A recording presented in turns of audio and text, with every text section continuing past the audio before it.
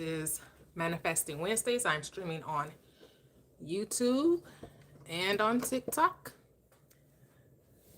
YouTube is Prosperous Living with Toya. TikTok, Prosperous Living with underscore T. Hey, hey, hey, Latoxic. How are you? Welcome, welcome, welcome. How are you? So you the first one here. Welcome, welcome, welcome.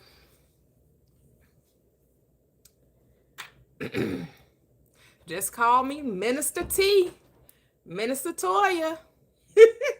I have that ministerial license. It was easy peasy, fresh and squeezy. Oh, you're laying down? Okay, okay, okay. Yes, just relax, sit back, and enjoy the ride.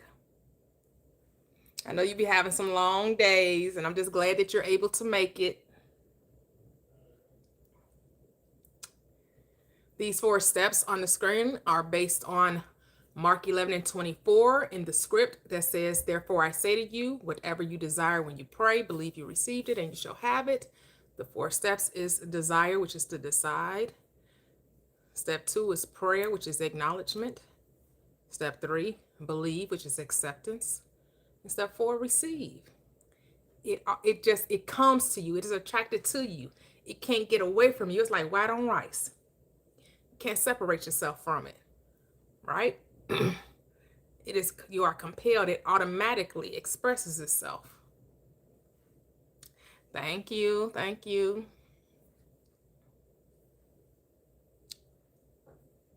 Hey, hey, hey, I have, yes.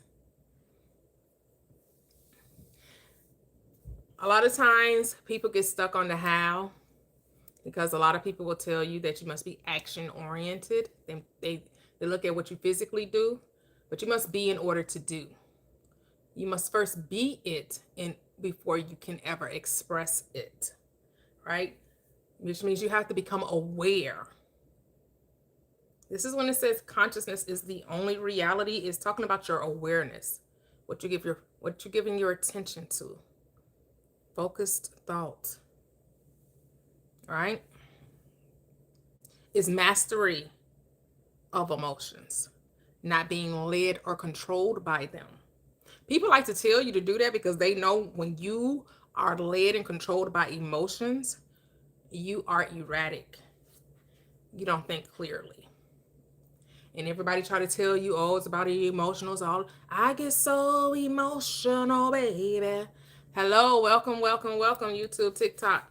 I'm streaming on YouTube and I'm streaming on TikTok. They want you to be emotional. That's how those churches get you. They put you in an emotional high. Some of these spiritual retreats, they get you all on the emotional high. You get the feeling all good. You in the church house, the music going. It's all got you in this state of trance. And as soon as you go home, nothing has changed. Because it's not about your feelings. It's about your thoughts. It's about the word. It's the words you speak. The words I speak, says the script, they are feeling or spirit, and they are life. Your word is the feeling. It's not your emotions. It's not about you being happy. It's not about you being sad. It's not about you being feeling good or feeling bad. No, it's about what do you say? That your word be yes, or let your word be no. Let it be yay or nay. But let it be. It says, let there be, and it was. Grand Rising, hello, Kev. Welcome, welcome, welcome.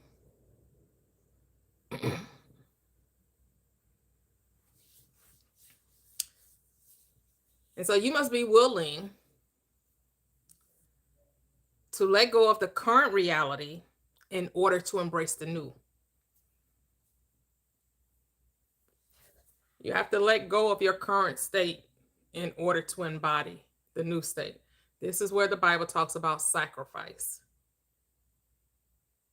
or slaying or unaliving or spiritual death. This is all mental.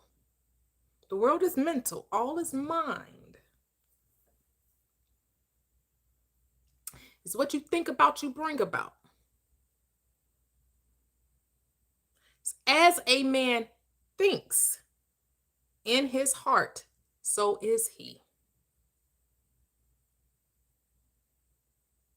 Because thoughts are things. They are things. They are things. Welcome, welcome, welcome. Hello, YouTube, TikTok. We're talking manifestation. I base it on the script, the Bible, and it's based on Mark 11:24 and Matthew 21:22. Mark 11:24 says, "Therefore I say to you, whatever you desire, whatever." That means anything, right? Whatever. It doesn't matter, big, small. If you think it's impossible, possible. But God proves what's possible. God doesn't prove what's impossible, because all things are possible. What? To God. So there's nothing impossible to God, right? And all things are possible to who? To those that believe. See how the believer and God are equated as one? You are God in human form. You are God made flesh, made visible. And everything you see in your reality is based on what you give your consent to. Your reactions to life. Your reactions to life tell you where you reside in life. Yep, this world is a make-believe. And this is what the Bible calls Jacob's ladder, right? It's infinite levels, up and down, up and down, up and down. You're always going up and down the Jacob's ladder, right? Infinite states of awareness. And in order to move from one level, like you at this level, but you want to move to this level, well, guess what you have to do? You have to die to this level in order to get to this level. And so what does that mean? Stop living life on this level. Stop talking about this level. Stop giving attention to this level. If this level is poverty, scarcity, illness, whatever it is, whatever this level is that you're wanting to transcend, you have to take your attention from it. You cannot keep giving your energy to this state and then think that you're going to actualize another. In order to get to this state of freedom, success, health, wealth, prosperity, you cannot continue to operate on this level. This level has to be no more existing to you. You only see this level. So you only live from this state, which means your thoughts should be lovely, pure, success, prosperity, abundance, joy, peace, love. Whatever it is that you're desiring to embody, know that you're already that. You're not trying to become, you already are. So it's really about what? Acknowledgement, recognition. You have to recognize that you're already that what you desire to be, which is why you're desiring it, because you're already it. When you seek, you find, but you never find what you go in search of. Because searching for it proves to you, it's showing to yourself that you ain't it.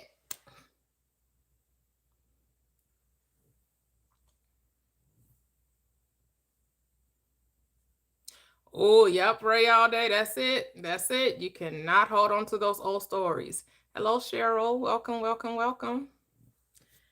You cannot hold on. You cannot occupy two states at the same time. You will hate the one and cleave to the other.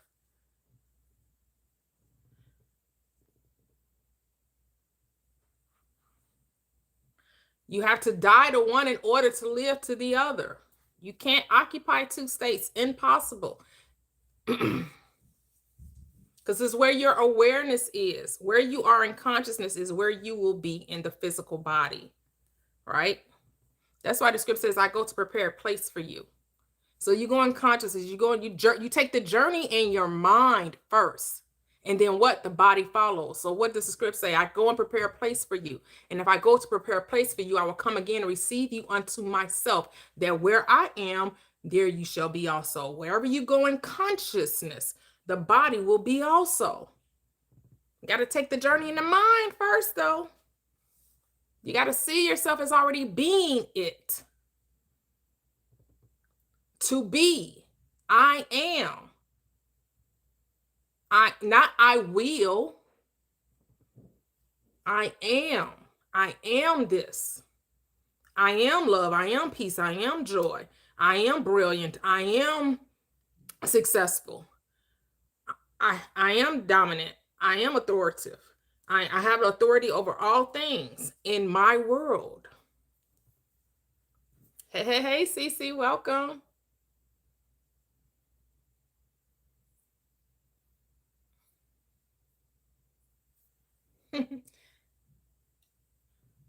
Religion promotes it, not the Bible. The Bible is a psychology book. The Bible is not historical reference. This is not a Christian lie, exactly. Say that again. This is not a Christian lie. We don't profess Christianity over here. We say, no, fam, we gave up that a long time ago. We know the Bible is all about us. It's all about the mind. Enslavement starts in the mind. People are prisoners of the mind before they're ever physically enslaved or physically imprisoned. Yes, God is within. That's it. In the volume of the book, it is written of me. That's the Bible. In the volume of the book, it is written of me. I and my Father are one. I and my awareness of thyself are one. What am I being aware of? Because that's what I'm one with. Right? What are you aware of? Because that's who you are. Whoever you say that I am, that's what you shall be. So that's why I said you cannot take the Lord's name in vain. Because whatever you attach to I am, it shall actualize. It shall externalize. It shall express. Yes. That's it. That's it. That's it. Bringing my mod up, but let's get to 10K. We almost there. We're almost there. Sorry, I came up because someone else had requested up and I wasn't. Oh, okay. Yeah, I'm going back to the 10K because we need to make sure we push out this live. Share the live, double tap the screen. We're almost at 10. Oh, we're at 10K. So now you're free to come up on the panel on TikTok, YouTube. You can comment, ask questions regarding manifestation. It's not something you need to learn. It's something you need to master. You already know how to manifest. Now you just want to be deliberate. You want to be intentional. You want to be conscious. You want to be aware of what you're manifesting.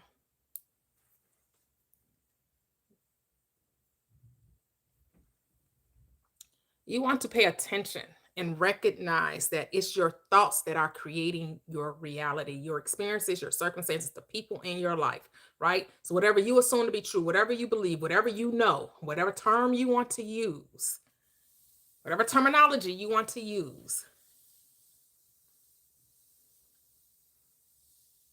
whatever you accept as a reality for you will be the reality you experience. Whatever you say is whatever you say. Whatever you say. And then the question is, what do you say? Because it's by your word are you justified, and then what? By your word are you condemned. You are justified by your word, you are condemned by your words. And so what we have to recognize and come to the realization of, stop condemning yourself. Stop justifying your thoughts. If you don't like what you're thinking, you only have to do is change them. When you react to old thoughts, what are you doing? Consenting to it. Because it's what you give your attention to, you expand. So the moment you start complaining, worrying, being triggered, analyzing, justifying a thought, You're causing it to be a reality in your world. Just change the thought. Stop condemning. No judgment. The only judgment you need to is righteous judgment. And what did we learn righteousness is? Already being that which we desire to be. That's what righteousness is. So that's righteous judgment. Seeing yourself as already being that which you desire. So there's no need to justify a thought that you do not agree with. Just be aware that you're having it, and then what? Change it. That's it. That's it.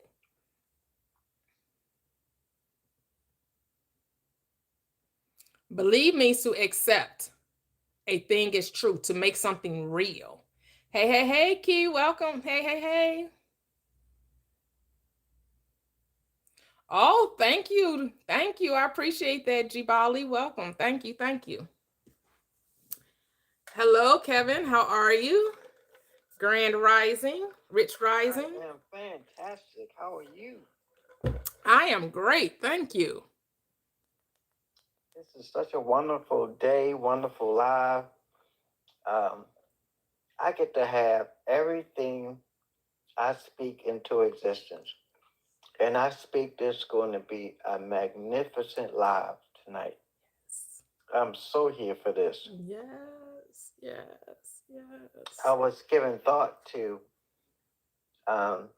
this world of belief that we're in. Mm-hmm. And the more I thought about it, I came up with the conclusion that there is no such thing as doubt. Let me explain. I'm sure you've heard me say, not making a decision is a decision. Mm-hmm. So it's like you can't not make a decision. Because not making a decision, you have to decide not to make one. Mm-hmm. And doubt is saying it's void of belief. And there's no such thing as void of belief. Yeah. You're always believing something. Yeah. Either believing what you believe to be true to you, or you believe in something. Well, no, you're always believing. It was true to you, right? Yeah. Right, rather good, bad, indifferent. Good, bad, or indifferent, you believe. Yeah. And it's not that anyone taught you how to believe. We are showing you the best way to believe that benefits you. Mm-hmm. Because I'm sure you've heard me, or those on the live may have heard me give the example of, gravity.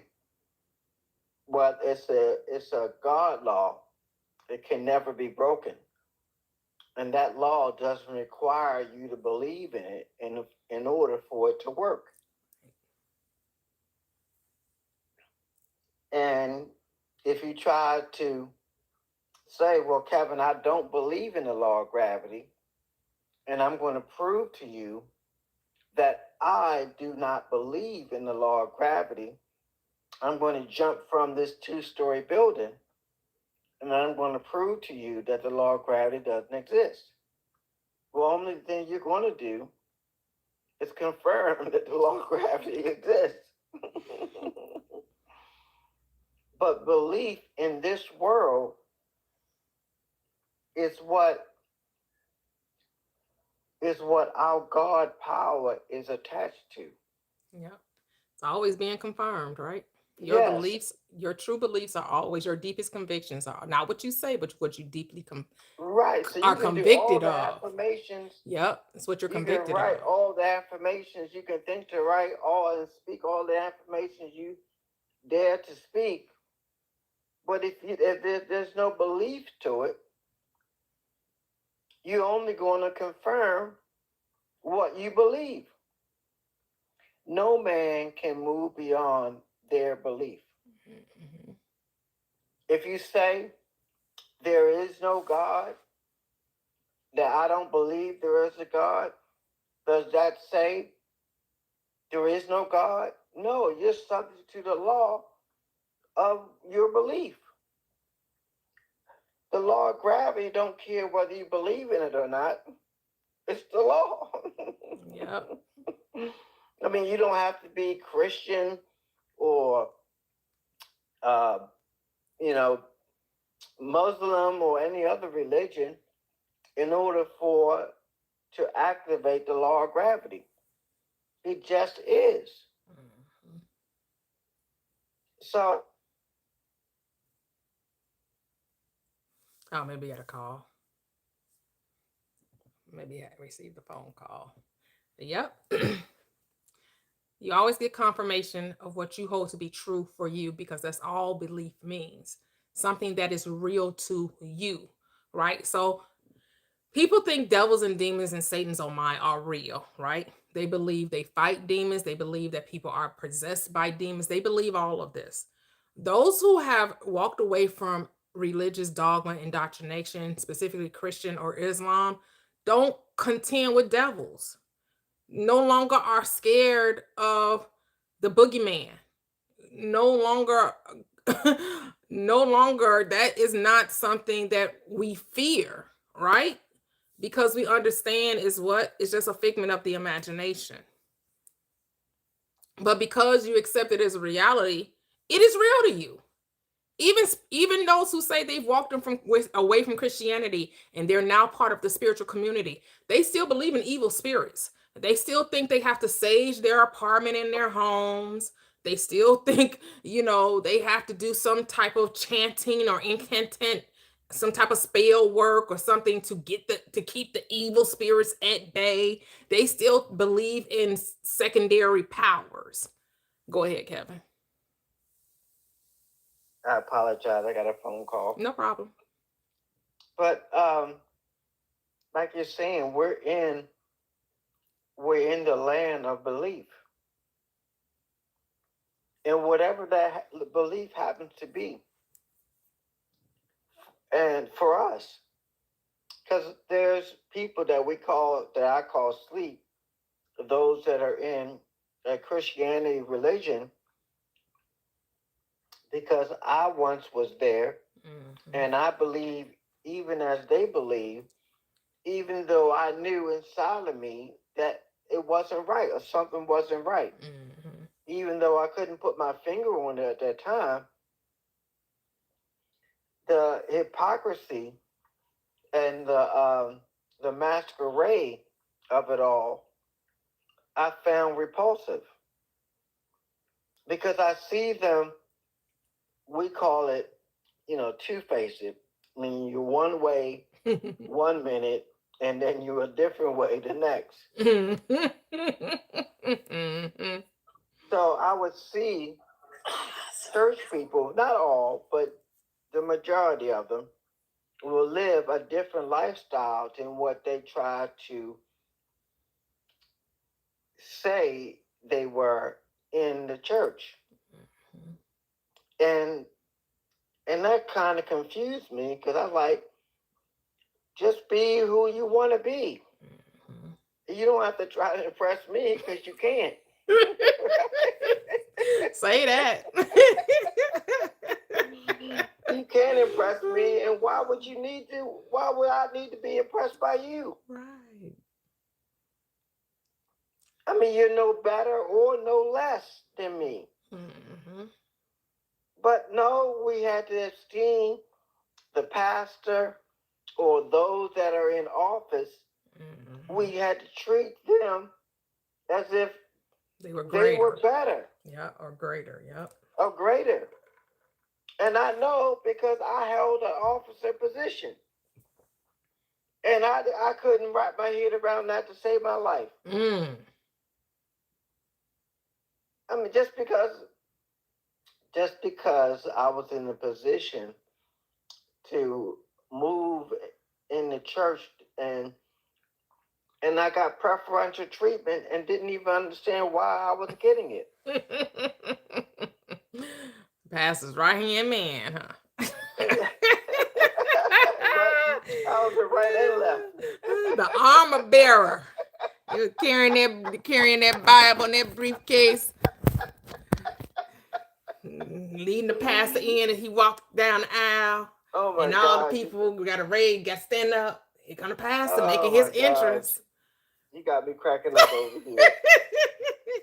Because, I mean, you're spot on. Man, especially them convocations, boy. It was all pomp and circumstance. Ah, and the more I got behind the scenes to see what was actually going on, the more I was repulsed by it. Yeah, when you get behind that curtain, boy. I only saw a little bit behind the curtain because I was a minister's wife. So I saw a little bit. I saw all of it. I saw all of it. And man, if the congregation only knew, but some of them were involved in it, so they did know, because they will put up the facade. And then and then people want to condemn you because you're questioning leadership. Well, you're not supposed to be following leadership. You're supposed to be following God. But aren't you supposed to be the example of God? Then you say you're the man of God or the woman of God. Aren't you representing God? Like what? Like, don't gaslight me. Don't come and preach over the pulpit, preach over the congregation, telling me thus saith the Lord. And then when I say when I see you not doing thus saith the Lord, now all of a sudden I got to get my eyes off you and put my eyes on God. But you wasn't saying that when you was telling me God gave you a word. When God gave you a word, I'm supposed to listen to you. But I'm supposed to not watch what you do? Come on now. Because they're hypocrites. And that's a biblical word that I'm using. Woe unto you, you hypocrites. Your Pharisees and your Sadducees, woe unto you. The woes was to the hypocrite.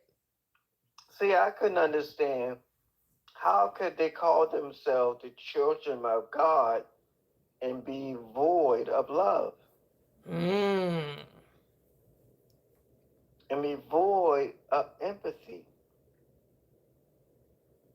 How is that possible? When God is love. Now, dig this. You have the power to do and be. Isaiah 45:7. We have the power to be the good and the evil. And even though it tells us that life and death is in the power of the tongue, which means we possess the ability to be either one. But it says choose life. By telling us to choose life, tells us that we have a decision to make. Yes. And in making that decision, the one that benefits us the most is choosing life.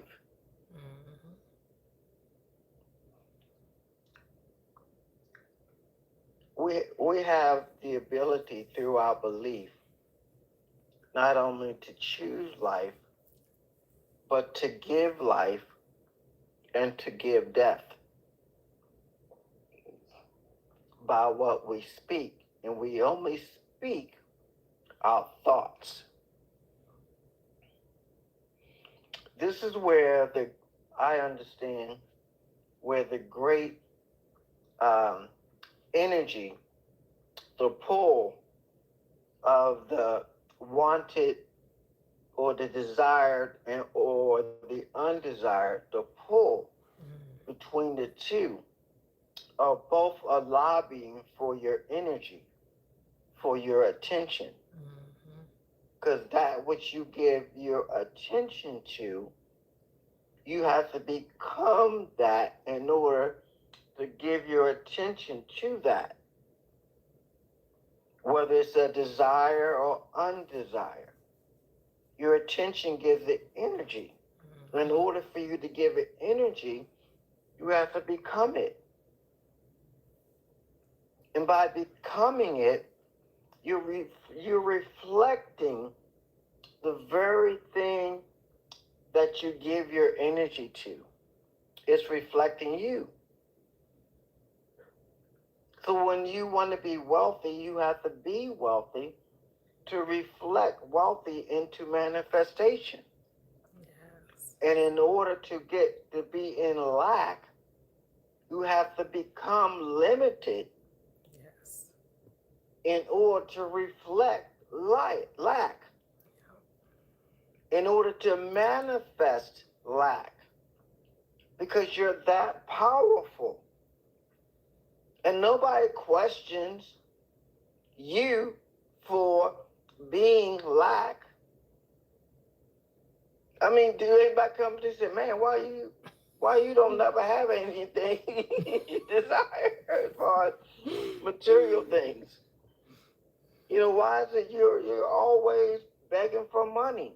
Mm-hmm. That's because you, being an unlimited energy, decided to use your unlimited ability in a limited way. Because you have the power to do that. That's how powerful we are. And that's how the things unwanted or undesired are made manifested. Because we have the power to do that. Yep. There's so much more to us than just manifesting money. There's so much more to who we are. I'll share an intimate short story. It's been personal. You know, when it gets really cold outside, the field mice will come in the house seeking shelter. Mm-hmm. And I'm not afraid of mice, but I don't want them in my house. Mm-hmm. And there was a mouse in the house, and finally captured it. And then saw another one, captured that, and then saw another one. And I was so frustrated. I mean, really frustrated that I couldn't get rid of this mouse or a mouse. Every time I got rid of it, another one would appear. Mm-hmm. So I said to myself in my mind, maybe I should get a cat. Mm.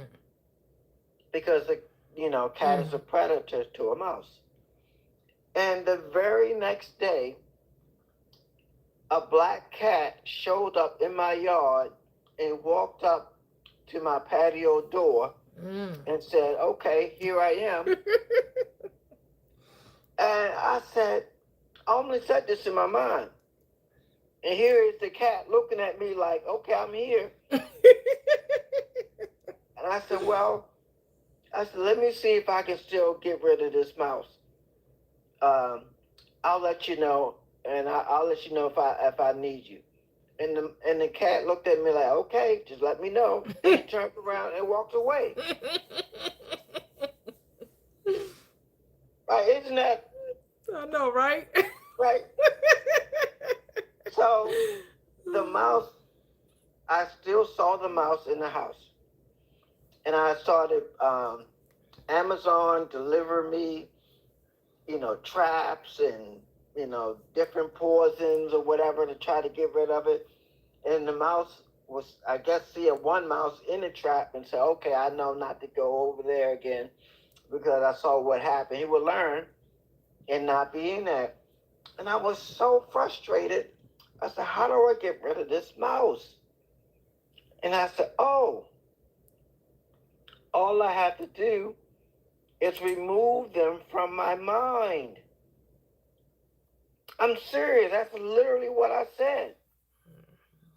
And as soon as I remove them from my mind, they're gone. Now, I shouldn't be amazed by that because all is mine. Come on. All is mine. All is mine. Michael, you there? And they're gone. There's I haven't seen anything. There's no droppings, no nothing. No, I just had to get them out of my mind. And then the 3D had to reflect what was in my mind. Yes. That's how it works. And I would even do that, Toya, if there's a movie that I would want to see, I would think it in my mind, and I would cut the TV on and be surfing through the channels, and that movie would be shown, would come on, just because of my thought. Mm-hmm. It's just confirming to me, like all the time, continuously showing me that yes, all these things in the 3D are from your mind. I even had a doctor appointment, and my doctor's a very prominent doctor where I live, very popular and prominent. And I was congratulating on him on one of his degrees that he recently got from from Harvard. He just keeps stacking up these different degrees.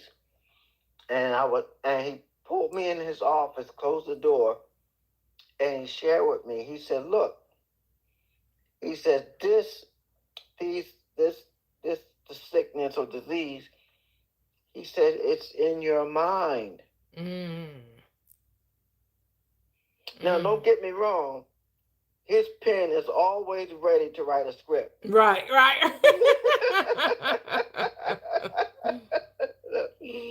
Don't get it twisted. He ain't gonna run out of ink. He get paid to write scripts. But he told me it's in your mind. Mm-hmm. He shared with me a story. He asked me to keep it to myself, but none of you guys know who he is. I didn't say his name. Right. That when he was a teenager, he was in a severe car accident, and he became a quadriplegic. For those who are not familiar with that word, he was paralyzed from the neck down. And because he understood that it's all mind, he changed his mind, and now you would not know that happened unless he revealed that story to you. All is mind. All is mind. We got a couple of guests, Sure. Kevin. Sure. I don't know if Goddess D meant to come up. Goddess D, did you mean to come up? Yes, I did. Hello, how are Hey. you? Hi, everyone. I meant to come up because I was waiting. I kept watching the other day, the day before, and I was manifesting something, and I didn't want to say anything about it until I got it. Okay. So I got it today. So let me breathe. Okay, so I filed my income tax a couple weeks ago. And I've been in school, so I had all these student loans. I don't know why I didn't defer it. Well, however, a letter came in the mail stating they was going to garnish my income tax. Then multiple letters kept coming back, and week after I did my income tax kept coming in, and that was fear kicking in, right? I said, not this time. I'm not going to allow it to shift my mind. I'm getting my money. I'm getting this money. This money belongs to me. It's mine. I don't care what this life showed me out here. I know that's my money. My sister called 2 days ago crying hysterically. They took my taxes. So, my heart beating in my chest. I said, we're not doing that. That's ours. We upgrading. We're upgrading. We're not going to allow that. That's the old you. We don't think like that no more. This is our money. Stay present in the now, and you will receive your money. Today, at 1:30, I got my money. Yeah. All of my money. I mean, it was like they was trying to torture me, and it was me torturing me. I know that. It was like commercials would come on the radio, on the TV, how they come and garnish all your wages, and how they take all your money. I'm like, oh my God. Y'all, stop it, mind. Stop it. I am in control of you. You're not in control of me. We're not doing that. We're going to get this money. And my chest was beating so hard. I'm still kind of shaking because I finally did it. I finally blocked out the noise long enough to receive what I wanted in spite of what this reality was showing me. It kept showing me, kept hearing. Everybody kept talking about it. I was on TikTok and they were saying how somebody snatched their income tax. I said, wait a minute here. What's going on? But like I said, I know better now. So I was able to keep my mind focused on going shopping, doing what I need to do, putting money up for me and my kids, paying off the bills I needed to pay off. That's what I kept saying the whole time, no matter what the reality was showing me. And I just wanted to share that and let people know that it is all about what you say. If you really focus, you don't got to stay focused. You just got to know. I'm going to say not focus. I did talk about it, but I never like shake like, no, I don't know. I ain't going to get it. Every time the pop would come up, I'd be like, that's not me no more. No, this is mine. I'm getting it. And when I got it today, I just was telling everybody, you know, people was thinking you crazy girl. That's just a mistake. You know, people just don't understand. And that's okay. Yeah. That's okay. Yeah. Because Yeah. now I know better. So now I'm prepared to do more things in my life. So I just wanted to share that success story. I was so grateful. So happy for you. Yeah. It's because it's because of this group. You know, the power that we speak to one another, how we share our successes, how we share this is happened to me, that happened to me, you try this or try that. And it all benefited me. And I'm so grateful for everybody, especially you, Toy, but everybody that's here to share their inputs all the time about manifesting things and how the mind, you control it. It don't control you. Yes. Oh, beautiful. I love it. I'm here for it. I love it. Yes. Thank you for sharing all. That's beautiful. That's beautiful. Love it, love it, love it. Yep. Power of mind, power of thought. You just got to remain faithful. Hey, Mia. How are you? Hey, beautiful. Hey, everybody. Man, so my Wednesday, I don't book nothing on Wednesday. That's Toya's day. That's my Wednesday. Just call me Minister Toya. So is that real or were you trolling? Real. Okay. Because I can't never know with you, Toya. I don't never know with you. I was like, let me I remember I told you that they make it so easy, you know, and I remember it was years ago. I can't remember what I was watching. And this guy was saying how he got his ministerial license within minutes, you know. And it's a church out of California. It's a universal church. It doesn't matter what faith, religion you belong to. And they tell you what the laws are in your state. Any one of us can go get it. All you got to do, put your name, your email address in your state, and they send it to you. And you can do marriages, you can do weddings, you can do burials, you can start a church. They give you, in order to do those things, you do have to show that you have the license. So that is what's going to cost you if you actually want to do those things. And they supply the license like $20. And they'll send you the license if you decide to do that type of thing. I mean, it's awesome and scary at the same time. And no, it shows you how this world is all make believe. And remember, I was saying that the church, the government can't say what a church is, right? Because we have separation of church and state. And then I know when I was in church, and you probably saw this too, people be like, I was praying and the Lord called me to be a pastor. Or the Lord, right? And not everyone goes to a ministerial school. Now, everybody going to a seminary or theologian, right? Everybody not going to Oral Roberts. They're going through, if they're under a leadership, right? They have to go through their classes for ordination. But once they get ordained, they can start their own church.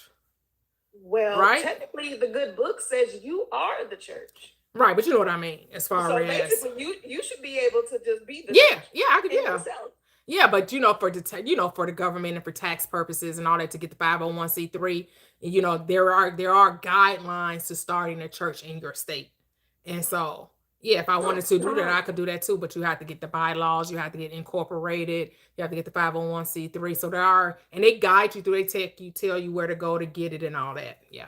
But but I am an ordained minister now. I love that. I love that. I'm like, this is funny. I love that. me, it just showed me how make believe this world is. You can be anything you want to be. Definitely make believe. And Thank you guys. Thank you. I was laughing because I'm a psychology professor. I teach at adjunct, and it's so fun because my students are mostly Gen Zers. So we just be in there talking, and I just be tossing because a lot of what we talk about is psychological. So we get into a lot of life conversations. And this past week in my Monday class, we were talking about something, and one of my students, she likes to bring up all the things that's going on in life, right? And she talks about a lot of things being rooted in racism and sexism and politics and da da da da. And she's really passionate and affected and da da da. And I said, well, what are you gonna do? And I said, well, I'm aware. I said, there's a difference in caring about what's going on in the world and being affected by what's going on in the world. And I said, what am I going to do about what's going on over there in that damn island?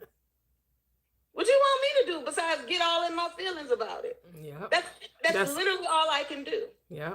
So it feels like that's what you want me to do. So how about no? So I just told her that, why don't you just, and I listened to, I don't know if you saw my comment on YouTube, but I had to sit up in the bed one night. I said, Toya, what did you talk about? You speaking that word. You was dropping some gems, and I listen to you all the time. But it's something about that night, I was like, ooh, Toya's spitting that talk. I sat up in the bed, and I wrote a comment. I said, Toya, I saw your comment. talk that talk. But it was in the lines of that, because it's just like, people keep up the hate in this world that they feel like they don't want to see anymore. And I feel like if we all wouldn't pay attention to it, it would go away. And I use the example of, your algorithm and those like blog posts that kind of post, like, I'll use like the Shade Room, right? The Shade Room is built on being shady and petty and messy and mean and just negative, right? And when they post positive things, it doesn't get as much feedback. So they don't post as many positive posts because it doesn't make them money. So if you don't like the negative things, don't pay attention to it. Yeah. Just kind of in your algorithm, right? Your algorithm is built on what you pay attention to. Yeah. So if you want peace in your world, don't pay attention to it. Yeah. I don't pay attention to the news, so it don't bother me. Yeah. Yeah. And I said, I always give the example that, I work in the mental health field. I've worked with adults with all kinds of diagnoses. I've been called everything under the book, right? And if I am at work and some kid or some adult calls me, you bitch, right? I can dismiss it. If I'm in a relationship with a man, or if I'm out in the world, somebody calls me a bitch, I have the same choice. How you're affected in this world is your choice. It's always your choice. Yes. It's always your choice. And people don't want to take that accountability. Yeah. That depression is your choice. Anxiety is your choice. Sadness is your choice. Happiness is your choice. Yeah. And, it's all your choice. And, and just me taking control. And my students, they loved it. And they were like, oh, Professor, you're so amazing. I love talking with you. And the Gen Zers love it. They're going to change the world. Oh, that's beautiful. They love it. That's beautiful. They love it. They love it. I was like, yeah, y'all go change the world, and hopefully we'll stop paying taxes. Taxes on the world. And, but, I just, I try to practice that, and I tell my students, I said, I'm only in control of my interactions in the world, and just to try to be loving with whoever I interact with. Yeah. So, and I think you said in the video, it's like, when I interact with children, I show children love. When I interact with different races and ethnicities of people, I show them love.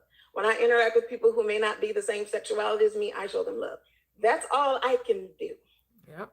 And It's think the love in the world that I whatsoever want. is lovely. Yeah. You think about the lovely, right? Because here's the thing. That's why I said the world wants your mind. You got to tell them no. The world You wants have to govern tell your them, mind. you have to tell the world, which is, and it's not like the world is separate from you, right? It's the world is mirroring you. And it's all of your fears, all of your limitations being reflected back to you. That's why you say you got a choice, though. Are you going to give in to those reflections, to those shadows, to that mirror, or are you going to change the mirror? And how does the mirror get changed? From within. You have to think differently. You have to decide, no, in my reality, children are protected. Children have peace.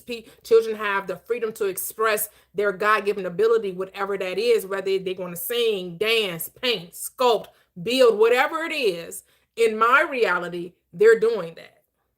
It's that, and you said it in that video so well, and I was just like, oh, you preaching, the minister. Because I know someone, was I talking to someone? Did someone come up on the panel? Someone that was talking about something similar to what my student was doing. Yeah. They were kind of ruminating on the negativity in the world Mhm. and just so affected by the hate in the world. It's like, but the world is like, I think that with religion, Yeah, I and remember that I can only conversation. speak about Christianity because that's what I come from. You know, like you say all the time, I've had used to, but people have a need to create this villain.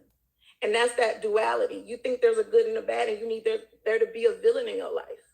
You creating your own villain. Mhm. And, you know, we were talking about in class, I was like, you know, just like how people feel about our president. I said, I feel bad for people because on my timeline, I don't care about that man. He's funny to me. I watch stuff when I see it, I be like, man, this is hilarious. You know, I'm not affected in that way. And I almost feel bad that in another person's existence, they can't just experience people. And, you know, I miss the world before social media when our only experiences of people were experiences of people. when we didn't have ideas about people based on what we saw them do on social media and I saw her do this. No, if I was around you and spend time with you, that is all I'm basing my experience of you on. Mhm. And I just feel like it's just wasted energy to have emotions about things that don't matter. And you can't do nothing. You're not going to put these people in jail. What you going to do? All are you're not the doing is enforcer. causing it to what? Expand. You're Collective giving life consciousness. to it, right? You're giving life Right. to it, right? It's your reality that you're deciding, because you could have easily scrolled on past, shut it out, changed your mind about it. It's so many different things that you choose to do, but what you want to do, I'm gonna be mad about it. I'm gonna talk about it. I'm gonna say, oh, these people are this, you know, I'm going to give it energy, and I'm just gonna make it bigger and bigger and bigger. But what does it do? And I always tell people, even in like relationships, people don't like this example, but it's just like, why are you going through your man's phone and all that stuff? Are you gonna leave him when you find something? If you're not, Some people just want to be right than be happy. They rather be right. I knew it. They want to be found to have known. I knew. Okay, and then what? creating their own hell to live in so they can rock around and be mad forever. I'd rather live in peace and be like, I have a good man. Mm-hmm. And live your life. Because guess what? If it's going to show you it, it's going to show you it. It's going to land right in your lap if it's meant for you to know. Yeah. And that's the way I live life. People going to be who they going to be. I want you to be who you going to be. Well, people going to be with you. Here's the thing, though. It. People are going to be whoever you assume them to be. Exactly. So why wouldn't you assume the best? Assume the best. Have an expectation of good. Yes. Know that every man is a link in the chain of my good. That being my partner. My partner is there for my good. Right. Not to do me bad, not to do me dirty, not to mistreat me, not to be dishonest to me, not to be disloyal, not to run around and be a no. Don't make a man your villain and then be mad when the villain be a villain. They That playing part. their role, ain't it? Yep. So, and you know, so many things have been happening, like just through manifestation in my life, just changes. Like that wonderful job that I got. Mhm. Oh my God. So I just been sitting and observing. So like that whole company is like imploding. And I was like, oh my God, get me out of here. I'm just sitting here looking at what's going on. And like I have colleagues that are like quitting. They're like, I'm like, oh. So I'm kind of making my way out because I gotta go because you know I have to protect my licenses and stuff. Okay. And I'm just like, and I saw kind of some things that they were doing to some other professionals. I was like, get me out of here. Let me get my stuff to go. And they started kind of messing with other people when they found out they were trying to leave. Like it was some bad stuff. So I was making my way to leave, and it was a pretty decent leaving, but it got kind of racial. And like I had to get the cops involved. Well, I had to threaten to get the cops involved, and I played it so well. Because another colleague, like an OT girl, left when another analyst left. And so I was already kind of making my way to like, let me get out of here because, and when I wanted to leave, the whole thing changed, and they wouldn't let me pack my own things. And I bought a lot of stuff myself. I spent a lot of my own money. Okay. And I felt like I said, okay, they're trying to make me do a thing, and I'm not going to be affected by this, right? And I noticed that they got more and more kind of upset the more I wouldn't do a thing and make it a thing. So when I wanted to take my things, it was like, no, you can come tomorrow. I was like, well, I'm here today. I want to move my stuff today. I'll come tomorrow. Right.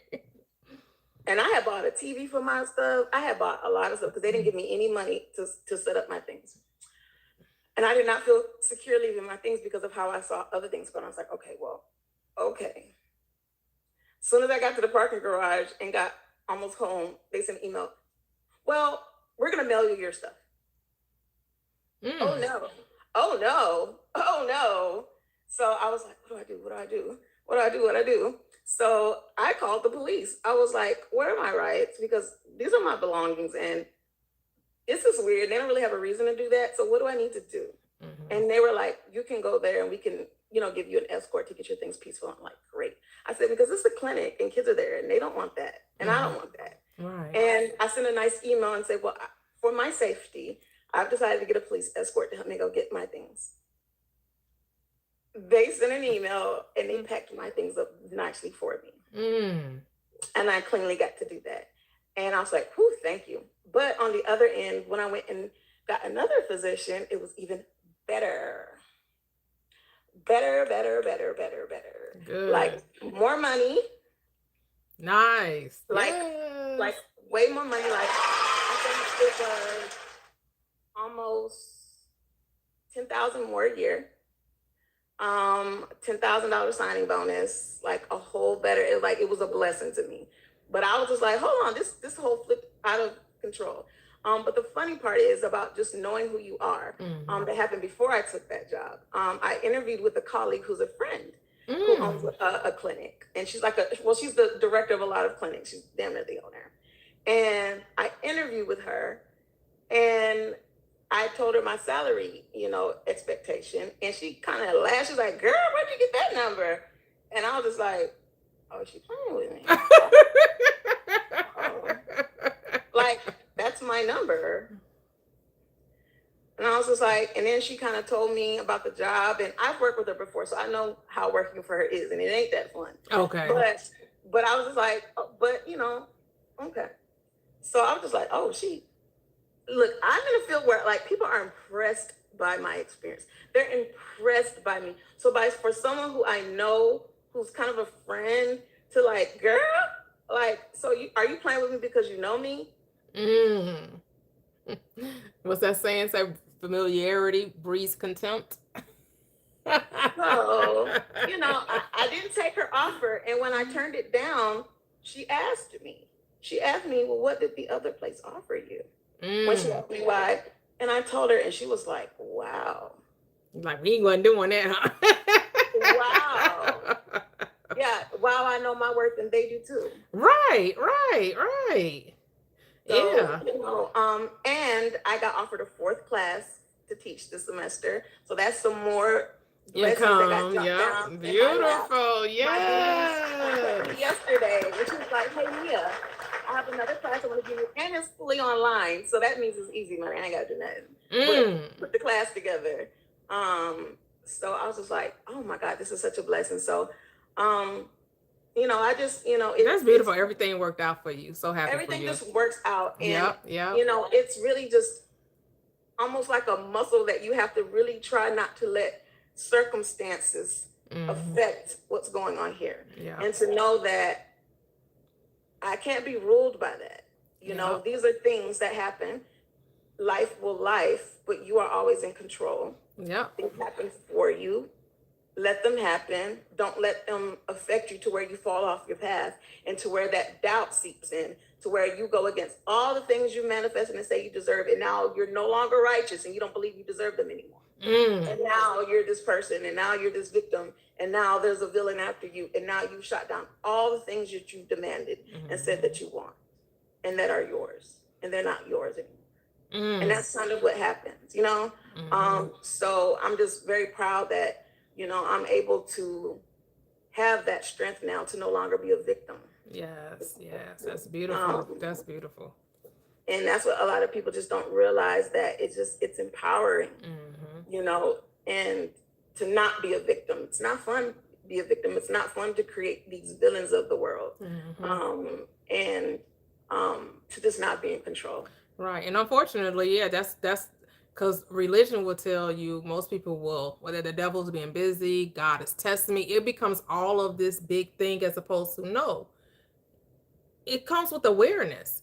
Like you said, recognition of, no, I get to say what I decree.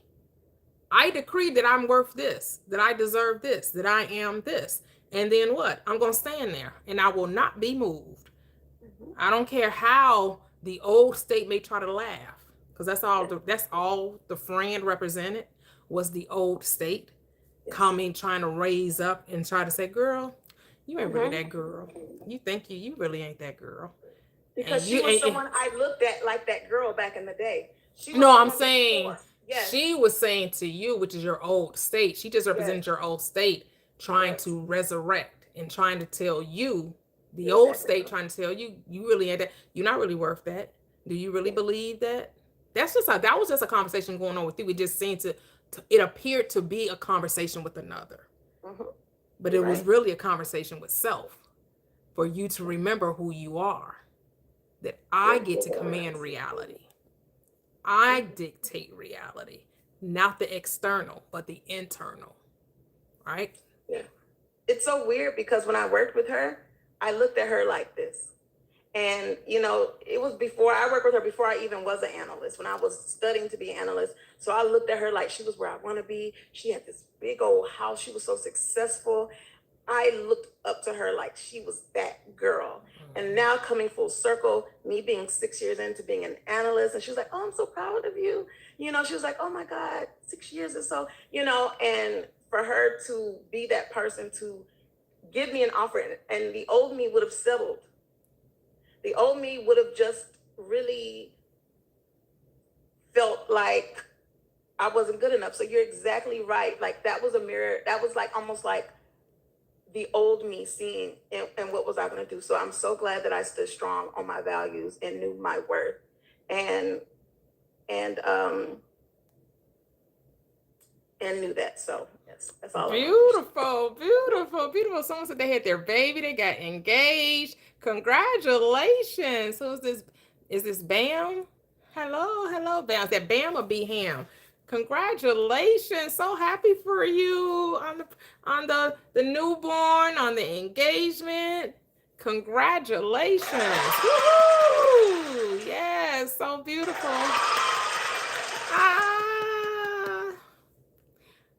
Hello. Oh, and that was an amazing story, Mia. Such an amazing story. Thank you.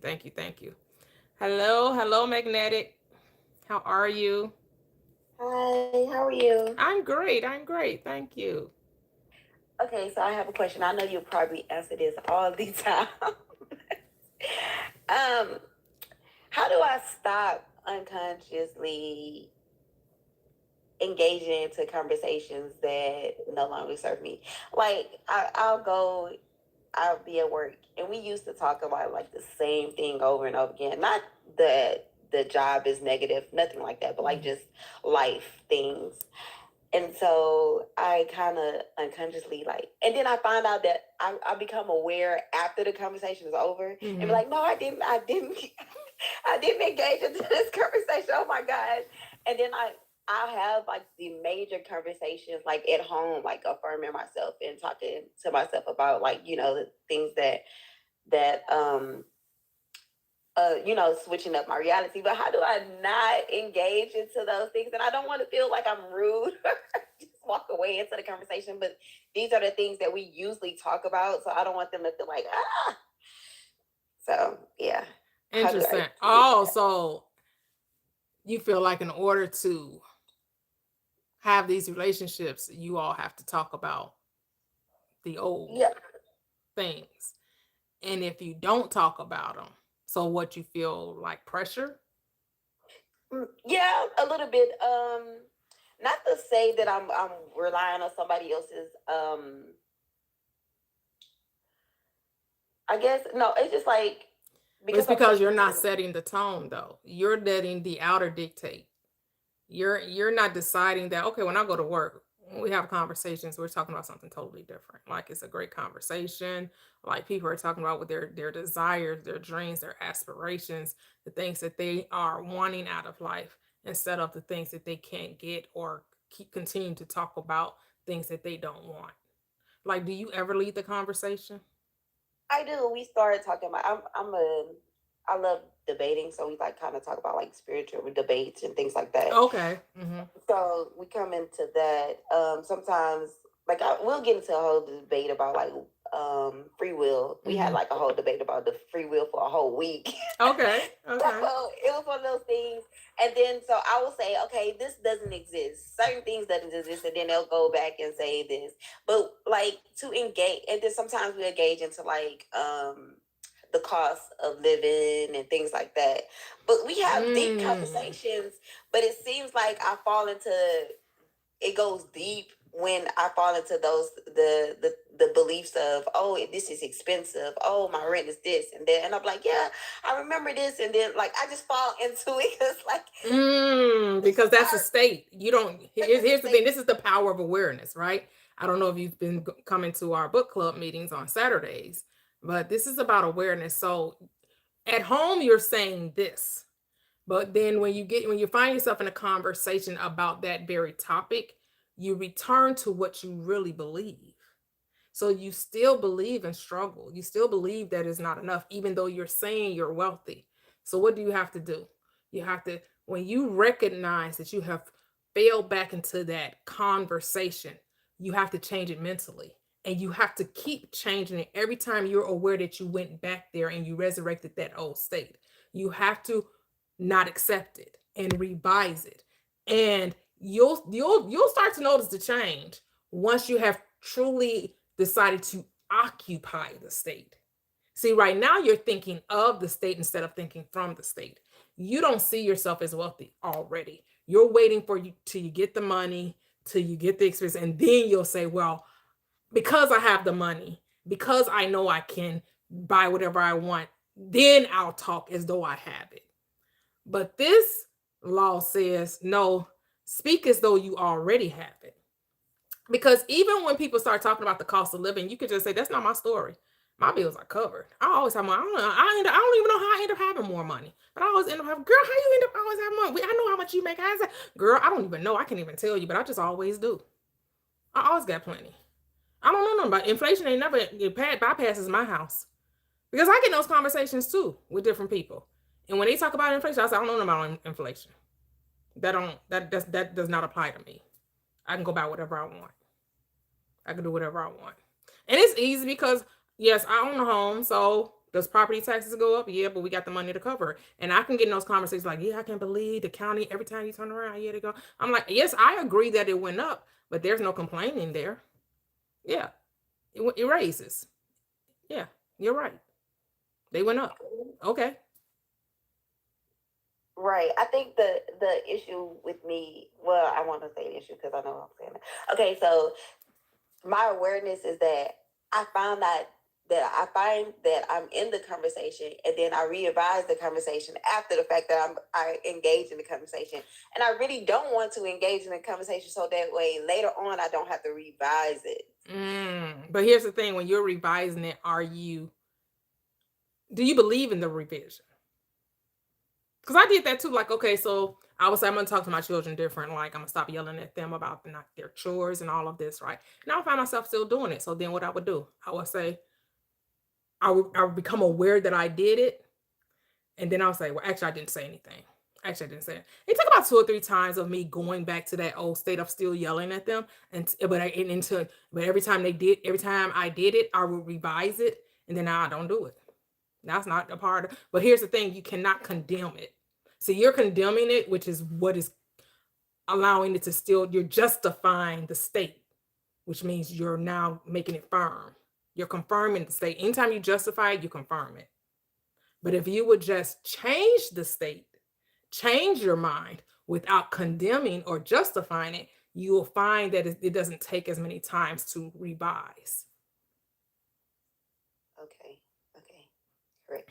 Yeah, but if you say, man, I can't believe I did it. Man, why did I do that? And you want to analyze and, oh, I spiraled, or man, I missed the mark, or I did whatever you're saying to yourself, just recognize that you did it and say, oh, I don't have to accept that. I don't have to accept that situation, that experience. I do not have to accept it.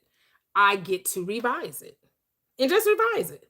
Well, actually, they were talking, I didn't even have nothing to add, or I added this, or it's so many ways to revise it to the state that you want it. It's not that you're not in conversation with them, but just when that topic came up, you didn't really have much to say.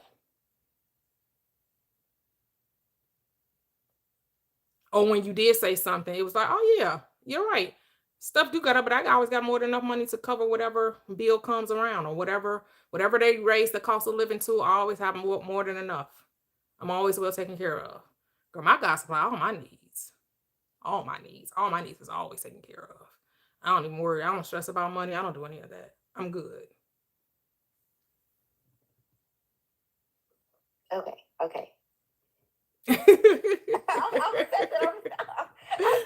I'm taking it in.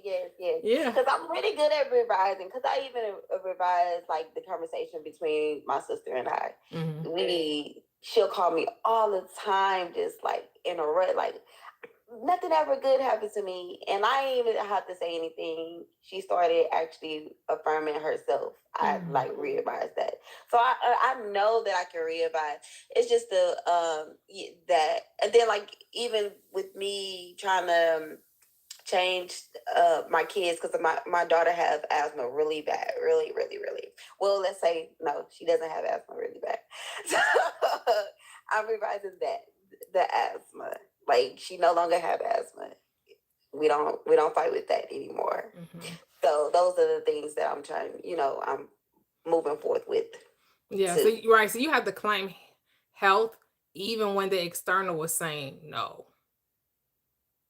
Yes. So you still have to say, even if she's getting the treatment, she's well. Even if she's still taking the medication, she's well. Regardless of what you're doing on the outer, is what the internal is what creates. The outer is just an expression, right? So your current circumstance is based on past beliefs, right?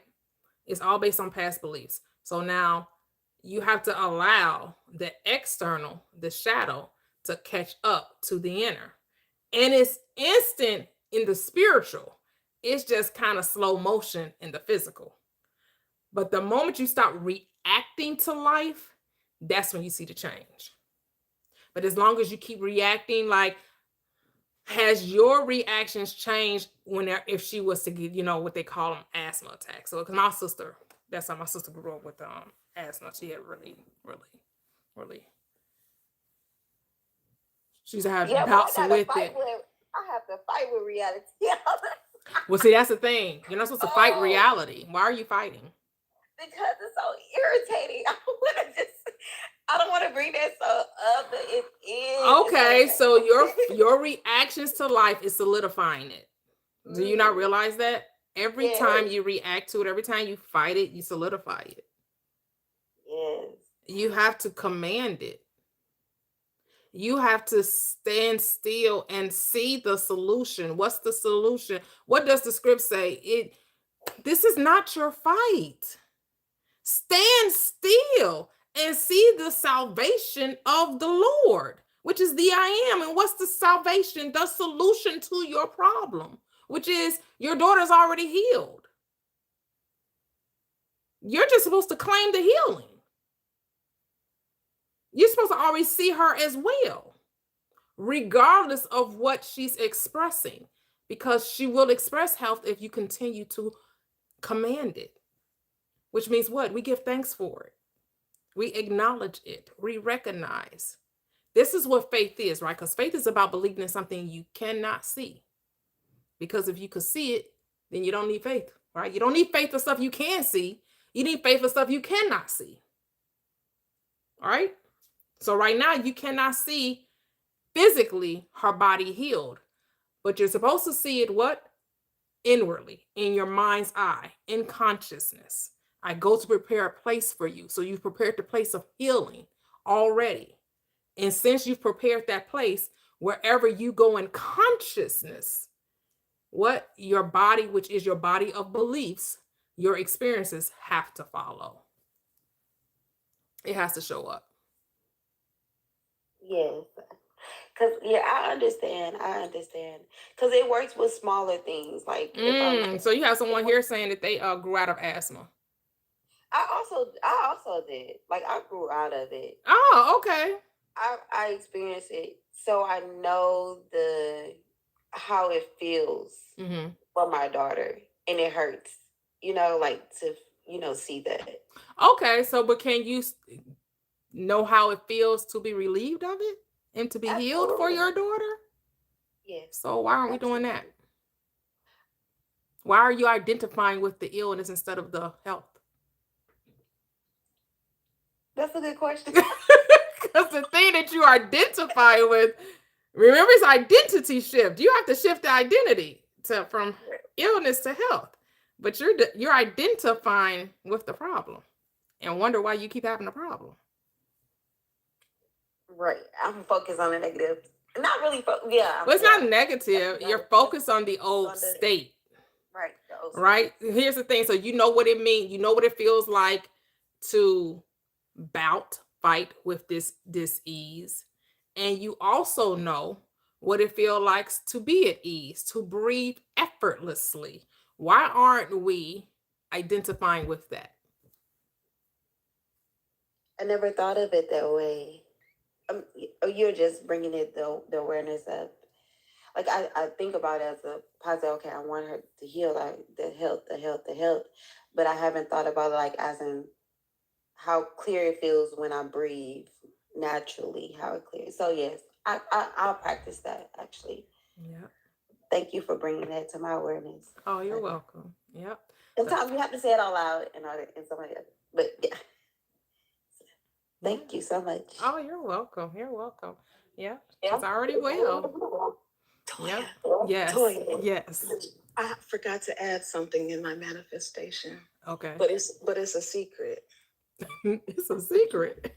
Okay.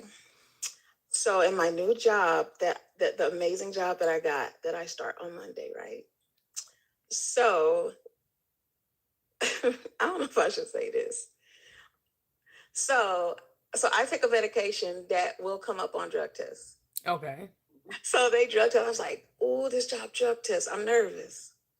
Oh my God. But then I was like, I ain't worried about it. It's going to be fine. Why I got the drug test back when I was on just now with you, everything came back negative. There we go. Ah! And I'm like, I'm not even going to ask no questions. Hey, this your world.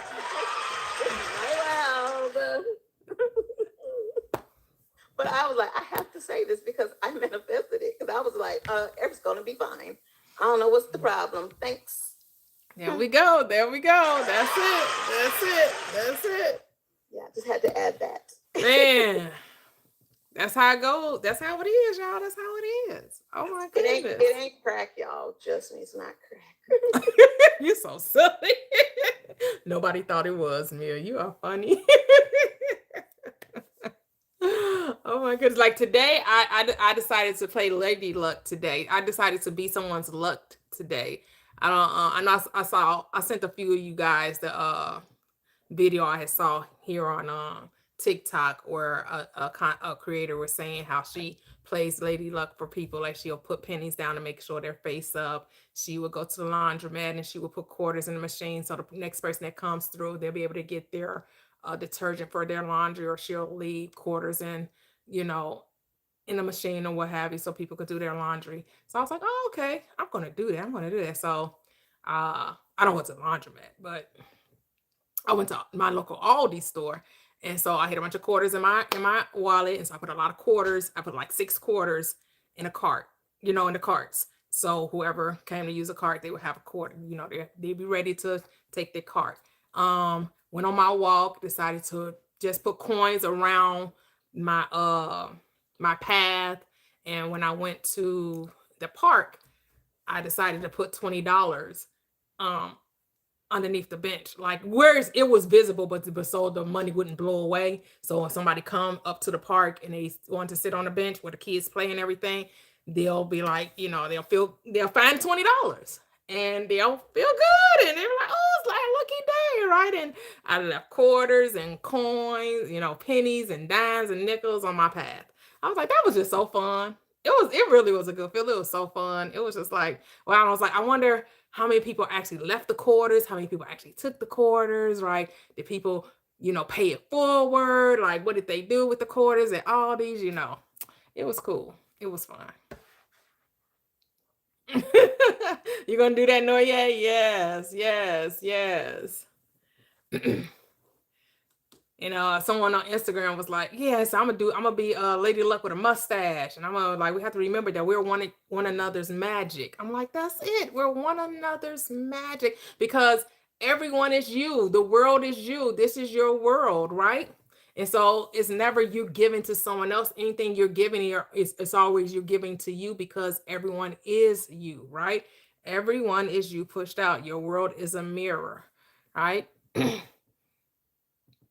I was listening to the power of was it The power of awareness.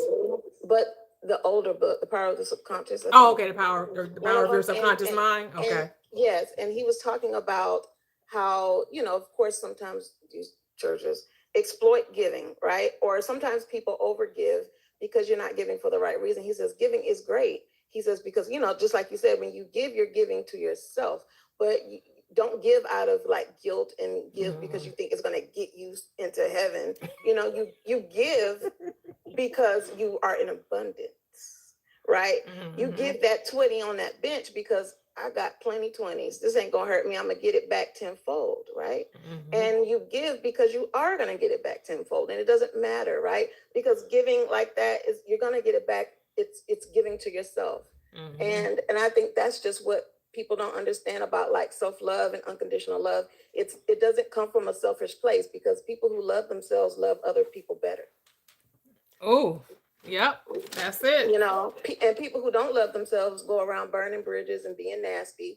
And because if I love myself, I'm going to be good to you because that's good for me. And that's just the mantra I like to live for.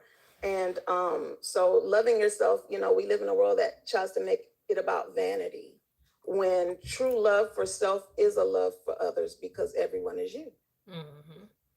Everyone, yep. And then someone on YouTube was like, he does what do you call it, friend funds or funds friend, where he randomly, whoever's the first person to text, he asks for their Cash App and he sends them money.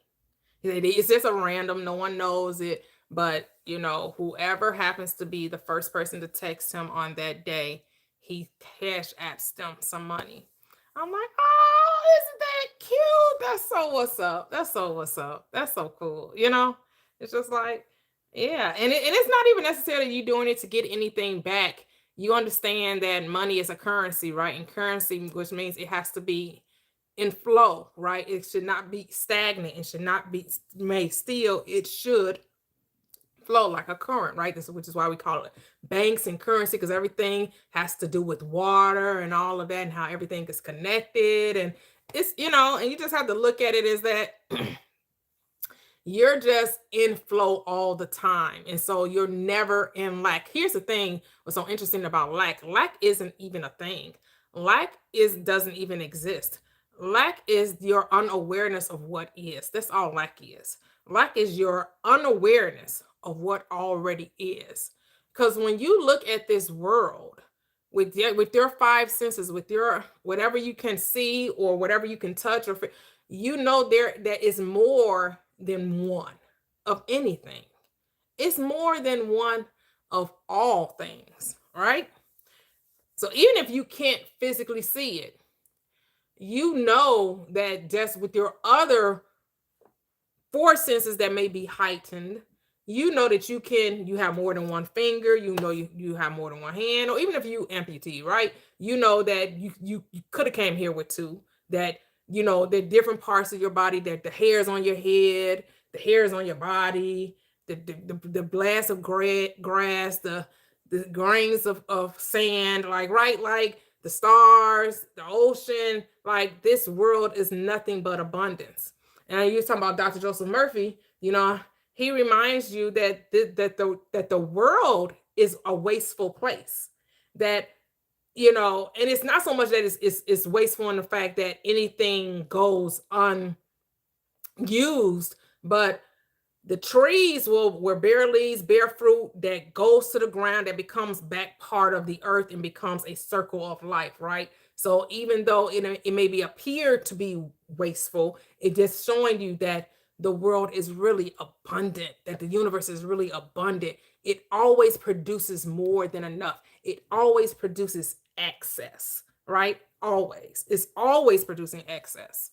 So you don't, you know, got to get out of that mindset that there isn't enough, or, you know, that somehow you having it is going to keep someone else from getting it. Not so. Impossible, right? You being wealthy is not stopping someone else from being wealthy. The world will try to tell you that, right? The world will try to convince you, well, if you have all the money, then it's not enough money for everybody else to go around. No, it's more than enough, because wealth is more than just dollars and cents, right? Wealth is about well-being, being well taken care of, and whatever that means for you, because it's going to be different for everybody. We're unique, individualized expressions of the one, and what wealth is to me is not necessarily going to be wealth to you.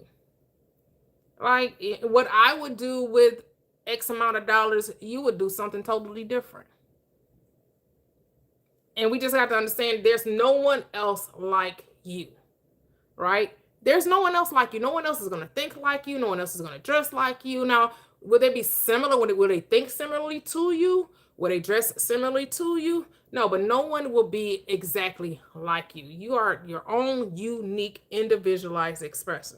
And that's what you're here to do. Express yourself. Express yourself. You got to be you, baby. Express yourself and let me be me. Remember Salt and Pepper? Oh yeah, oh yeah. Oh yeah. Express yourself. You got to be you. That's my jam,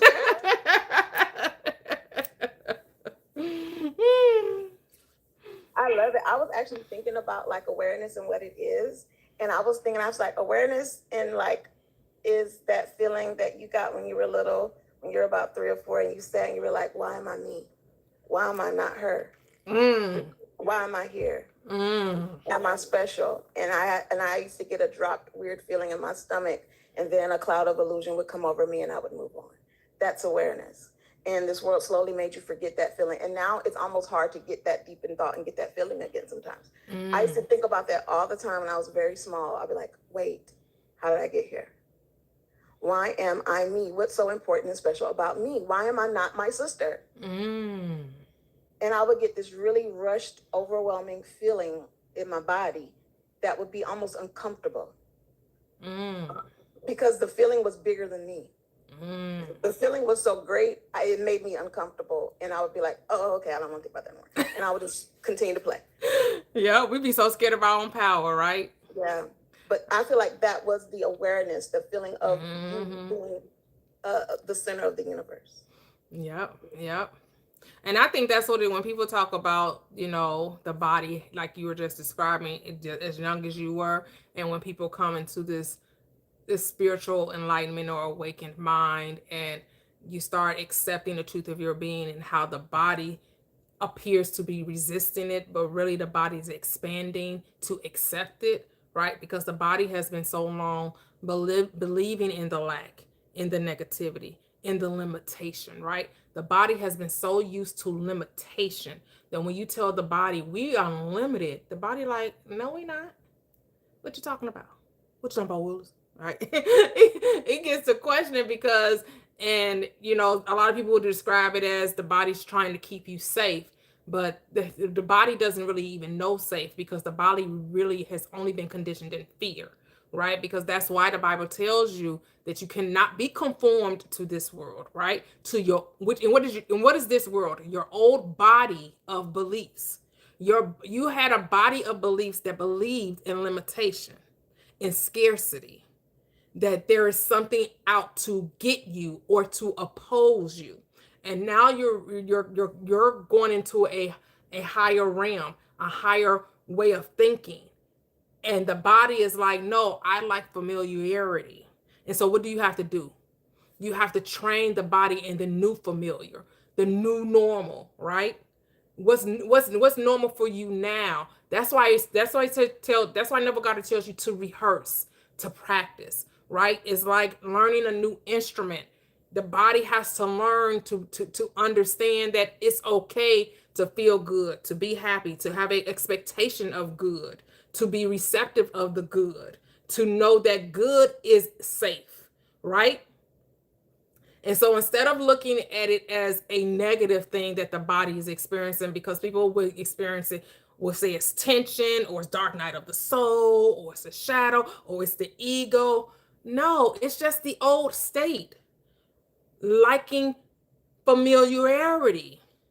It was comfortable not having enough. It was comfortable just eking out a living. It was comfortable with fear. At least it knew what that looked like, even if it really didn't know what it looked like. It convinced itself it did. And so now you have to be easy with yourself. That's why when I used to listen to Abraham Hicks, reminding you, be easy with yourself. Stop condemning yourself. There's no rush, right? And so sometimes a lot of these internet gurus and teachers and coaches, they try to make you rush to the end. There is no end. And there is no rush. There is no getting there. There is nowhere to go. It's all about being. And there's no rush. Why? Because you're already it. What you rushing to get to when you're already it? You're already it. Hello, Norier. Hey, I don't know Hey. if I've been up here, but I love this every Wednesday because I need a reminder. But I did want to get here and share two things that I manifested that did happen. I didn't even realize it. I was like, oh, look at that. Look at that. First, I know I came up here not too long ago and said that I was going to get paid for writing my music. Mm-hmm. And with my producers that I work with, they sold 3 of my songs. Look at that. All right, a menage a trois. Let me stop. You hear me? A menage a trois. I got paid over $1,000. Woo! Look at that. I was like, okay. I was like, oh yeah, okay. Well, okay. Let me just keep saying it. And then a big one for me, listening to your teaching and then reading the things that you have been giving us to read and the things I've gotten from you that I've read. I grew up, I had really, really, really bad paranoia and anxiety. Like bad. Like come across the corner, I'm screaming. And I grew into my life when I went through my, what I would call a spiritual awakening. It was riddled. I couldn't even take a shower. Like I needed somebody, I didn't want to be alone. It was horrible. And in these last, I don't even know how many months, because it just came over me, I haven't had a feeling of fear. Look at that. Look at that. I haven't had a thought of fear. I remember I was talking to my boyfriend about going on a cruise, and I've had almost drowning accidents, growing up. And that's why I remember when he first told me about going on a cruise, I was like, no, I'm not doing that. No. The last time he asked me was like last week. I was like, he's like, why you don't want to go on a cruise again? I said, you know what? I don't even remember. I don't even remember why I was telling you I don't want to go.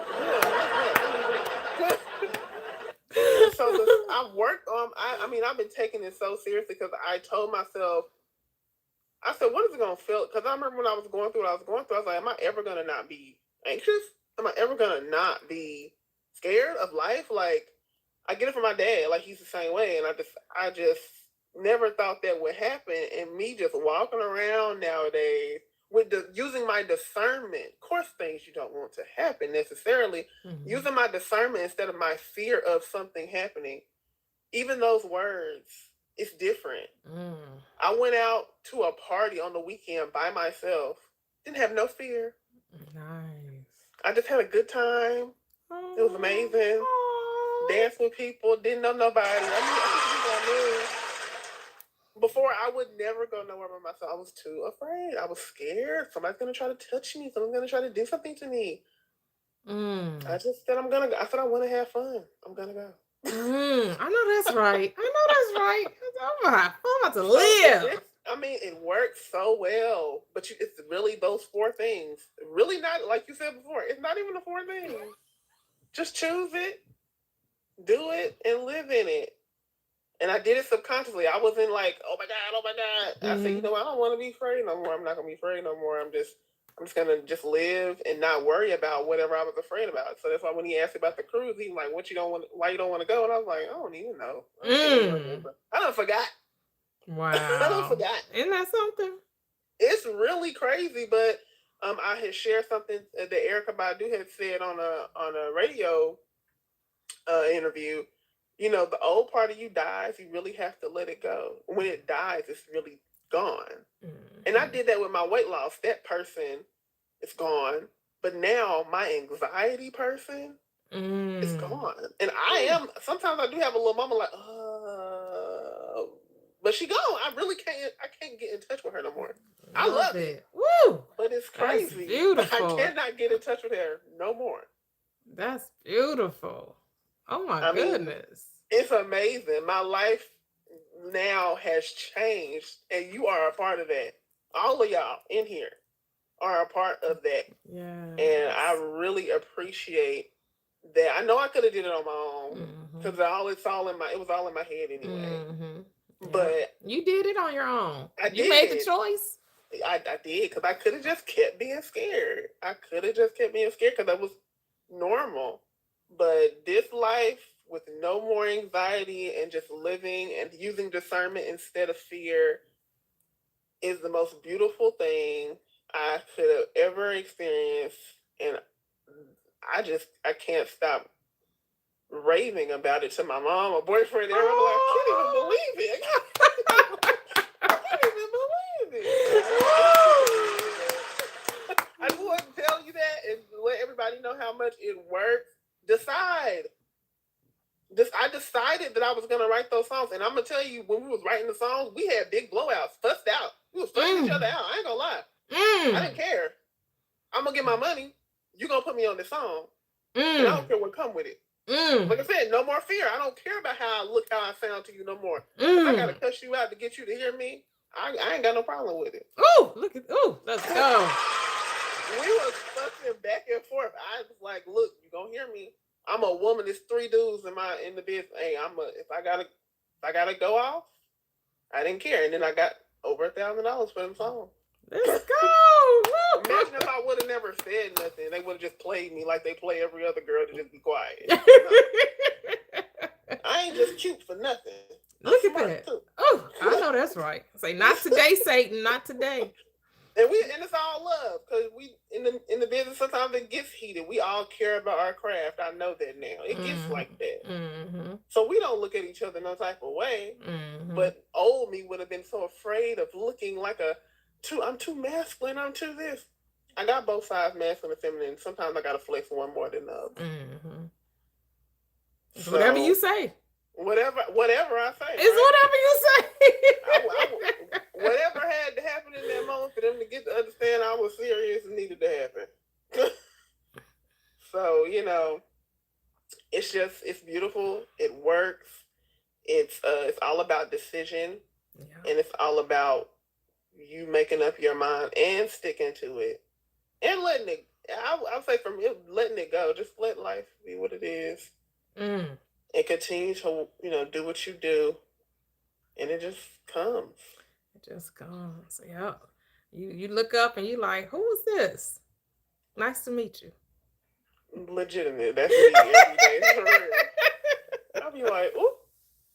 Now that's just getting up, not thinking about nothing. But I do got Reverend Ike in my head. I think I said that before. I have it up here. Change your mind. Change your mind. It's my alarm clock.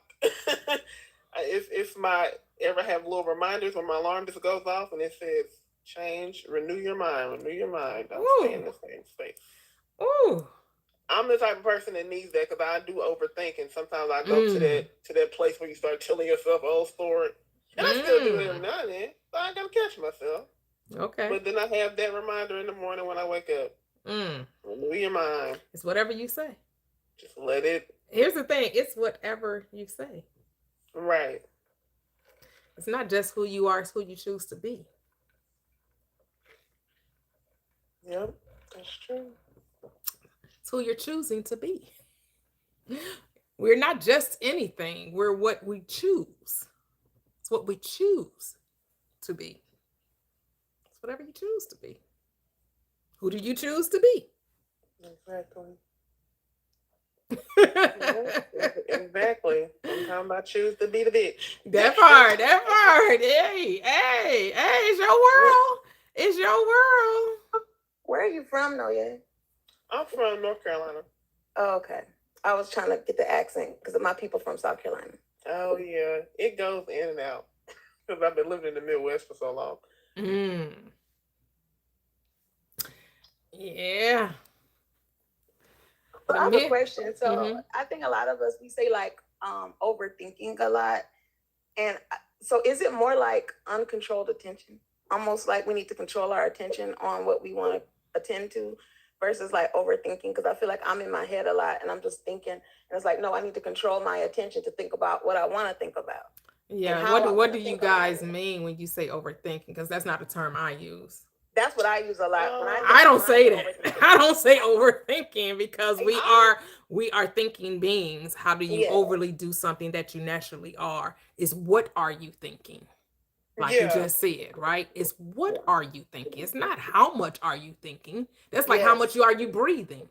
You could no more or less stop thinking it more than you could stop breathing. It's what are you thinking? So I think when people say overthinking, from my perspective, is I keep thinking about the thing I don't want to happen.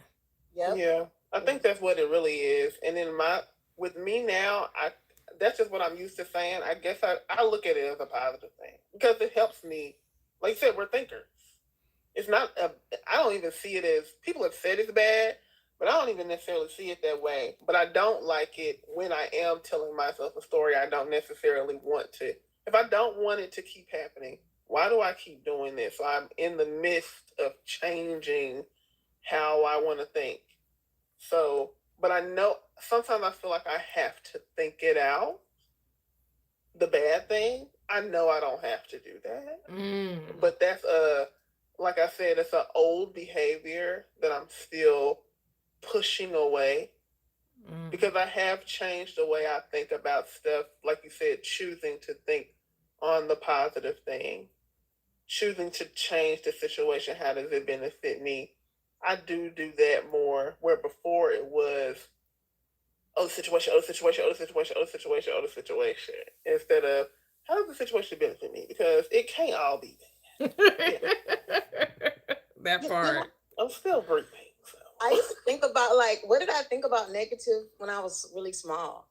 You know what I'm saying? Like, and because I'm a thinker and I've been a thinker since I've been a thinker. Like, I can't remember a time where I wasn't in my mind. I don't feel like I'm not in my mind. Like, I just feel like I'm just like RoboCop. I'm just walking around in my mind with a VR suit on. But I just remember that the only negative thought I ever had as a very small child was my parents dying. That was the only negative thought. Like, I never thought of any bad situation that could possibly go wrong in life besides my parents dying, up until a certain age, of course. But you know, when you're a really small little kid, I used to get scared, like, what if my mommy and my daddy dies? Because I feel like that's your life force. Like, these are the people that take care of you. You love them, right? But you know how now we think of, well, not we and not now, but you know, as adults in this world, you know, you going for a job. What if I don't get it? You want this mate. What if they don't like me? You know, but when you're a very small child, you don't live in what ifs. You just live in the present. And I just remember the only negative thought or bad thing I could ever think of was just my parents not being around. So I just kind of thought that was amazing to kind of remember that that's the only bad thing I ever thought about was my parents not being there. So all right, go ahead, Magnetic. For me, the overthinking came because someone gave me that. Like, I was the type of person I would explain 5 different scenarios for this one particular thing. And so they told me that I was an overthinker. Whether it was a negative scenario, like, or if it's a positive scenario, I would think of like so many scenarios that are outcomes of one particular thing that just happened. And so they'll say, oh, you're an overthinker. So somebody gave me that title. And I just rolled with it for this time being like 33 years. I just rolled with it. Yeah, someone gave me that title. So you don't agree with it? Not now. When I first started, I came from Christianity, of course, that was embedded in me. And then I moved over to the spiritual side, and the spiritual side told me that you're supposed to meditate. And when you meditate, you're not supposed to think of anything at all. Your mind is silent. And then I relearned that because it was wrong. Ain't that crazy? Yes.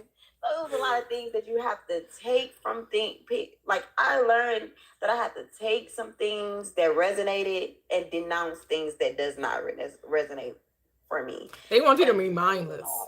Yes. Like what? Yes. You know, it's and then because here's the thing, has always been my question with spirituality, and I get it. I don't think people quite understand who they are, right?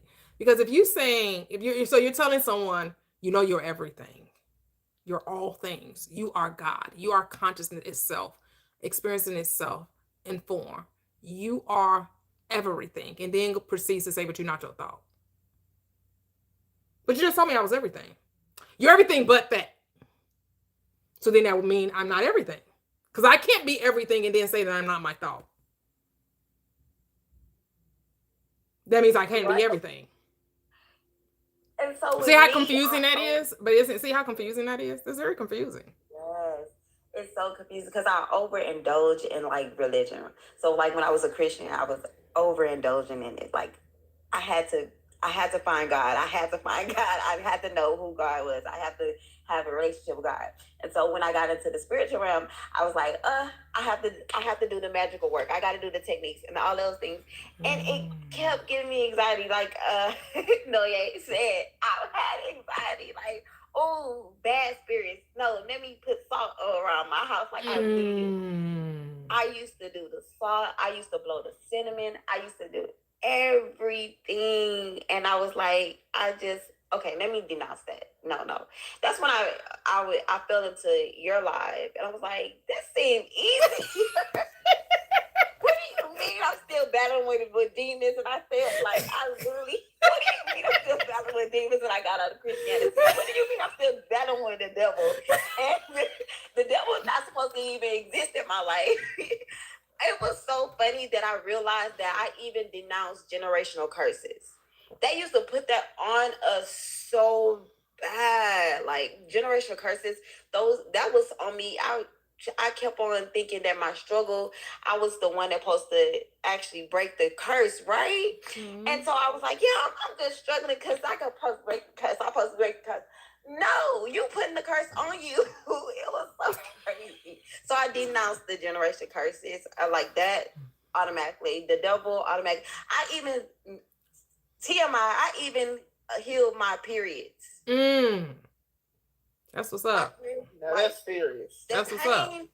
That pain that I used to feel, the cramps and the heaviness, or to have to lay around, like the pain, I even healed that. Yes. Like just denouncing the whole bad spirits, all that, have to wash away, the soul ties, all that. I healed all that. Yes. Forsake. What does the script say? Forsake all, or some, or most, or many. No, forsake all and follow me. Who's the me? The I am. You gotta let go of secondary powers, because there is no other power. There's only one. But you gotta stop eating off the tree of knowledge of good and evil. You gotta stop thinking that there's another power. There's only one. And tag, you're it. But I get it. That's the part that most people need a devil, because that's an excuse. The devil is the excuse for you not operating in your power. So you got to keep a scapegoat. The devil's just a scapegoat. Satan is the evil spirit is just a scapegoat. But guess what? You are the evil spirit. If there are evil spirits, you're looking at it. All you got to do is look in the mirror. You're looking for Satan, looking for a demon. And I have people come in here and they be strong. You just don't know. Oh, that's because you ain't really powerful if you ain't wrestling with no devil. They try to make you feel small and wrong for not wrestling with devils and demons and Satan's oh my. They are really convinced that there is a power. But here's the thing. That's why you got to prove this to yourself like you did, Magnetic, right? Once you let go of everything, those powers outside of yourself, that's where the healing, that's where the love, that's where the peace, that's where the joy, that's where heaven comes down to earth.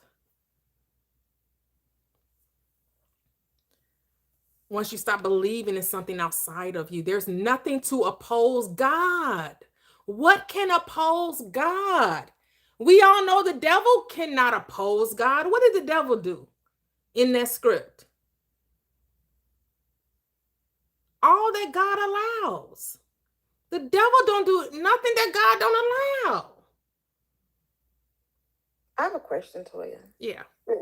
So with the world that we live in and how religion kind of creates this villain of the devil outside of us that opposes God, and religion tells us that God things, yet is giving Rocky, he lose, and we on round 6, and we're waiting on God to come back and win, right? Because the world, it's almost like the world wants you to believe in a savior, right? But they show you in every way that your savior really ain't really that good at his job. You know what I'm saying? They tell you through every form of media, and they overwhelm you with all these examples of how, I don't know, look like your savior let a lot of stuff happen. You sure you safe in this world? You sure? Because you got free will, girl. You still can. You sure? Because your savior look like you need to find a new savior. Y'all need to hire a new savior. At the end of the day, it's always going to be your fault. Right. And So since I'm the cause of the problems, shouldn't I also be the cause of the solution? Right. Exactly. They make you sick and then they want to give you the remedy. That's the cycle, right? So, but it's just like, so that's why I feel like a lot of people that's stuck in religion really don't have the faith. They say that's why they live in fear, because you don't believe in the person that's supposed to come save you, because they've been losing a lot. They've been losing. Because it's the biggest gaslighting, right? It's like Jesus died for you, but he died for your sins, but you still can't sin because you still could go to hell. So the death was really in vain, but he really didn't die because he rose after death. It's real trickery. It's real Jedi mind tricks, because it's like, yeah, he died. It's like he gave you a plan with an option not to buy. I feel swindled. I feel scammed. I feel like this is not a deal. I don't like this deal. I'm good. I don't want Rocky. I need Wolverine or somebody. I'm like, because if it's still the ball is in my court, then it seems like the crucifixion was in vain, right? Because it was always my choice.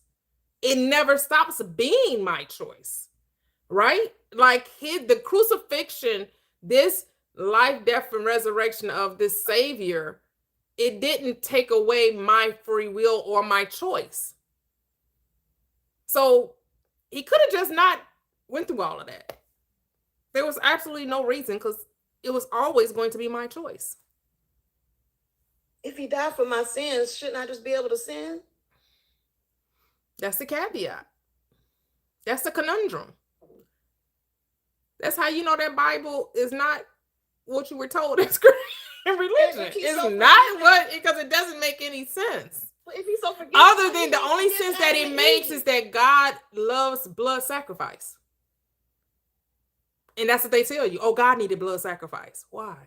Why did he need? Why was the only way to suffice this deity is blood?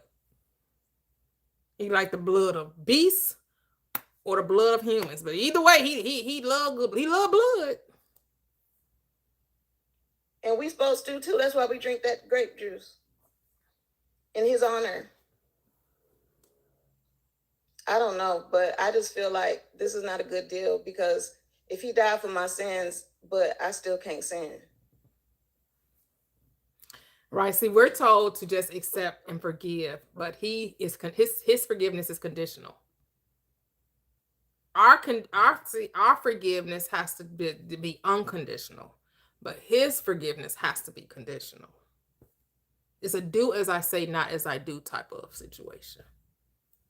They created all the systems that made every relationship transactional and not experiencing. Like they made parenting, right? They made parent-child relationships transactional based on contingency of love, then based on letting your child just experience. You know, you take care of a child and you let your child experience life. You don't create this battle of ruling over them, right? Every system on this earth is about someone ruling over you. That's why they make these pastors gods. Your supervisor, you know, your parents, your spouse, everybody has somebody got to rule over them. And that's not the way it's supposed to be. Yep. And God is so forgiving, but he didn't even forgive the first people he made, supposedly. One and done. And they didn't even know what sin was. They didn't even get the rule book. You didn't give them the handbook at all, and you fired them. And they didn't even know, they didn't even get orientation or nothing. I don't know. That's how you know it's got to be more to the story than what we first believed. Go ahead, Magnetic, then we'll go to Chrissy. Did you want to say something, Magnetic? So would you say that the First Testament is like shows the unconditional love, and the Second Testament shows the First shows conditional love, and the Second Testament shows unconditional love? Would you say that? Like if you no, because the law doesn't change. God doesn't change. It's always been unconditional. The Old Testament is the sleeping man. The New Testament is the awakened man. In Genesis, it says God caused a deep sleep to come upon Adam. Never said he woke up. Paul tells us in one man we all sleep, and in one man we all awaken. We all arise, right? So Adam, the Old Testament, every state of consciousness in the Old Testament is man asleep. Everything was about the outer. When Jesus Christ comes on the scene, which is the awakened mind, it is reminding you that actually everything is from within. It was never an outer observance. It was always an inner. Because the Old Testament is the New Testament concealed, and the New Testament is the Old Testament revealed. That's something religion did have right. They're right about that. The revelation of the Christ. That's the that's the New Testament. The revelation, revealing that man is God.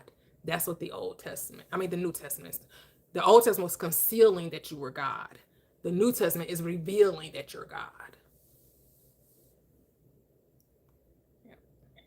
Okay. Because he does, in Genesis, it does say that he speaks of himself as I am the great I am. So is it not telling us that we are in that, or no? It is telling us that we are, right? But when you look at the Old Testament, the way those books are configured, some parts of the Old Testament is about the outer observances, right? It's about the sacrifice of animals, right? And then the New Testament is about the sacrifice of self. Well, it's always the animals are just symbolic of self. Whereas it was kind of ambiguous in the old, but it was made more, it wasn't as nuanced in the new. Like Jesus is telling you, yeah, you got to die to self. You got to be sacrificed. You got to, crucifixion has to take place. You got to die to this state. You have to be unalived. You have to experience, you have to carry your own cross. That wasn't as plainly said in the Old Testament. It was more symbolism. Not saying that the whole Bible is in symbolism, because it is, but it was more symbolic in the Old Testament. Okay, so I have to go back to the Old Testament and kind of read more. But okay. Yeah, because okay, so when he talks about the 10 Commandments, right? It would appear on his face that it's saying that you're to worship a God external to you, right? When you read the 10 Commandments, it's talk about the relationship with you and God. That's the first 4. And then the last 6 is the relationship between you and another. However, the New Testament is reminding you there is no other God and there is no other person. It's all you. Not that the Old Testament wasn't saying it. That's what it was saying, but that's not how it was interpreted, or it was veiled. It made it appear as though it was talking about something separate from you. But they're saying the same thing. I'm not saying that they're not saying the same thing. It's just that it's telling you that when you come into this third dimensional plane, you come asleep. You forget that you're God. The New Testament is saying now you're awakening that you are God. Right. So that's come from where they say that once you get to the New Testament, it is the commandments is done away. No, they're summed up in 2. What did he say? Okay. I didn't come to destroy the law and the prophets. I came that the law and the prophets, what may be fulfilled. And then what do the disciples ask? Well, what is the greatest commandment?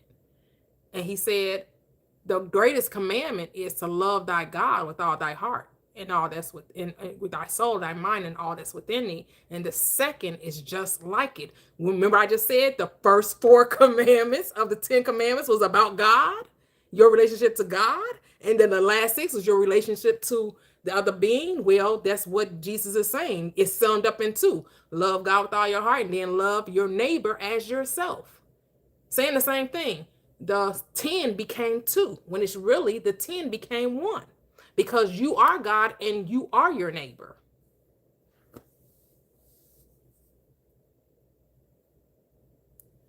Right. So I was taught wrong. Okay, good. We all were. We all were. Do away with all the commandments. It does. I'm like, this is what it was talking. Do away all the commandments. No, it's telling you that the only commandment is what? Love. That's what it's telling you. There's only one commandment, and that's to love. Because you are love. It's almost like it's not a commandment, because when you recognize that you love, that's your essence, that's your being, that's who you are.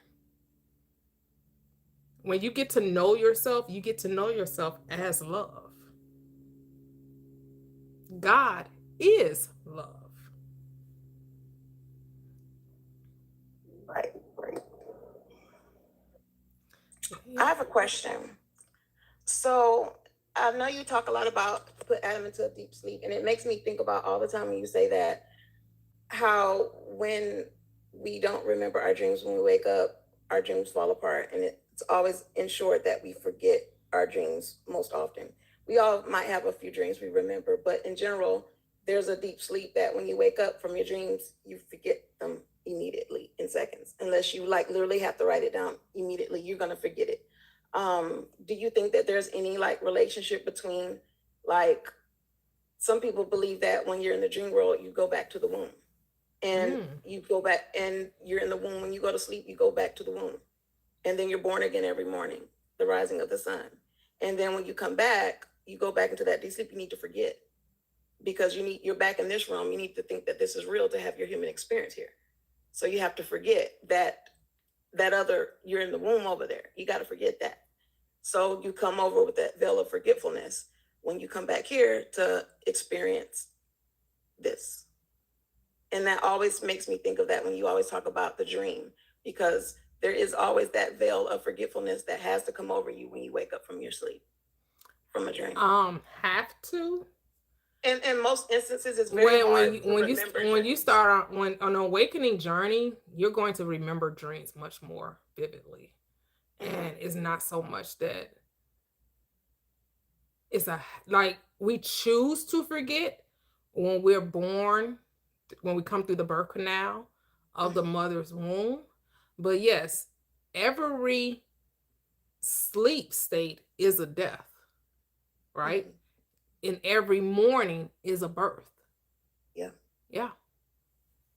Yeah. And we like that's literally always how death die and to life. this state and then we awaken to this state, right? Yeah. Every Yep. day is a death, or burial, and resurrection, right? Like you said, we death, we go to sleep, buried in the room, right? And then we resurrect every day. That's why they tell you not to attach yourself to age and your birthday, because you're born every day. Yeah. Every day is a birth. I think that ages you. I feel like when you attach to age, it ages you. I feel like just the same as you could be feeling fine, you go to the doctor to tell you got stage 4 cancer, you're dead in 3 weeks. That's the attachment. Mm-hmm.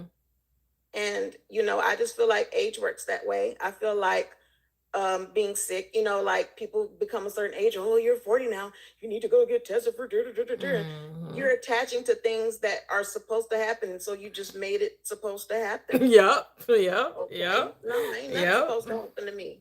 Yep. And I ain't supposed to look old because I'm this age.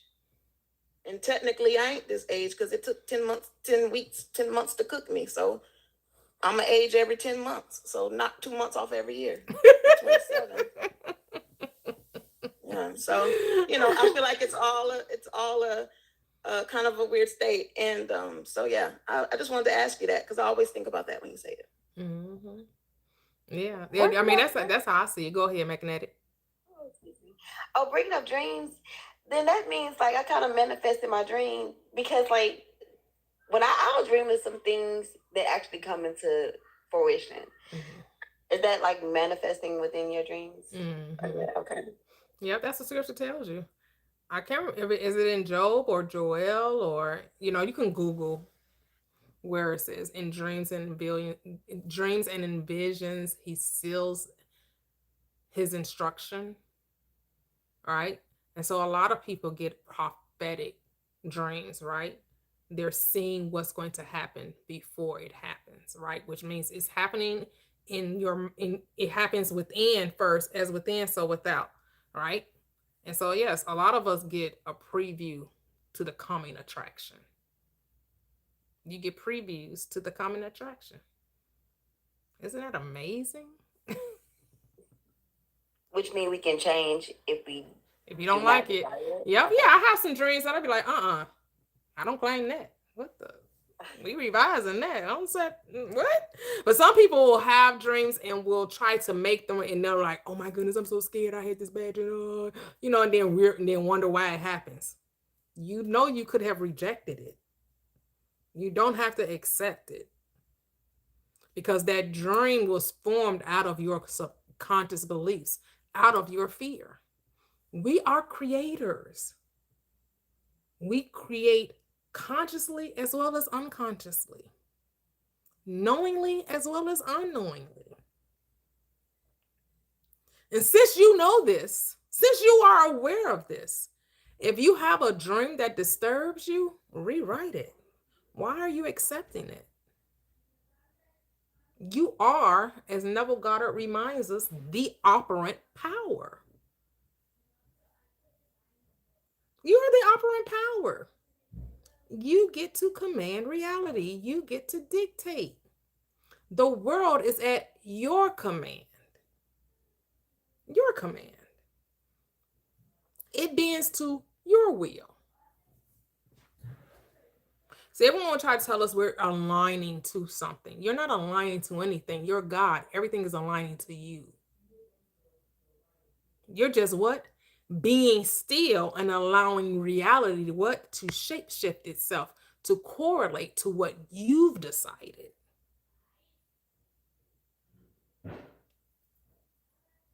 And what have you decided? Whatever you've been thinking.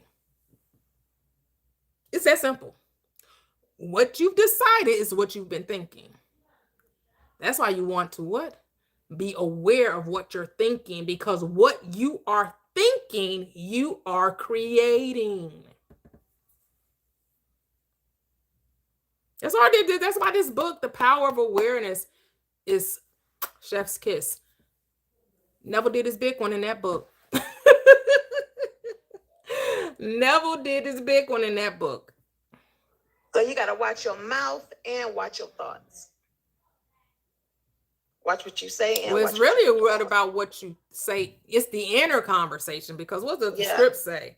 You honor me with your lips. You can say a whole lot of shit. But your heart, what you truly believe, your conviction is far from me. So it's just like saying affirmations for 30 minutes in the mirror, or you scripted it out before you went to work, what have you. And then you get to work and everything you're saying is in opposition to what you just affirmed. Where is your heart? Got you. Intention. You need to be there intentional. And that's why it's so important to be it and to live it, because what you say don't matter if it's not written all over you. You need to be walking in it. And people need to know, if you're confident and you love yourself, people need to know you love yourself, not just say, oh, I love myself, and doing affirmations, and you don't walk like it and talk like it and do those things. So I see what you're saying. Yeah, be it. Don't talk about it. Be about it. Be it. And it should not be, I mean, it's up to you. You can do whatever you want to do. But if you're doing it for external validation, you'll get it, but you won't sustain it. Go ahead, Noye. Oh, I was saying, people try to tell me that because my passion is music, and it's what I do. I do it every day, and people should try to tell me that I should hate my job that I got because I don't get to do music 24/7. And I'd be like, my job paid me money. I don't hate my job. I didn't the job that I didn't have. I mean, the job that I didn't like, I got rid of it. Okay, there you go. Talk that. So where I'm at is perfectly fine. So, and I have to say a lot of stuff. When people say that, in certain settings, I'm not trying to start a convo. But you already talking to me crazy. So I have to be like, you know what? It ain't music. You're right. Like, I say a whole bunch of crazy stuff out of my mouth sometimes. You gotta save face, and for the people that it matters to, it matters to them. Yeah. But I know in my heart, I'm doing music 24/7. I'm doing music in my sleep. Ooh, say that. All right. So it doesn't really matter if I'm in this office. The office, things that happen at work are things to write a song about. Yep. All right. I know that's right. But people will try to tell you that because your life isn't what they think it should be, that it's wrong. You don't have to accept, like you were saying, you don't have to accept that. Yeah. It doesn't have to go into a moment of, oh, is my life wrong? No, just chill out. Yeah, it's this whole whatever the mind is susceptible to about looking externally, looking outside of self, right? And so because we had that propensity to do so, we trust others more than we trust ourselves, right? And we're so convinced of the shiny object. We so are convinced of appearances. We get fooled by appearances all the time because what it looks like, because what it sounds like, as opposed to what it is. But it is whatever you say it is. Yep. This is the reason why the Bible tells you not to put your trust in man whose breath is in his nostrils. It's telling you should only be trusting self. When you put your trust in other people, you're always going to be led astray and you're always going to be disappointed. I'm sorry. People promising you the world and it never lives up to that standard. All these people that promise you the world because you keep giving me promises. The promises don't mean ish. Stop being caught up in somebody's promises. Nobody can promise you how much money you're going to make. Nobody can promise you. Don't promise me, just give me the money. What you mean? You going to promise me I can make you make this? I can help you make this? No, you can't. That part, for real. Unless you have said this is how much you're making because I'm exchanging my time for money with my 9 to 5. That's when I'm sure that the money is coming. This ain't no guesswork. But some of these people, it be guesswork. You be hoping so. You be hoping as in you were wishing it were so. I'm gonna believe them. No, it's about you believing you. When you believe others, you put in your faith in others, and you're always going to be disappointed. I agree with that 100%. I tell people, because I know someone, I seen an old friend recently, and they was like, something about you is different. And I was like, I mean, I said, a lot of me is different. I ain't seen you in 10 years. A lot of me is different, girl. But I said, the biggest thing I have done mentally is stop relying on everybody. Mm-hmm. Stop relying on, oh, you said you're going to do this for me. And when you don't do it, now I'm sad and I'm crying in my bed. Mm-hmm. Now, why? Now, one thing it is, if I say it so, it will be so. I don't have to worry about who going to give it to me. That's the part that people If you don't don't get, give it to right? me, People oh. think, oh, like the big thing with America's Next Top Model, right? With Tyra Oh. Banks and and her. Whenever someone is looking to save people, Right. your alert needs to go. Your discernment, as you say, needs to kick in. Yeah. Because no one can save another person. Impossible. There are no saviors. They don't exist. So did she save anybody? No. A few people was able to take that experience and turn it into something desirable. But only not even a handful. You could probably count on one hand. I mean, they had 24 seasons. You could probably count on one or two hands the people that really was able to transform that reality and take lemons and make lemonade. Yeah, but that has to do with the ability Of the mindset of those, right? They weren't putting all their eggs in Tyra's basket. Yeah, even the way I think people are looking at it in some cases, at the end of the day, they could say Tyra was rough and all of that, but the industry, I worked in the industry. The industry is not easy. But here's It's the thing. worse She came than what in she saying, was. I'm going to transform the industry. And she wasn't transforming the industry. She She was just about making a name for herself. That's all she cares about. And that's the part that people don't get. When people are trying to sell you a belief, they're selling you them, not the thing that they think you're buying. She was doing this for her, but made it seem like she was doing it for you. It was a play. Understand, when people are doing, when they're like, I'm doing this, I don't care if you believe anything I say. I don't need you to confirm. I know that this works. I know because I tried it for myself. This ain't theory for me. So if no one ever came back and agreed, well, I just know you didn't apply it. I know that you didn't apply it. That's why it didn't work for you. Yeah, because you could have went into that situation, no matter what happened in the situation, and made it work for you. But here's the thing. It's not even about applying it. You got exactly what you believed you could have, whether it was good, bad, or ugly. It's not. Here's the thing with this law.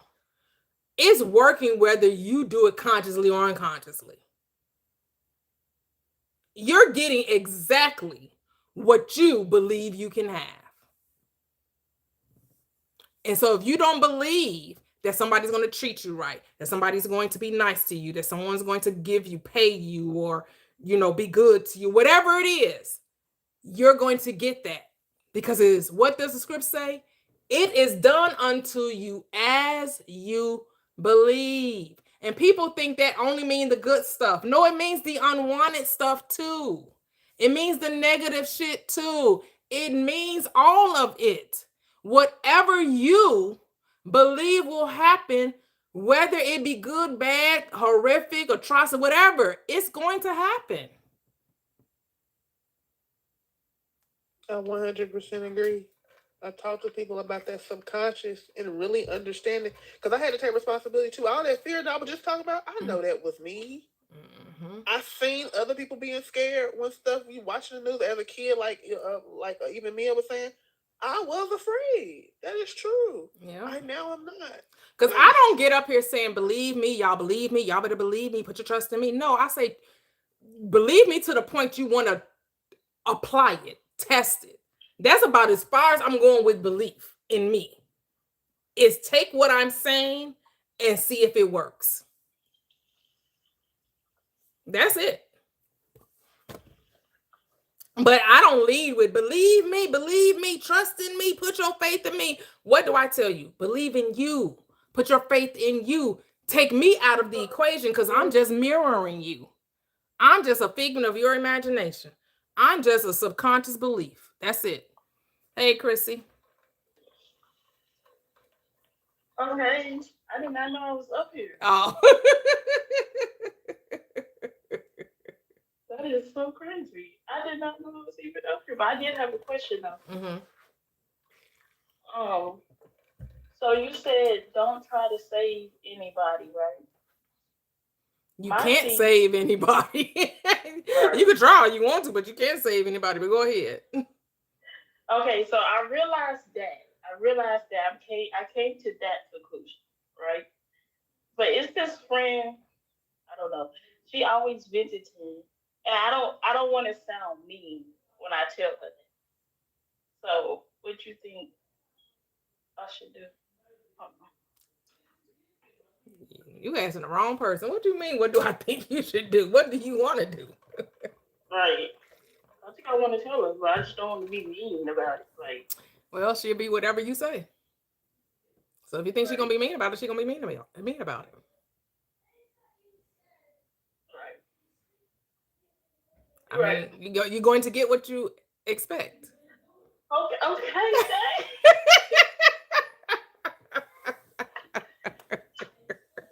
dang, Toy. Okay. Greetings. So I am streaming on TikTok and on YouTube. Yeah, I'm not here to tell people what to do. I can give you suggestions, I can give you recommendations, but at the end of the day, it's all about you coming to your own conclusion. That's what this is about, drawing your own conclusions and doing what feels right for you to do. So what feels right for you to do? Right. I'm gonna do it. Yeah. I'm gonna do it. Let your spirit be your guide. Okay. But she thinks she's whatever you think of her. So Yeah, that's the same friend that I changed my assumptions about. And she changed. Okay, there you go. So it works. It definitely works. Here's the thing. So here's the thing. You're saying she changed. No, she didn't change. You changed. But okay. You Right. changed the way you thought. Here's the thing. We don't change people. We can't change people. You're right. We change us. Right. Yep. Dang, I'll be having to watch my words. I don't know how you. Because here's the thing, people get caught up in that. They get into, especially when they get into this SP conversation, and how do I make my SP do this? Why isn't my SP doing that? Why isn't my SP? Because you're not. Mm-hmm. You can't make the SP love you when you don't love you. The SP only reflecting you to you. The SP is only showing up as you do.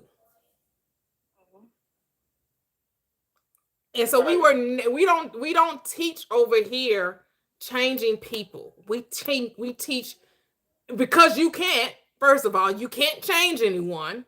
You can't. No. You cannot change anyone. The focus is always on self, because the world is what? A mirror. The people in your world have no free will. They have no say so in your reality other than you give them say so. If you say they have power, that's only because you gave it to them. Other than that, they have none. The world literally is at your command. You are decreeing and declaring regardless if you're aware of it or not. The law works regardless because there's no respect of persons.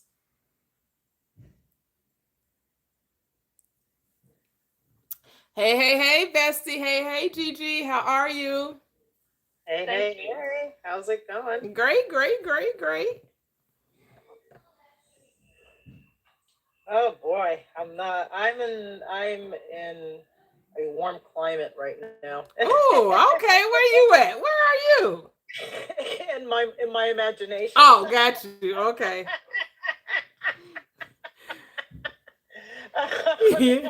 Right now. I heard that. Hey, that's okay. My husband's like, "What? You know you're not." I'm like, "Yeah, I am. Look at the beautiful palm trees and the ocean. I can see it right now." He's like, "Oh, Okay. Hold on. But yes, I am still doing Saturday mornings. Yep, Saturday mornings is our book club. Someone's asking a question on YouTube. Oh, sure. Yeah. Go ahead. I know that's right. Palm trees, beautiful sunshine, Oh, yeah. sandy beaches. Yeah. I know that's right. Oh, yeah. Hey, that's how I ended up moving there the last time. When I was living in Connecticut, I would be driving down the street or on the highway, and I wasn't on I-95. I was actually on the 101 freeway. And if I was driving down a main road, I was like on Sunset Boulevard. And about a couple months later, I moved out there. So, Nice. so it works. It works. And what Rev I say? It works if you work it. It works if you work it. Yep. Or like in the book that we're reading, whether you're conscious of it or not conscious of it, it still works. Still It's works. like, gravity. Gravity works whether you believe it or not. You can. Yep, Kevin Also was saying that feminine. earlier. Yep. So, yeah. Yeah. So cool. So I saw that you saw Key. Yes, I met up with another mutual. So I've met Gigi, I've met Cool. Aaron, now I've met Key. Yes. How is she? Oh, amazing. We had a really good time. Had brunch in a suburb not too far from our home. It was actually closer to her than it was to me. I was like 40 minutes out. She was like 20 minutes from it. But yeah, we spent a couple of hours together. It was really nice talking, Is she in Illinois? Yes. Oh, okay. She's in the suburb of Chicago as well. Yep. Oh, And we had I an didn't know amazing, that. yep. And so we're gonna get together next month too. So Let me know. Yeah. We're doing another lunch date or a late lunch. We're going to STK. Where's that? That's one of those chain restaurants called STK. You can look it up. Isn't I've that never like been a there before. steakhouse? Huh? Isn't that like a steakhouse? or Yeah. something? Yeah. Yeah. March Where's it 21st on located? Saturday, March Oh, you- 21st in Oak Brook. Oh, Yeah. is it Illinois? Yep. Okay. It's about, like I said, it's about 40 minutes from my house. I know you're up north. Yeah, I'm in Wisconsin. Yeah. Cause how far are you from Chicago? I'm from Milwaukee, about maybe an hour and a half. Hour and a half. Okay. Yeah. So Yeah. from Milwaukee, it's probably about 2 hours. Probably about 2 hours from. Oh, that's from- not bad. Yeah, from Milwaukee. Yeah. That's not bad. Cool. Look at A-Town talks. Ooh, a 4 to 5 star spot. What I think about the Bears moving to Indiana, they'll still be called the Chicago Bears. The New York Giants playing New Jersey, right? The 49ers playing in Santa Clara. All right. Nobody really plays in the hometown they represent. That's So crazy. I understand it's a business decision. Oh, so they moved the Bears are now in Indiana? They thinking They're not in about it for Chicago? if the money makes sense, they may end up moving to Indiana, to Hammond, Indiana. They may end up moving out there, because I think they said that they were offering them no taxes, a tax exempt for the next 40 years. Yeah. So yeah, they may. It's cool. They'll still be called Chicago Bears, so I'm still gonna rock with them. They'll just be playing. They want a new stadium. They'll just be in a different, In a different area. Yeah. It's closer than they were supposed to move to Arlington Heights. Actually, Indiana for me would be closer. So Are you more towards Chicago, or are you on the other side of Illinois? Are you more on the west side, or are you more on the east side? I'm in the suburbs, so I'm about an hour outside of the downtown area. Oh, okay. So you're an hour. Yeah, so but from from city limits, anywhere from 45 okay. minutes to an hour. Oh, okay. Yeah. But Yeah, I grew up in the trying to city figure though. Yeah. We're trying to figure out what part of Illinois. I mean, I'll pick your brain on it, privately, so we're not putting it all on Front Street. Don't want people showing up. So, how about my bestie? Well, yeah. No, I'm not in the city. I'm not in the city anyway. I'm in the suburbs. Yeah. T actually lives in Montana. You so silly. But we were talking about maybe this summer doing like an event for us all to meet, not all, but those who are interested in coming together during the summer, you know, pick a day, do an outing or what have you. Mia was also saying that maybe we should do like a retreat once a year. I was like, yeah, you probably need a committee for that. If we're all trying to get together and meet up, you know, do a weekend or something like that, you would need, you know, to get the logistics together. Yeah, it's possible to do it. Lots of like I've gone to like yoga retreats, you know, where we home in the day and party at night. Oh, okay. We went Nice. to Mexico, and we with the flight and the villa, you know, it was all one price for everything. Everything was included. So you can work that out with a travel agent or with even resorts or hotels even. Sometimes hotels have resorts and places, and you get X amount of people going. They'll include the flight, the hotel, and all the amenities.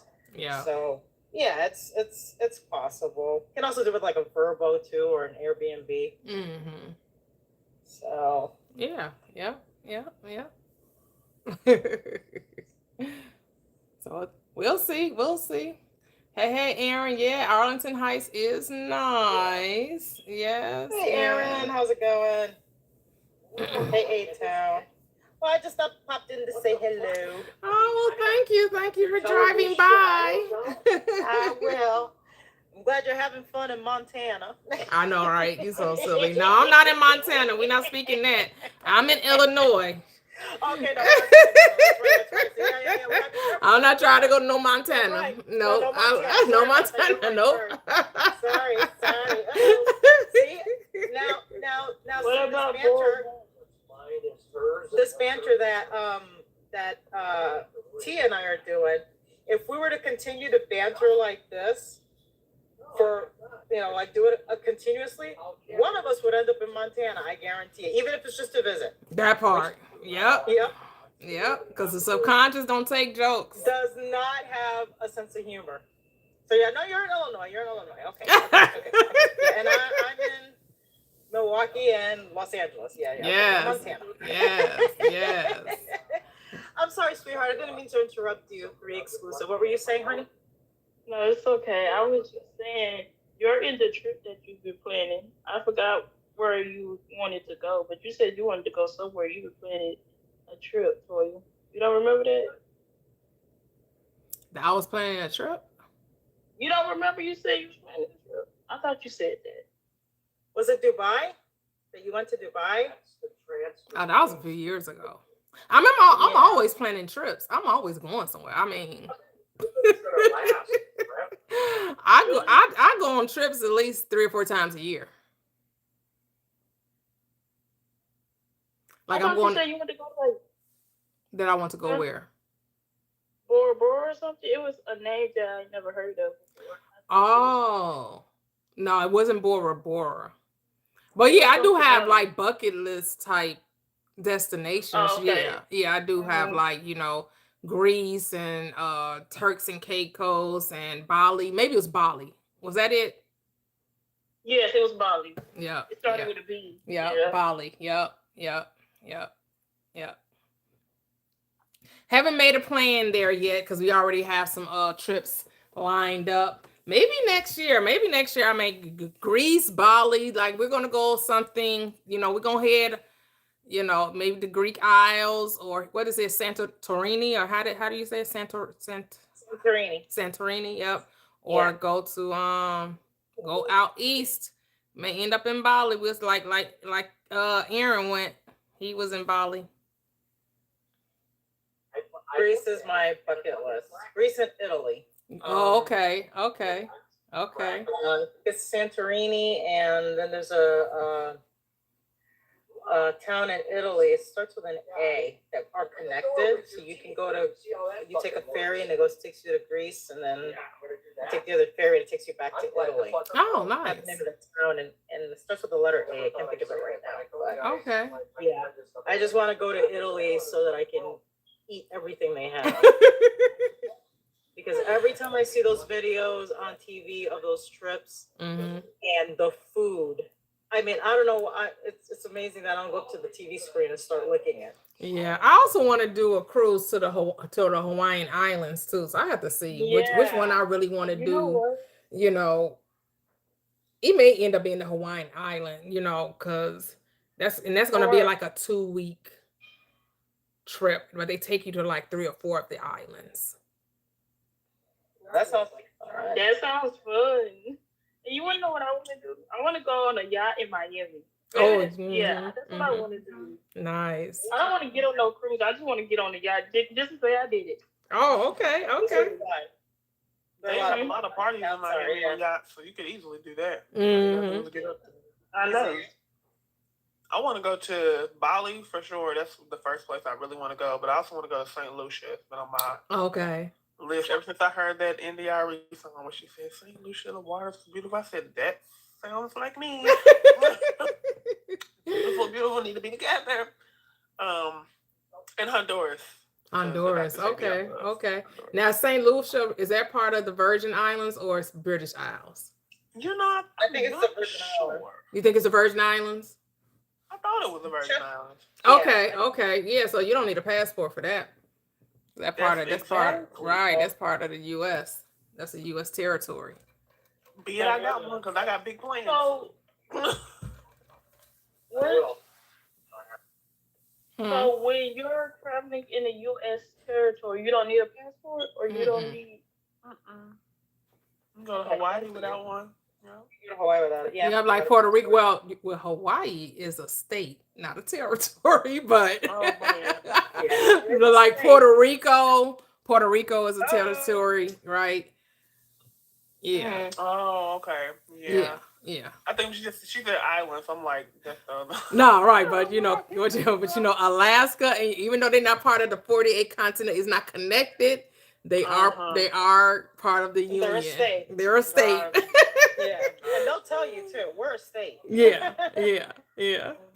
I mean, we're on the mainland, and they're on an island, Hawaii, and so is Alaska. But yeah, and they'll tell you too. If you say, "Oh, Alaska," they're like, "No, we're a state." And they'll say it seriously, "We're a state." I'm like, "Okay, yeah, you're a state. Yeah, sorry." I wouldn't mind doing a cruise Alaska too, because they say it's beautiful. Man, those Yeah, not in the winter, waters girl. and they not in the winter. Not in the winter. I don't know. They say it's beautiful. They ain't seen those snow-capped mountains and stuff, and those lakes, and they say it's beautiful. Wait, I see that. I see that here in Wisconsin. No way. You say no, thank you, huh? You get enough of that.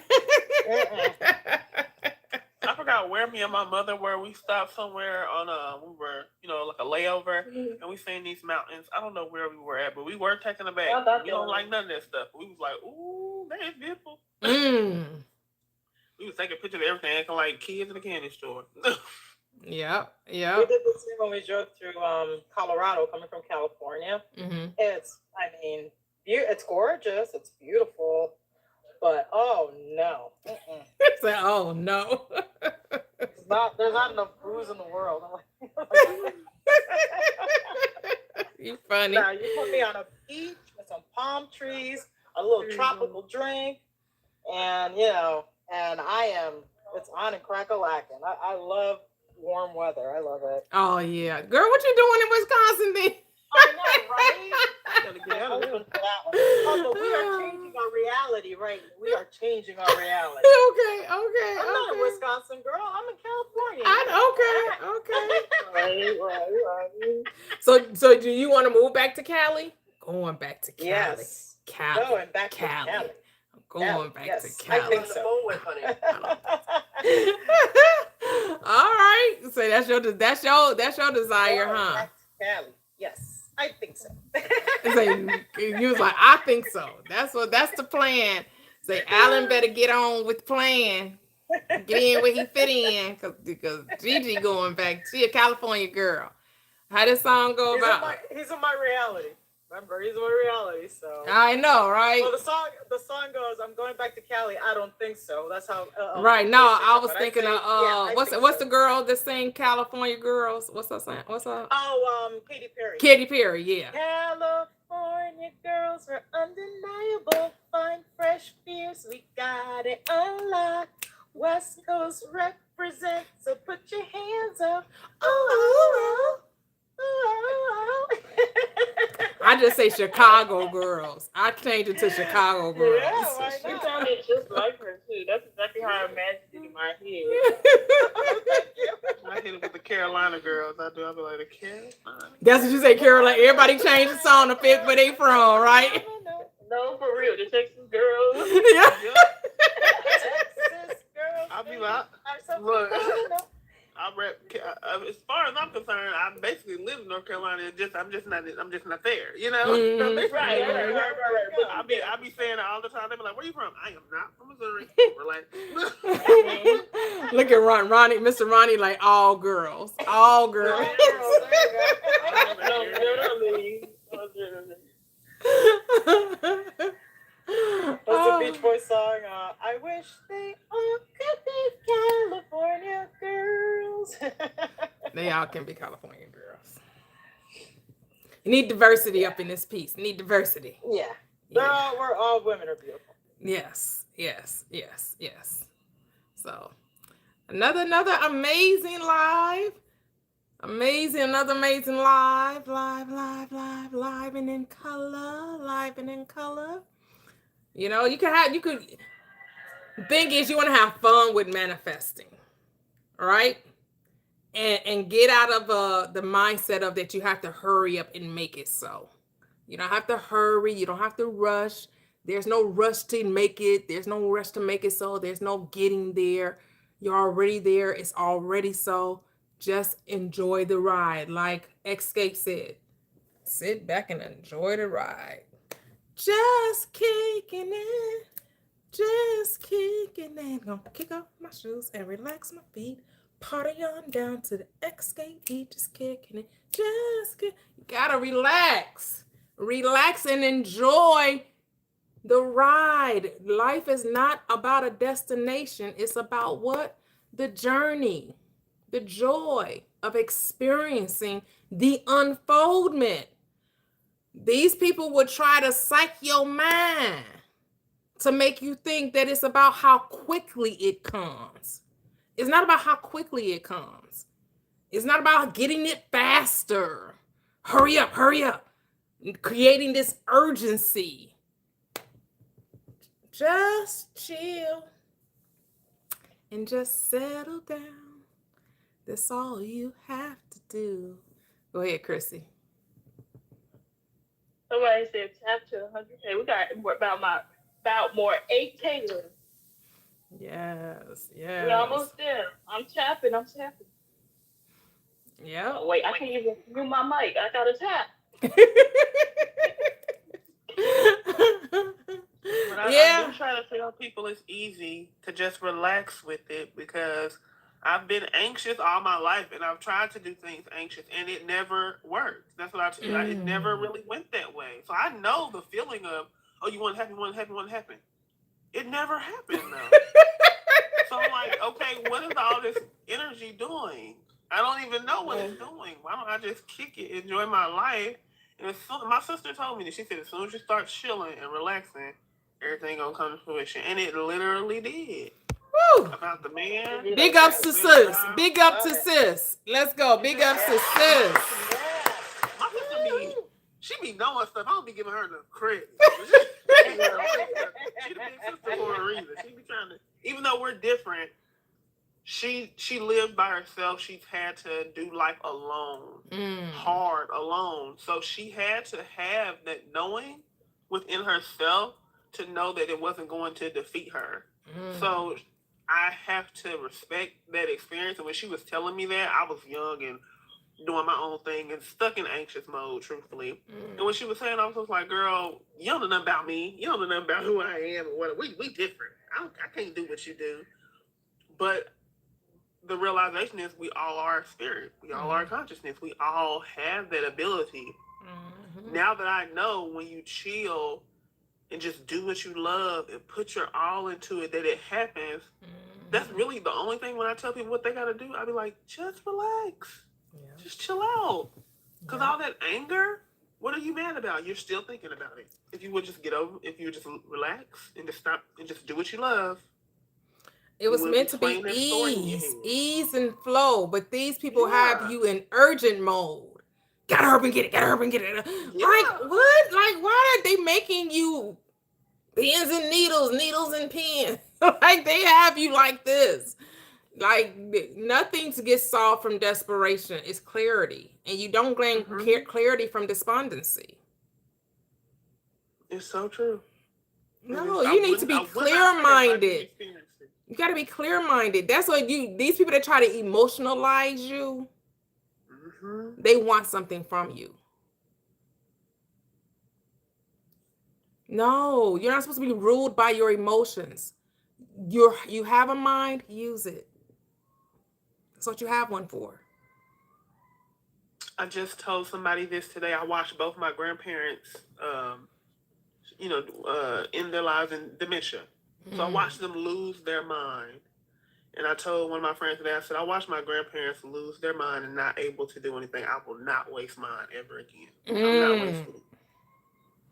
Because they could, when they got to a certain point, it was over. We were the consciousness for them because they just literally couldn't do it.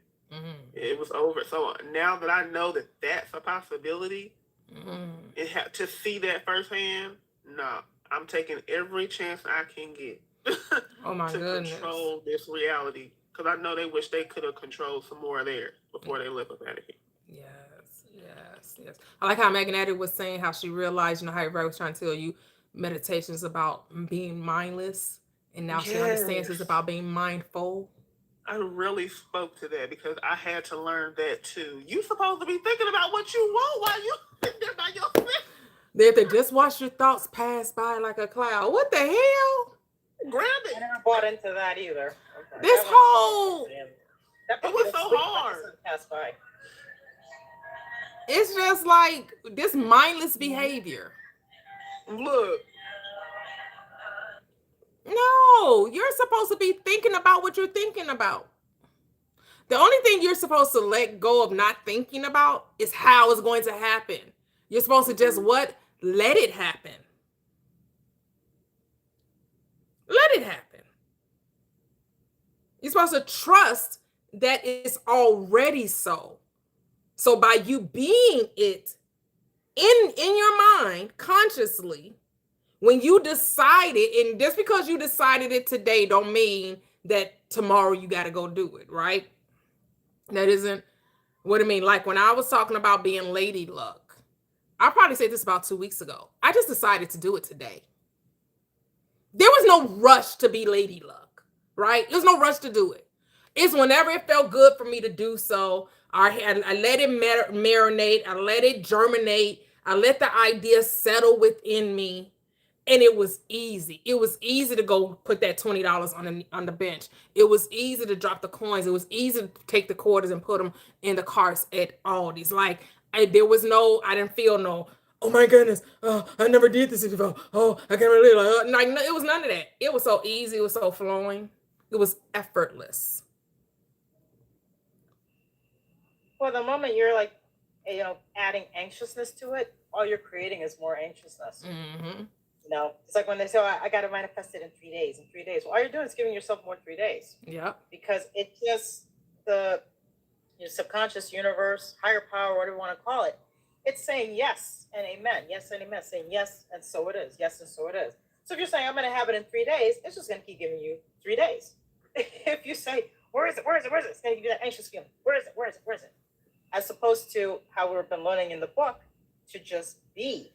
Mm-hmm. Just be. How do we get rid of yearning? Be. How do we get rid of where is it? Just be. How do you be? By simply saying you are. That's it. Mm-hmm. I want Marcinda to explain to me, how are you not having a thought? Because when people say that they're not having a thought and then they start talking about these downloads, where do you think these thoughts coming from? Because I don't understand the not having a thought. Because most people say that they don't have a thought, but then start telling me about downloads. Is that not a thought? That is a thought. I did that part. I can't. I don't understand the. I'm not thinking. Maybe you're not aware of the thought. I feel like she's saying more like she's always thinking 24/7. So in that moment, she tries to keep it as still as possible.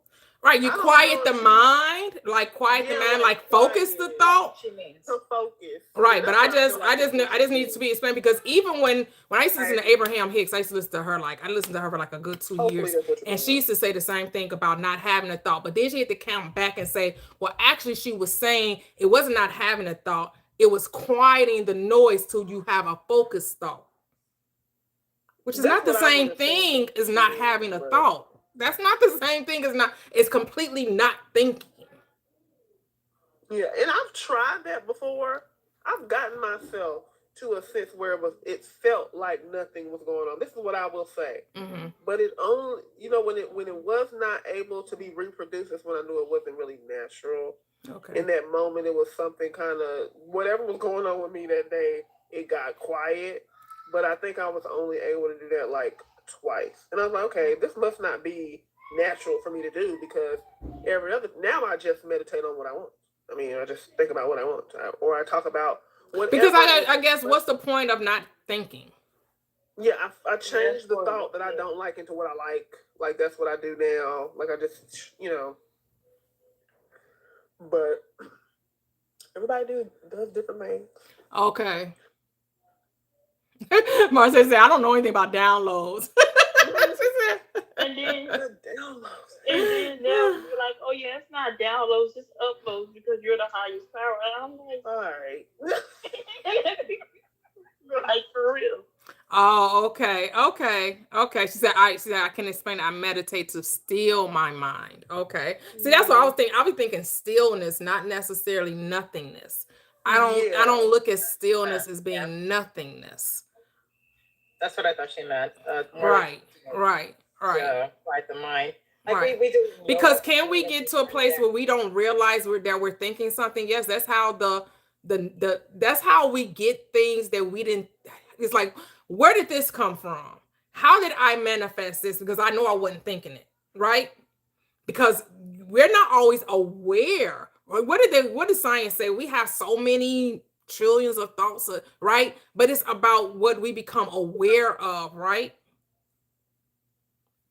Because some things do, because here's the thing, either there's a transmission of thought, right? Like when you're watching TV, are you really quote unquote thinking, right? You're being receptive to what's happening, right? But again, it's not happening outside of you, even though it appears to be outside of you.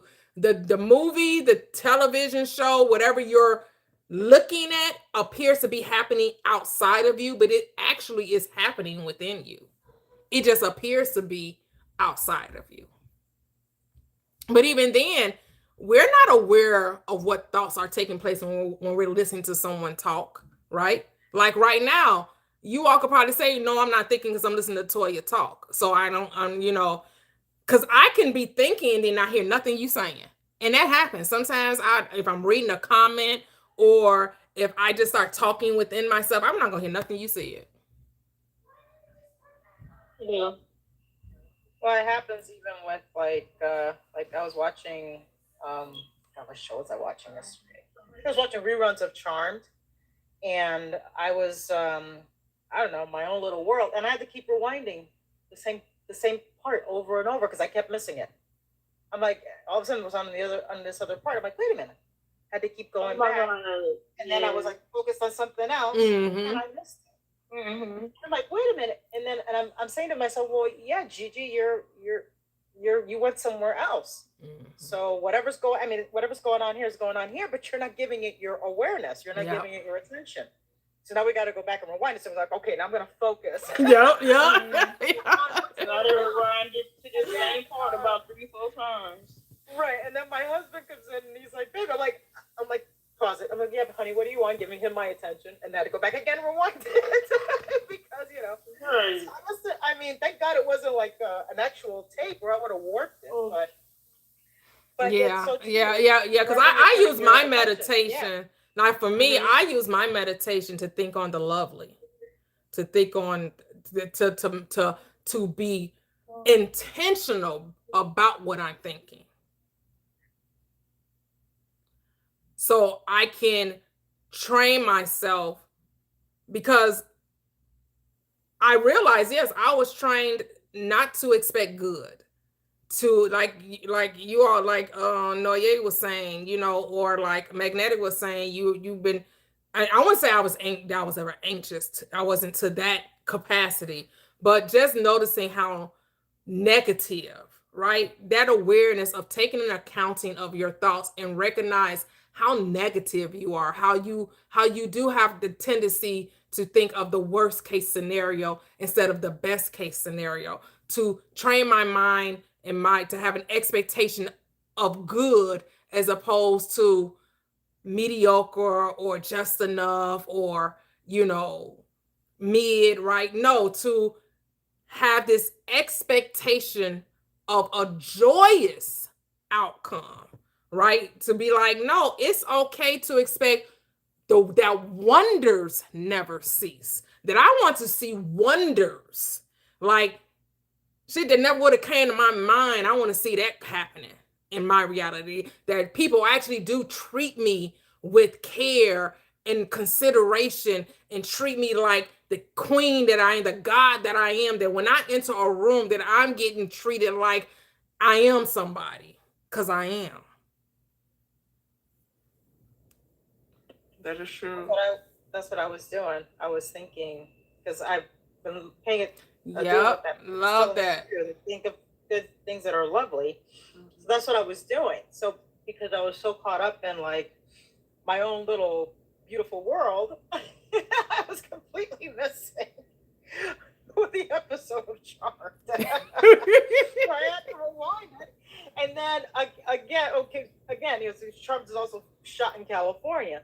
So then I'd be, seeing San Francisco or whatnot, and I was taking myself to San Francisco, and then before I knew it, I missed like 10, 15 minutes of it. I got to rewind it, Mm-hmm.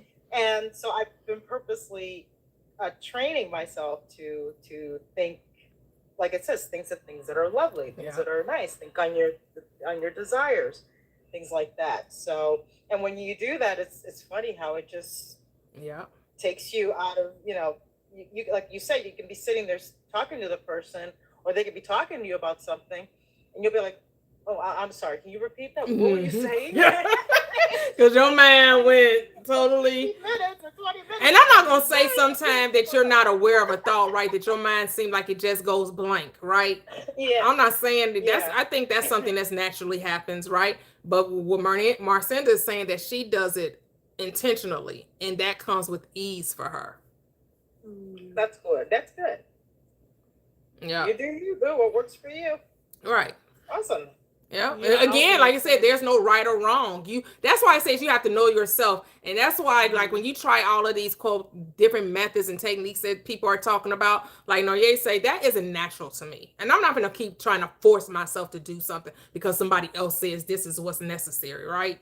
It doesn't feel natural to me. So I found that if I just be intentional about my thought, that is sufficient for me. And then I got from Felicia Rashad that everything you do with intention is meditation. So that's why I tell people all the time, I like to cook. People are like, why you don't eat out? Why you don't eat out? I just love to cook for myself. And, I think about it in the physical. I'm cooking for myself. This is going inside of my body. Let me put this good energy into it. I put my wants into my food, and I eat them. I put my things that I want into my cook. When I'm meditating, I'm like thinking of things I love, and I eat it. Mm-hmm. And for me, it's a physical representation of me swallowing it and ingesting it and it becoming part of who I am, because your food turns your skin, everything turns into what you consume. Yes. If I am in this body, I'll use it as a catalyst so I can, though I know it's subconscious, I use it as a catalyst to help me understand that this is what I am becoming. So I got that from Felicia Rashad, and I've been doing it, and it helps. It helps. So that's what works for me now. Maybe 2 years from now, something different will work, and we'll change. It's fine.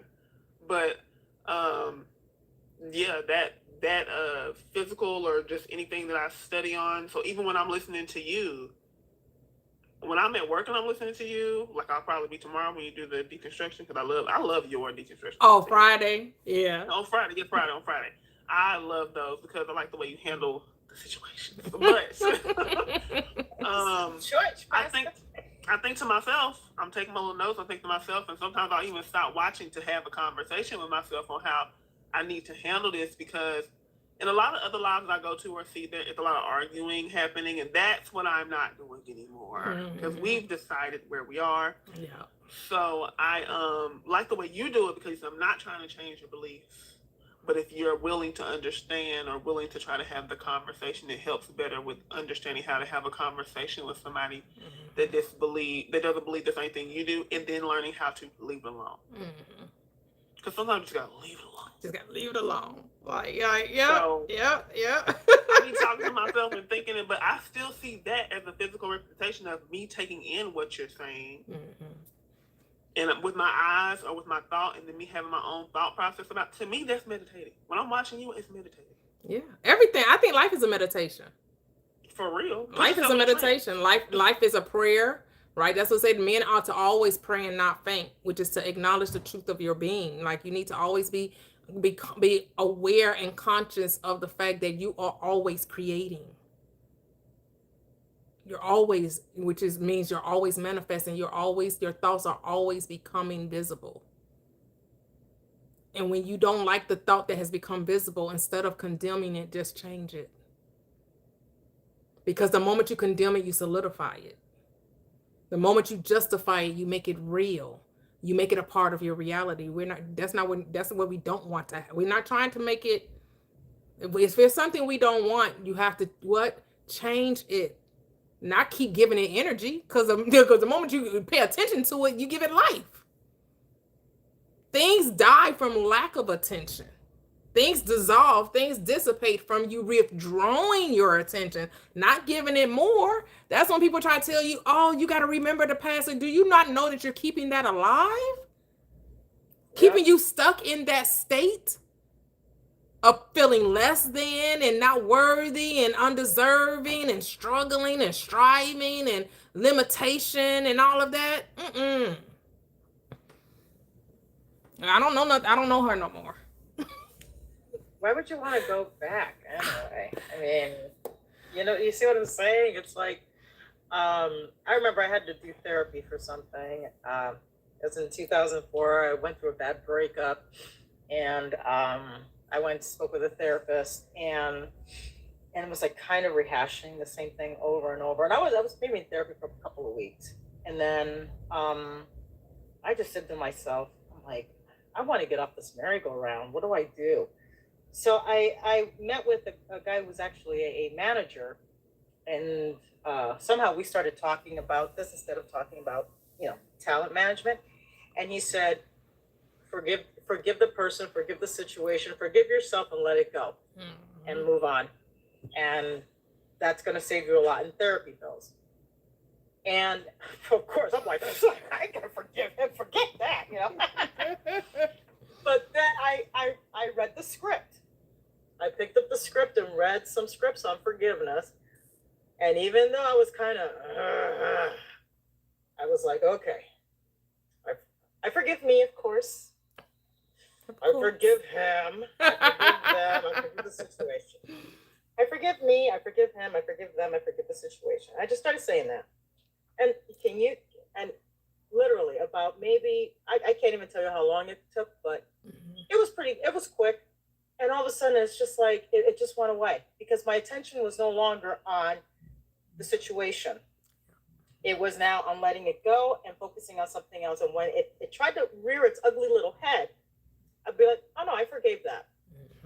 I'm gonna look at the stars instead. Look how pretty they are. No, I forgave that. I'm gonna look at the stars. Look how pretty the stars are. And I'd be focused on the stars in the sky.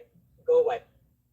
It tried to rear its ugly little head. I'd be having coffee somewhere. But nope, I'm focusing on this delicious cappuccino I'm having. Look how good. I forgave that. And then eventually, because I wasn't giving it my attention anymore, excuse me, I wasn't giving it my energy anymore, because I let it go. That's it. Never came back. No more therapy.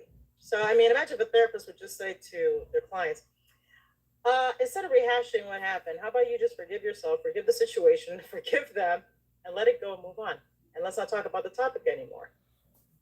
But then again, they will be making $200. No, they would. They don't realize they will have more clients, right?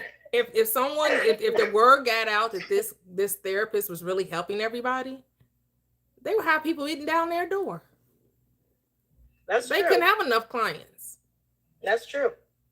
But they don't even understand that they're causing. Remember, I was telling you guys that they were the girl was doing the skit about the therapist, and it was therapists all up and down her comments, and they all had therapists. The therapists had therapists because they don't even realize they're making themselves dis-ease or uncomfortable, right? Because you're taking on other people's trauma, because there is no separation in consciousness. If I keep feeding you bad communication, it corrupts good manners, says the script. I keep feeding you. You keep listening to me and all of my problems. Listen to my problems. Listen to my problems. What do you think is going to happen? Yeah, there's not enough whiskey to get you over. Right, you get 10, 15 clients every hour. They telling you what The happened same was, thing. the Yeah. same, What happened was- how they were what happened. traumatized, and so that's all that's on your mind is their problems. Go ahead, Noye. I was gonna say I had a therapist. She was the only one I had that I liked. The other one, we're gonna talk about that. But she used to tell me how to make the thoughts go away. Like she literally taught me how to make it kind of basically the same thing she just said. Release it, forgive it, stop. She said, I know you got some other things you probably need to talk about. Let's get over this. That's what she would tell. She would be so blunt with me. That's good. And I liked her. Yeah. So when she stopped doing her practice to go do something else, I assumed that there wasn't a need for me to go to therapy anymore. So now it was on me. It was just on me to focus and get myself together. I did try to go back, but I did not like the idea of depending, because I did start to get a little dependent. I did not like the idea of depending on her to tell me what to do. So my own self-concept was just like, nah. When she said she was stopping her practice, I was like, yeah, it must be on me. So now it's on me to get it right. And that's just what I did try to go back, but they were all just trying to help. They just wanted me to vent on. I'm over the situation. My only therapist I like, she taught me how to get rid of the thoughts. You're teaching me how to keep talking about it 10 times over. The fact that she ain't stopped her helping. practice, she was like, yeah, I'm done with this talking about the problem, huh? You too real for this anyway. I know why you stopped it, because you're really helping me for real. A lot of therapists aren't really that helpful. They just want to hear you cry and moan all day. It's their job. That's it. Yeah, they keep them Oh, like- checks coming. Hey, they got a house and car note to pay for. Hey, I feel it. True. Hey. Sometimes I just tell myself, okay, look, you can cry for 5 more minutes and then we got to move on, okay? Because we're not going to live here. Let it out of your system, okay? And then we're going to. I mean, people move on. people needing solutions is a big business, right? So a lot of people make a lot of money being in that position of I have the answer. In the solution game, yep. Yep. I mean, people come to me for solutions, and I'll be like, I ain't got no degree. Just because I look like I got it all together, it don't mean you come and ask me about your. I'm like, y'all don't understand how much control I have over my life. You realize I realize I ain't never been through nothing for real. Y'all over here telling me stuff that has never touched me with a 10-foot pole. I can't help you. Yeah. Maybe I can by telling you to just, is it over? All right, then it's over. Exactly. Over. I don't know. Okay. And is that Kiana? Is that how you say it? It's Sienna. Sienna. Hello, how are you? I'm good. How are you, ladies? Good, thank you. Doing good. I kind of came in when Noye, how do you pronounce your name? No, that's right. That's it. When Noye was saying how her coach was saying you just have to like let it go so you can receive. I've been practicing something very similar to that. And I can dive into it later, but I'm not sure if I'm supposed to answer the prompt or, I haven't been in the room long, so I'm not really quite sure where you guys are right now. No, we're kind of, it's like we're just talking basically. The prompt is about manifesting. So it's based off the scripture Mark 11:24. But you're free to talk about whatever topic you want to, other than, I'm not a Christian, so I don't do the proselytizing or talking religion. So I don't either. I'm not one either. Okay, good. There's no disclaimer. I got it. Okay. But I really, what caught my attention was when you said, awareness is the only reality. And you're so correct on that. I wish I would have known that earlier in my life, We all say that. I wish I would have known. But it's such a beautiful thing once you understand that we are all the observers, and we're also being observed and the co-creators of our lives. And sometimes we get stuck in these loops. I call the loops recursive loops, right? And in order to break those loops, you kind of have to trick your RAS, which is your reticular activating system. So you have to go in and retrain yourself to what you constantly see, and pull in new experiences. But what Noé said about, letting go, I've realized, remember how it talks about neutrality? Remember, the term neutrality? Do you remember the term where it talks about polarity and duality? Okay. So to neutralize something, when something's not neutral, it has a charge. Like, think of a light bulb being turned on. Mm-hmm. And when you turned off that switch, there's no electricity going through that light bulb. So listen, you guys, this blew my wig off when I realized this. Everything that we identify with, everything that gives life meaning, it only exists because our emotions give our thoughts a charge, right? It gives the thoughts a charge, and whatever we give charge to, we manifest, whether that's something we like or something we dislike. And I realized once we learn how to observe without processing an emotion, which gives it a charge, we can pick and choose which fractal or which timeline or which thought we want to entertain without creating a physical manifestation of it. We can intentionally choose. But when we remain neutral to the oscillation or to the rhythms in life, like there's ups and downs in life, right? Everything has rhythm. And when we choose to remain neutral to certain situations or environments, we're not releasing our energy. We're deliberately choosing to either reserve our energy or to discharge it. But when we reserve our energy, we don't give it charge. And then also, there's things that we used to give energy to, maybe past relationships or people that maybe have done us wrong or jobs. But when we go back in and take our energy out of it and we choose not to allow our emotions to take root in that experience, we release it. Okay. I'm going to counter a little bit, because can energy ever be at rest? Everything is always moving. Right. So you're giving your energy to something, right? Right. Absolutely. So it's whatever you're giving it to is causing that thing to be made visible to you. Exactly. Yeah. So are you saying neutrality as in withdrawing attention and giving your attention not to this, but to that?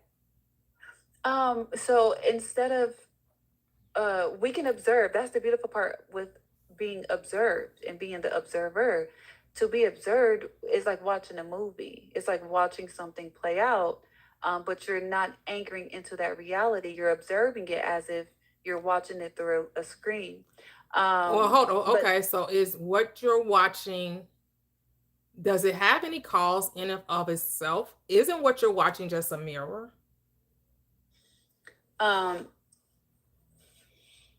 So are you making your world separate from you? So no, it's not separate from you. I'm not making it separate. But what I like to do is sometimes step out of it as I'm identifying with it and think of it as if it's just feedback or data. Like, think of it as if it's just like a code, like you're rendering in a video game or something. Okay. So look at the codes of everything that's played out. How can you go in and take them codes and restructure it in a way that you want to change your current reality? Write a new code for yourself because you figured you didn't like the way the old code was playing out. So you observed it, you saw the glitch, you saw the virus, and like, oh, let me go in here and just take this out. And I'm talking about just releasing that anchor to that identity or that charge, and rewrite a different code for yourself. But no, energy cannot be destroyed at all. But there is a thing called recursive engineering.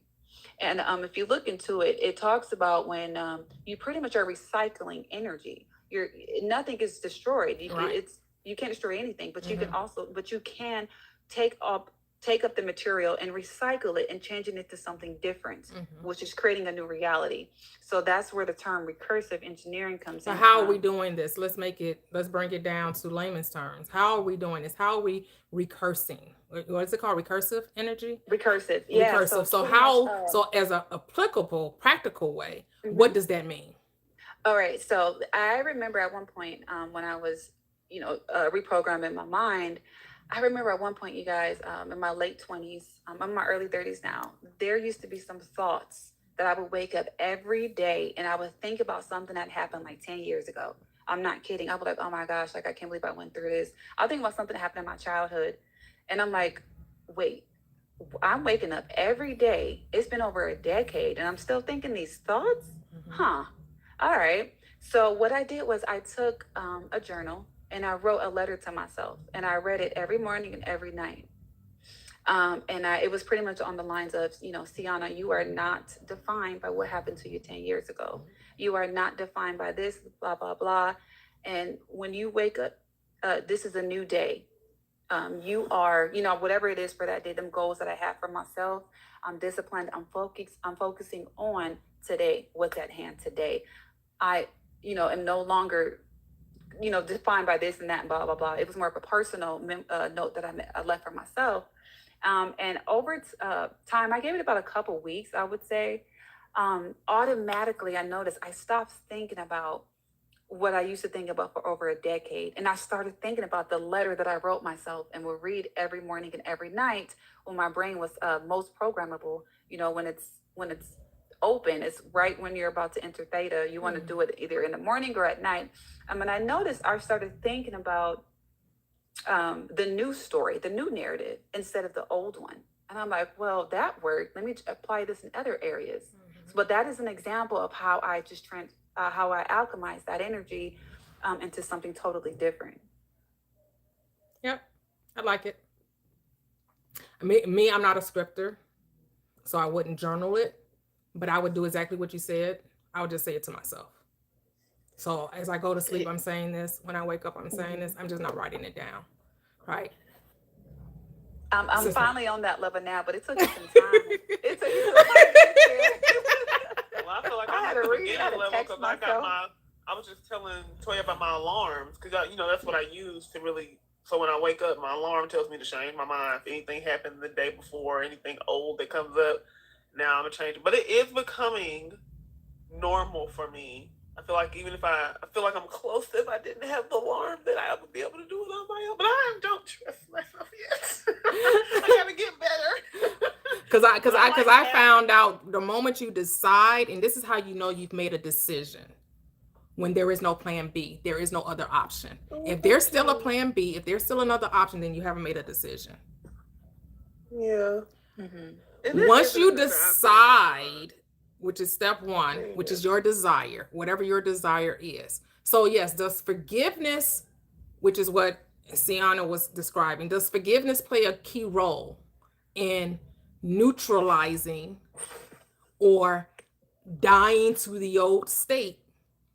That is key, because you do have to let go of what was in order to embody what is, which is the state you desire to occupy now, right? Which is your desire, which is your decision to be this and not be that. So you do have to what? Not be defined by the past. And so I have to tell myself, why would I punish, judge, condemn myself for something I didn't know. We're not doing that. So that's what forgiveness is. It's deciding not to punish yourself, condemn yourself, judge yourself for past choices, because they don't define me anyway. So the script says, therefore I say to you, whatever you desire when you pray, believe you received it and you shall have it. So desire is your decision.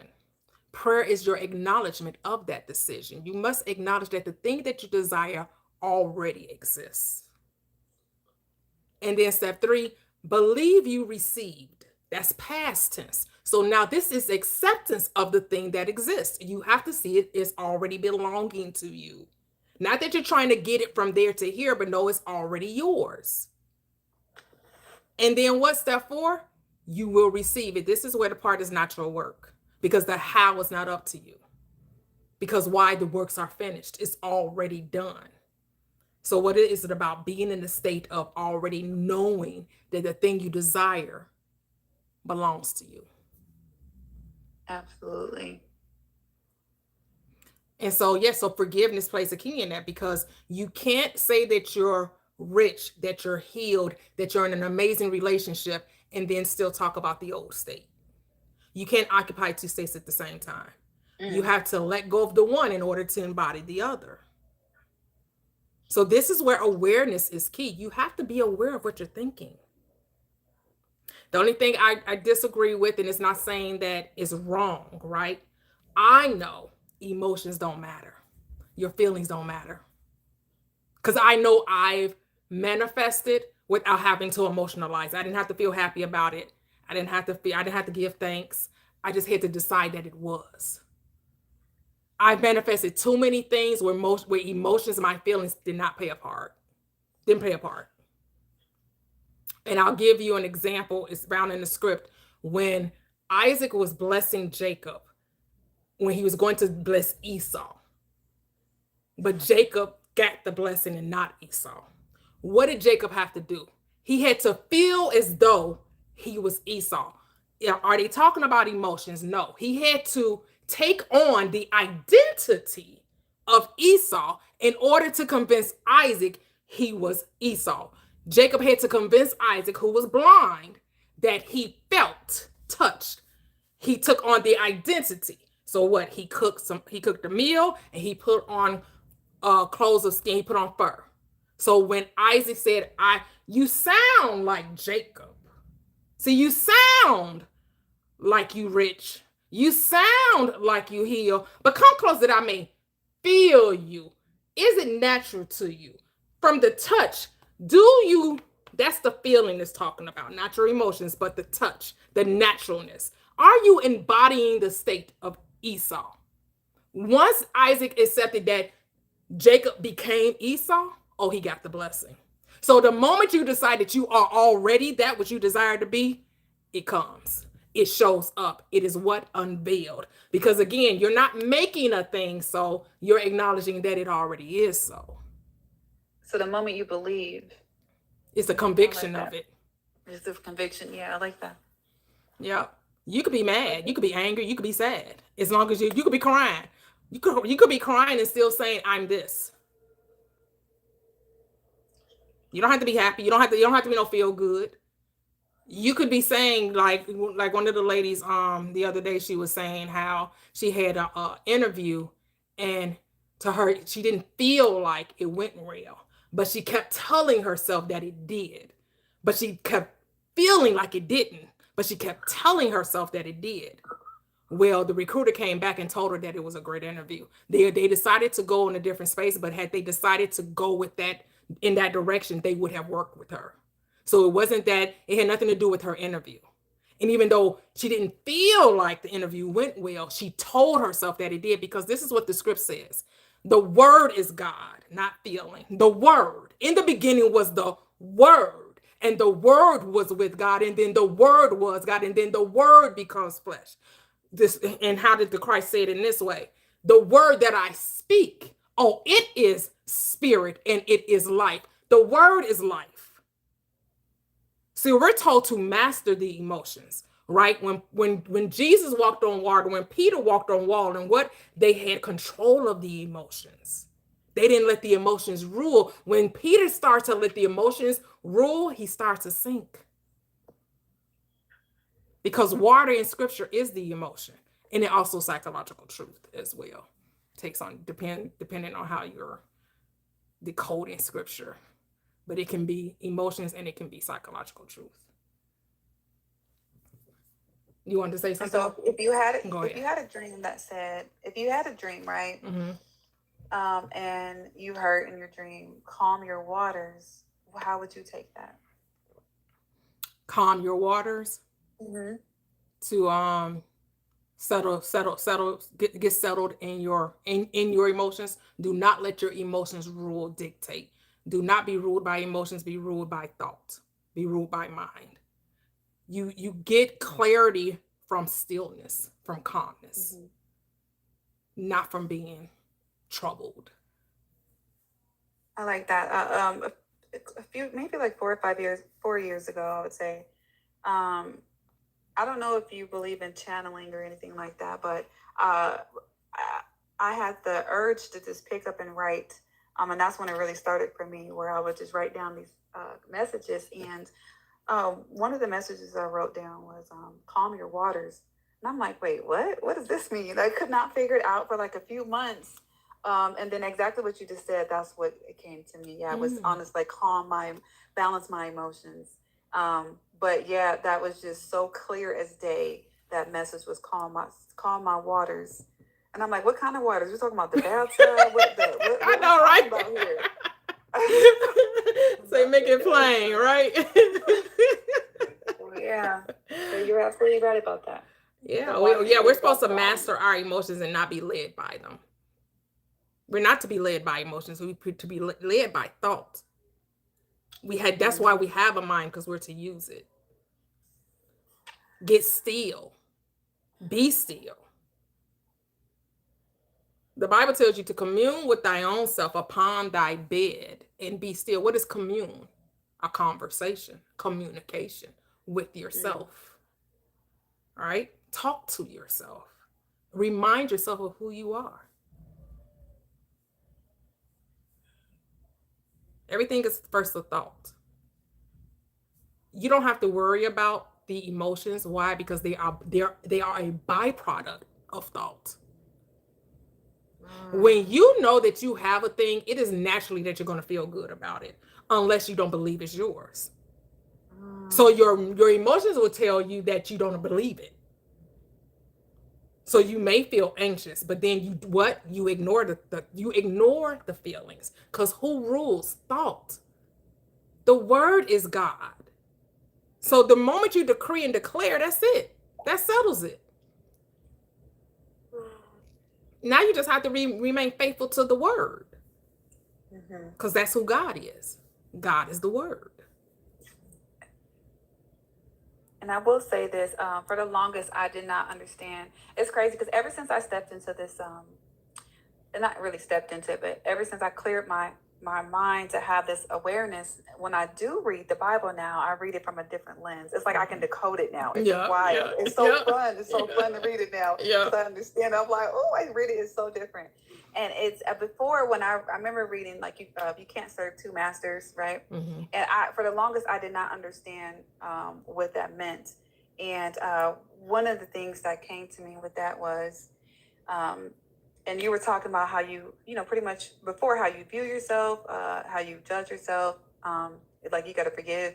But when you said that, it made me think about when we view ourselves as less than, or when we judge ourselves.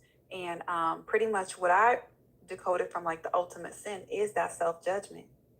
The unforgivable sin is us not being able to forgive ourselves and condemn ourselves and judge ourselves. And when I thought about you can't serve two masters, if we're not seeing ourselves as extensions of God and we see ourselves less than, we are serving the what we identify it with, which is not our true selves. And when we are serving that, we would never be able to embellish in the richness of who we are. Listen, my mind was blown. You hear me, Prosperous? I was like, oh, wow. This whole time I've been condemning myself, this blasphemy against self, right? Like, Right. I was just mind blown. Because I have entirely stopped that behavior. I'd be like, oh, I did it. I did it. I did it. No, it's no judgment. It's just what happened. We're going to move on from it. Whatever outcome comes, it's all going to happen the way I want it to. Right. So- Because so it's happen- about, because the Bible talks about different types of judgments, right? Mhm. It says, do not judge, lest you be judged. Condemn not, you won't be condemned. But if you forgive, you will be Mhm. forgiven. And then it says, be careful how you judge. Yeah, Because the that part. judgment that you meet against another will be judged back to you. And it will come back, pressed down, shaken together, running over. And then we have righteous judgment. And so what is righteousness? Discernment judgment? Or what do you mean, righteous judgment? Realizing that you're already the thing you desire to be. Oh, okay. That's righteous judgment. So you So is it judge. kinda like what I was- So you judge yourself as already being that which you desire. Yeah, so you I know like it's that, coming. yeah. It's in alignment, so you don't worry about no need to judge yourself for what you did. You know it's in alignment to what you're going because you know it's so. So you don't have to worry about that. Yeah. Huh. I did have a question though. Mhm. When y'all were talking about neutrality, I wanted to, well, at least what she said about neutrality. So is it safe to say that if you don't choose anything, that you're leaving yourself susceptible to anything to happen? If you don't choose, you just sit there and don't choose what you want, are you leaving yourself open for any possibility in that case?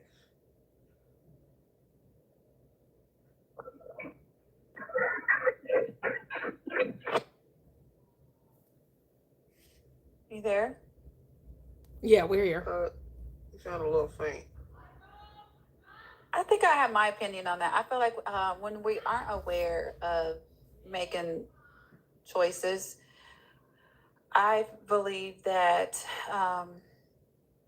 we can subconsciously, without making, what I mean by that is without making a conscious decision, make decisions or choices that may not be in alignment with our highest good if we're not consciously aware, depending on where we are. But I feel like if we're already on that path of awareness, we're just going to draw in more abundance. But I feel like if we're struggling with who we are, our identity, we're going to draw in more of what we struggle with so it could trigger us. And the triggers are for it to press us to the point of awareness so we can expand. So I feel like we'll draw in more of what we don't want if we're not aware and we are suffering from an identity collapse with who we are. What do you think about that, Prosperous? Well, I guess I'm trying to understand the concept of neutrality as Noye is. Oh, I think it's more like, cause something I tell myself, someone that talks to me all the time, they say, oh, you're so sure all the time, you're so sure. I said, well, aren't you sure about things? She said, I just let stuff happen to me. And I said, well, if you're not if you're not choosing something, then you are just letting whatever, so you just gonna let anybody throw pie at you if they want to throw pie at you. And she's like, well, I just don't feel, I don't know how to do what you do. I said, well, it's not I said, get off of me. I tell her to get off of me. Because I ain't, even though I know you're me and all that, she doesn't understand it, so I'm trying to speak her language. I said, get off of me and think about what you want. Because if you don't choose anything, you're taking scraps. I said, do you want scraps? And that made her think. So I was thinking when she said that, if you're leaving yourself neutral, and I understand what you said, Sienna, thank you for that. If you're leaving yourself neutral, are you just allowing, energy to do what it wants with you? I guess the question is, are you ever not choosing? Yeah, and that's why Kevin said you're always choosing. So I'm like, It's impossible. You're always making a choice. Not making a choice is making a choice.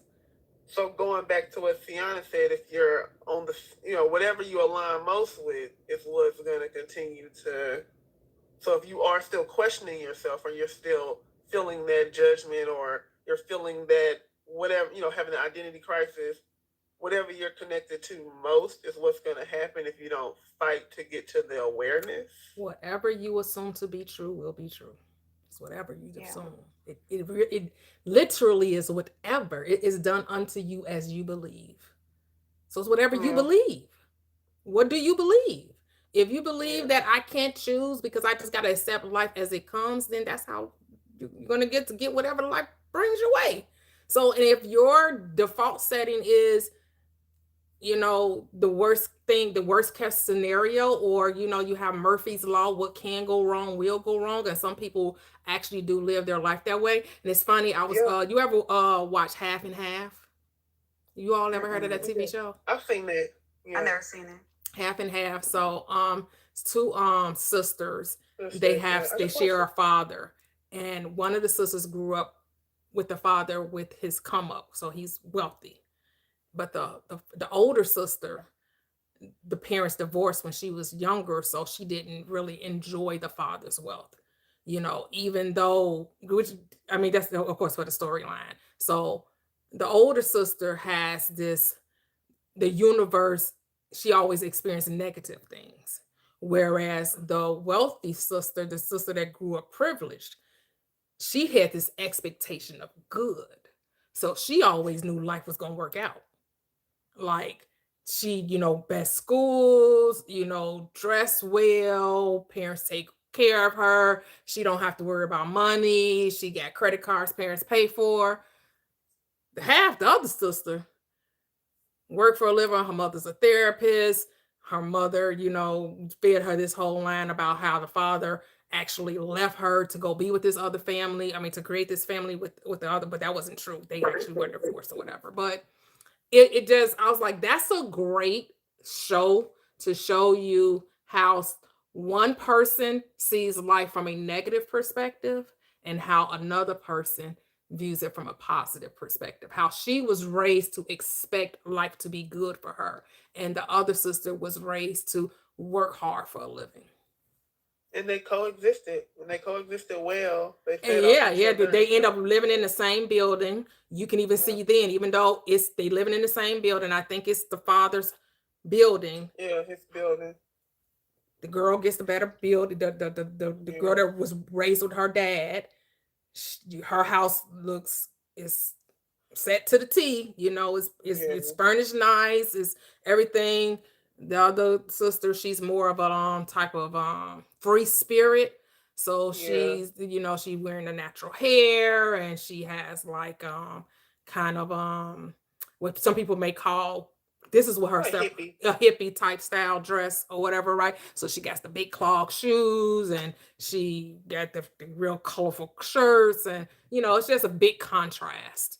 And it was like, that's a really good show. So you can, because you want to have the mindset of Dee Dee and not, I forget her sister's name. Mona, yep. I just watched it last night. I did too, Noya. I was binge watching it because I hadn't watched it in so long. I was like, I need to watch that show again. It's a good show. It is. It will. Dee Dee will help you get your mind right if you're struggling with believing that life is supposed to be good for you. And I get it. Like, most people probably say, well, she grew up with that lifestyle, so why would that be a stretch for her to think that things should go well when things have always went well? She has an expectation of that because that's how she was raised. Yeah, and that question was me trying to understand somebody else's reality, because of course I understand how that goes, but they're in a spot where they're trying to. I can see the change happening, and I want to be able to understand their point of view when they come to me and ask me questions, and I don't want to be too well. It's not that I don't want to be. I just want to understand so that I don't come off too harsh and push away. Mm-hmm. And I know it's what I believe, so I have to not believe that, and it won't be so. So I know that's why I stopped myself from saying it a minute ago. I mean, like, is she questioning? Is she questioning? Like, is she looking for direction? Yeah, people come to me asking for stuff. People do this to me all the time. That's beautiful. I'm just a human. Man, you're so silly. I'm just a human. I know. But yeah, she had some stuff happen to her. She's like, "Why is this happening to me?" I said, this is the thing. Her ex-boyfriend was really bad to her. Okay. She said, "I don't understand how this happened to me." And I said, you don't? Because I remember the way you talked, and how you wanted love so bad, and you did not care how it came. And you had to learn that you do care how it comes, that you don't want to just be with anybody. You want to be with someone that treats you fairly. So the universe gave you gave you something, just threw something at you, didn't give you the best, because you didn't ask for the best, you just asked for something, and you just got whatever. And now you're like, I don't understand. Well, you did. Yeah, because the thing is, what is her for core sure. beliefs around relationships? This is why she drew in the type of relationship she drew in, is because what's her core beliefs? Does she believe that relationships are supposed to be a struggle and hard, and that she don't deserve to be treated well? Like, people have to be One of those honest with complainers. themselves, right? People have to be honest with Right, themselves. right. Do you truly believe that you deserve to be treated with the utmost respect, with love, I don't to be believe she did. considered, right? Yep. To be treated, to have a symbiotic, faithful, committed relationship? Or do you think, well, all men cheat, that's what they're gonna do, you know? That's the type of stuff she would say, literally. Well, and I then would be like, mad that "Stop the man is saying cheating." that." She said, men don't understand women. Men don't understand women. Men don't understand women. I said, mine understand me. What you talking about? But you know, I had that mindset. Remember, I told you guys, I talk about it Yeah. during my first marriage, and after that first marriage, I had to realize that I was dehumanizing men. I was seeing men as they just want what they want, and they didn't consider our feelings. They didn't really have feelings. That's how I saw men. So I had to make men human and be like, no, they got feelings just like they want to be loved. They want to be treated nice. They want to be treated kind. They want to know that their significant other wants them, craves them, loves them. You know what I'm saying? So I had to rework that in my mind. And then I Yeah. had to realize that I deserved that. That I deserved to be a good man. Yep. I think she's learning that lesson, and she just have, you know, how you have that moment. You know, the awakening happens, you have that moment. And I think she's just having that moment. And I said, you really need to make sure you know what you want. And you can ask me all the questions you want to ask me, but I'm going to come to you. I've always been really big-headed about myself, honestly, and I hid that for a long time because people say you're supposed to be humble. I come from the church. Supposed to be humble, supposed to be humble, supposed to be humble. Now I'm just like, girl, you got me now. I'm going to tell you to care about you first. Care about you first. Care about you first. And once you get yourself together, then you will get what you reflect. Yeah. So Yeah. if you haven't focused on caring about you, and you don't know what you like, and you don't know who you are, you probably don't need to be with nobody no way. In my opinion, that's my opinion. Because don't nobody feel like carrying you. I don't want to carry you right now. See, I'll talk blunt to folks. That's why I got to tell folks to stay away from me. I'm going to tell you. I'm going to say, I hurt your feelings. I'm sorry. But it's true. I just want you to be prepared for real relationships. When you have that real relationship with yourself, because something I'm learning through my relationship now is up and down, and how that can happen, and how you have to, when it's really the person, you got to stick with it. It's not hard to stick with it. You stick with them, you help them through the situation, and you keep going. It's not always them not aligning with you. Sometimes people go through stuff. I used to be I get leaving when stuff gets hard. But what about when it gets hard and that's not what it feels like. You can't leave yourself when stuff gets hard. So when you go through that with yourself and really see yourself through ups and downs, it makes it easier to know when it's up and down, a down you should stick with, or a down where this ain't alignment. Because my ex, it wasn't alignment. But in other situations, with friends I have, we're still friends. Even though we had a down one, we're still friends. Because I could tell the difference between us disassociating, needing to get away from each other, and us being in union. And this person's just having a moment right now. So I just feel like she's wrestling with her own self-love. Once she gets that together, everything will click. It's happening. I feel like I went through something similar like that. And I used to disassociate for probably majority of my childhood. I'm not quite sure if it's something that built character with me or not, but I disassociated majority of my childhood, my adolescent years, well into my teenage years, probably early 20s too, because sometimes, as for some children, when you're going through childhood, if it's very toxic for you, in order to be safe, especially if you're not really safe in your environment, you learn to dissociate. So in order for me to just, I guess, maintain my level of sanity and to feel safe, I would dissociate, or I have like imaginary friends. I would, like, sometimes I'll be locked in my room for hours. Y'all went through a lot of severe childhood abuse. So, and I would, in order to, I would make the most of it in my own little world, in my own little head. Maybe it may be more creative in life later on, but I will say that when the environment is not healthy for you and you don't know how to regulate yourself in an unhealthy environment, it's very easy to learn disassociation. And so I knew once I became a young adult that I did not want to be in any kind of stressful, like to this day, I cannot handle high stress environments. I just don't want to. It's not good for my nervous system. I really have to consciously ground my sympathetic nervous system if I'm around a lot of stress or loud noises and stuff like that because of, my childhood. So, but once I started feeling safe in my body, like once I got in a calm environment, then that's when all of my thoughts, that's when all of my emotions, all of my dysregulation started coming to the surface.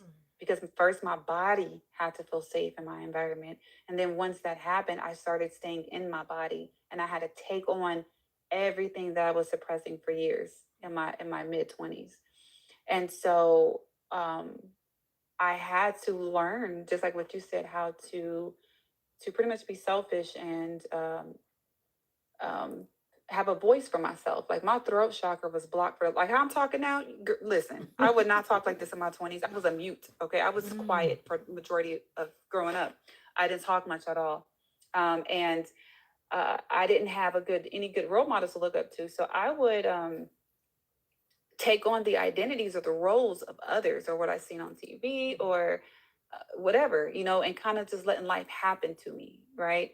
So once I started remembering pretty much who I am, doing a lot of self-work, that's when I felt more grounded in my body and I felt more aware, and I stepped into the level of consciousness that warp speeded me, or I would say quantum leaped me into that into the awareness I have now.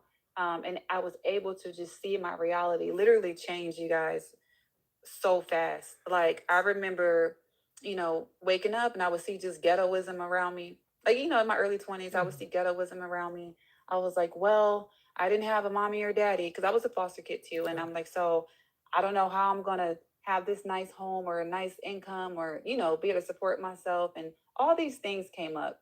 But once I started to follow these rules that she has up here, pretty much decide, acknowledge, believe, and receive. Once I started working that into my life, it's crazy how fast your reality would change.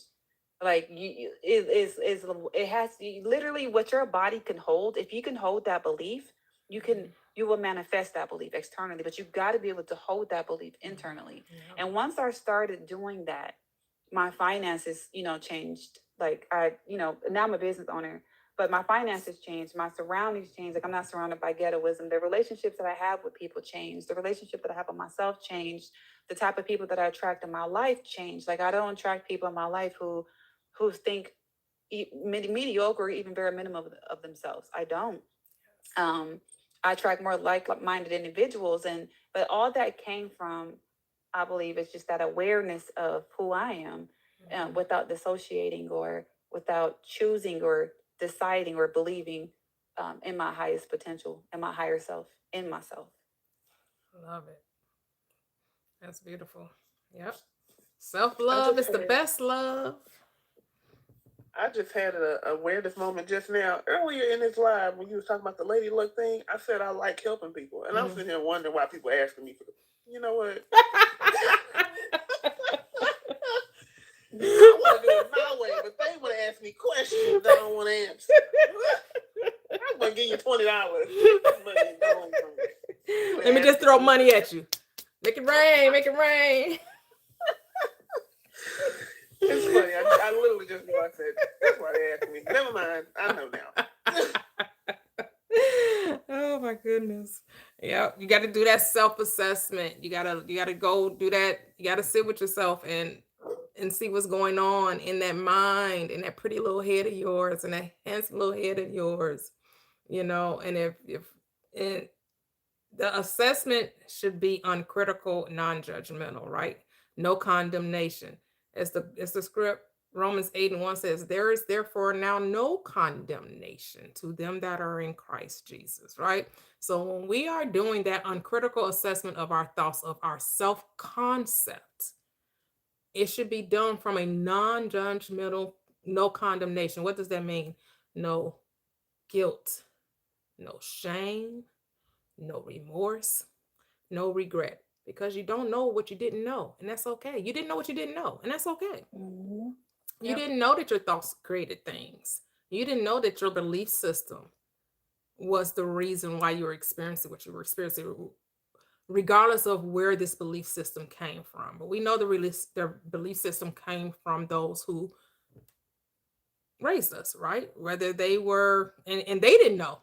They didn't know how to love. So how are they going to show you how to love or even love you when they themselves didn't love themselves and probably didn't receive love? This is when people talk about these quote unquote generational curses, right? I'm just passing down unloving ways to the next generation. I'm going to pass down fear. I'm going to pass down contempt. I'm going to pass down unworthiness and doubt and limitation and fear and negativity. I'm going to give it all to you because I don't know what to do with it, so I just got to give it to you. And then you get it and you all discombobulated and you're wondering, like, what kind of world am I living in? This helter skelter world, this bipolar experience. Like, they saying they love me, but it don't feel like love, and they mistreat me, they abandon me, they neglect me, and they calling it love. Like, what's going on? Until you awaken to the truth. And now you gotta what? Deconstruct all of that. Now you have to tell yourself that that experience is not who I am. It's just experience that I had. It doesn't define me as the true being that I am. I'm actually love, and so are they. They're love too, because this is where the forgiveness of them, right? What you were saying, Oye, and not you have to forgive them, forgive yourself, and then let it go, right? Because why are you going to hold them guilty to something they didn't know either? They don't know either. They didn't know what they were doing. People having children and not knowing how to care for them, how to love them, how to, they have no idea. No more than you knew. They knew less.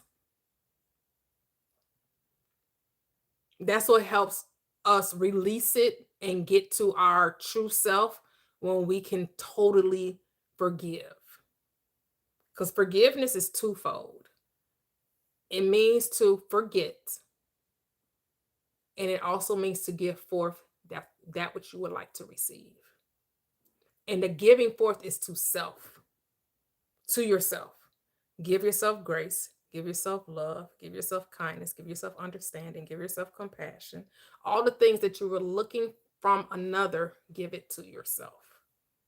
Because once you give it to yourself, then you can give it to others. Because you can't give anything to me that you don't already have. Impossible. You can only give what's in you. So if it's not in you, you can't give it to me. So it's just about remembering who we are, like, right? It's not about trying to be something. That's also something we have to, you're not trying to be anything, you're already it. It's about surrendering. Surrender to the state of love. Surrender to the state of peace, joy, because that's who you are. You're not becoming, you already are. To them that have, it shall be given, and to them that in more in abundance. But to them that have not. So if you don't think you have it, you ain't gonna get it. See, the loveless never find love. Only the loving find love because they know where it is. It's in them. It's who they are. And so it's about acceptance, which is 2, acknowledgement, recognition. Accept, with 3 is really acceptance, but it's all of that. It's the desire, acknowledgement of the desire, or the state that in which you want to occupy, right? That's what desire is. It's the state that you want to occupy. And all states already exist. The state already exists. You're just what? Moving into the state. Embodying the state. Being it. Just be it. Stop thinking you have to earn it. You don't have to earn it. You just have to be receptive to it. Just put your hand out. Surrender. Come out with your hands up. No work. Ain't no work. Just acknowledgement. Just acceptance. Just surrender. Stop fighting with yourself. No push, no pull, no strain. That's what makes it take longer when you think you have to fight for your right. No fighting. Because there's nothing to oppose you. No one is against you. But when you think you have to fight for it, now you're just maintaining the old state. Fighting for you're fighting for the limitation when all you're supposed to do is give up the limitation. Be loosed and set free.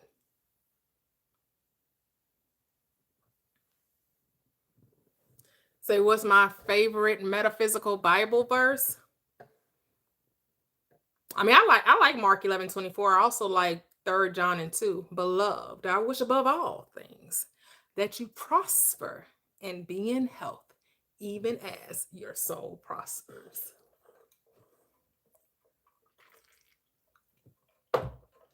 I got a few of them though.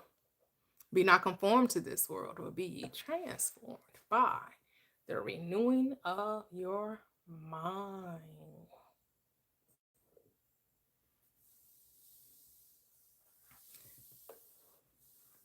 All the scripts that remind you it's a mind game.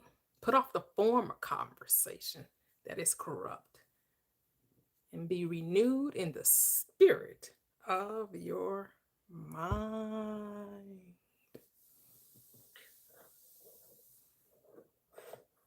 Okay, of course, Kevin. Did you put in a request? I have a question that might be out there. Oh, go ahead. Now it is going to be out there, but I'm just curious. Do you think that when we see other people, do you think everything is just a fragment of our imagination? Yes. You don't see Isn't that so people. mind-boggling to think about? Yeah, you don't see people. You see your assumptions. Everyone in your world is an assumption of your belief system. Whatever you believe, that's what you're going to see. What about if you see someone having just a terrible day and they just being angry and Well, just, who's thinking that it's a terrible day and that they're angry? Who's thinking that? what if you see them acting that out? Or if you Okay, see so who's people, saying it and fighting who's with each other? thinking it? Who's observing it? Self. Who's thinking it? Self. No, but seriously, I'm This ain't no, but seriously, you think I'm not being serious? Like if you see 2 people like scrapping in the grocery store, is this really my imagination? Oh my goodness. Here's the thing. You have a subconscious belief that people don't get along. So your world has to confirm that to you. What about the Epstein files? Well, we believe that bad people exist, and we as a society consciously have decided that on a subconscious level, we think bad people, they're rich people are bad people inherently, right? They got too much money. They don't know what to do with. And that these people exist and this is a possibility. Ooh, so it's a collective, what's the word? It's a Consciousness it's a collective consciousness. or agreement. Oh, yeah. Yeah. Because not everyone is aware of that.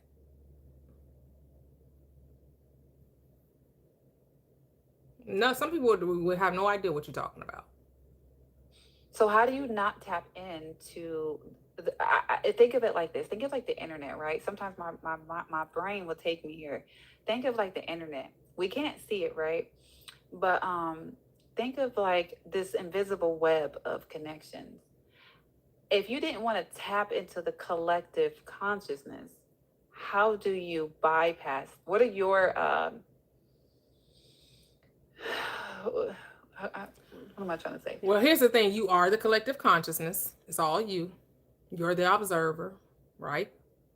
There's only one mind, but you are the individualized expression of that one mind, which means you're undivided. We're all connected. And you're only seeing what you believe to be true. Okay. So, yes, I'm seeing it, but how you're perceiving it, how I'm perceiving it may be totally different. Okay. I was thinking from like a micro to macro perspective. Like if we're all are individuals, but we're all a part of the, like we're all are micro as an individuals, but we collect into the macro as a collective, where you get the term like do your part. If you want to see the world change, you be the change first. Are we so yeah, sometimes my mind oscillates between, well, I understand that I'm observing is my own observations. Is that also the macro is still my own observations as well? Are you separate? Is when you say micro, macro, are we dividing consciousness? I don't see it as a divide in consciousness, but I see it as a polarity. And I see it as contrast. Do you believe in contrast? But it's two parts of the same thing, though, right? It's two sides of the same coin. So I see That's it all like polarity as, is, right? So it's on the same spectrum. It's opposite poles, but it's the same thing, right? It's right. that's the paradox. That the macro is the micro. The micro is the macro. There's no separation there. Where I see it as being on the pole, right? Because if you think about a pole and polarity, it's all one source. It's not a separate. But once you collapse into a duality, then it becomes dual. That's You gotta it. collapse into it. Are you supposed to? It's and the awakened mind. Does the awakened mind operate from a dual mindset or from a No. oneness? There A you go. oneness. There you So go. it's once So you there is collapse no into it, duality. so, There is no duality in consciousness.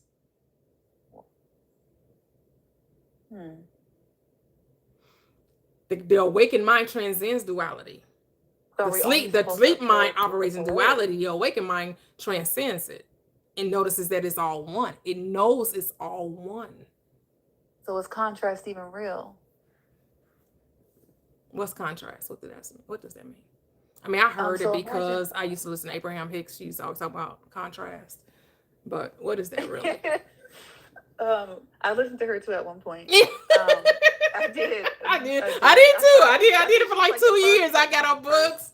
I used to eat Abraham up. Not anymore. I moved past that, but I know, I did too. Her and Louise Hayes. Yeah, a few of them.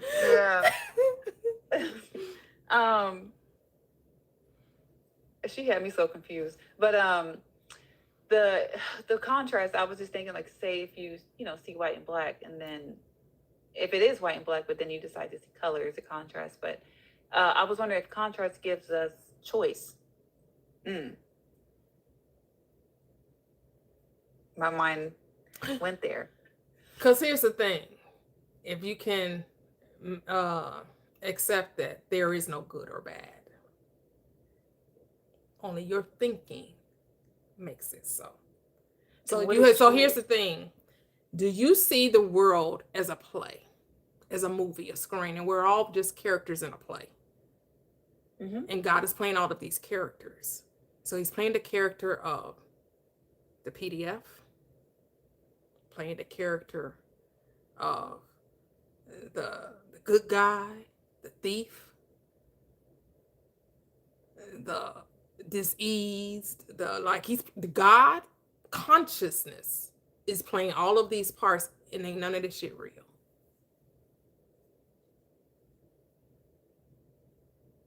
And So it's Prophet, just like help me watching, with this. and it's just Help me like with this. watching a movie on a screen. You So know, what is choice? choice is decision. So how Deciding do what to, you have the freedom to see whatever you want to see.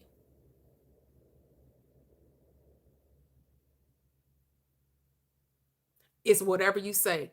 The script says, whatever Adam calls it, that's what it shall be called. Because see, today we call something wrong, tomorrow we'll call it right. And today we'll call it right, and tomorrow we'll call it wrong. So then what's really right or wrong?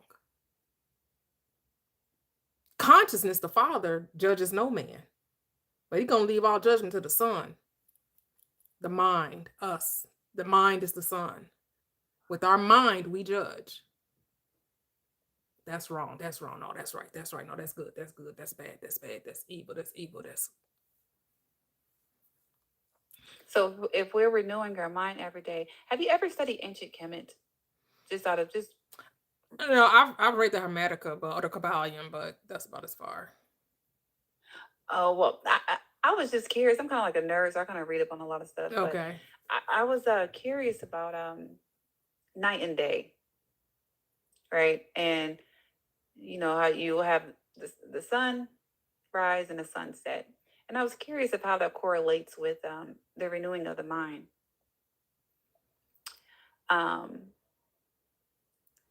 So And I was also go ahead. no, you can finish. I don't want to interrupt you.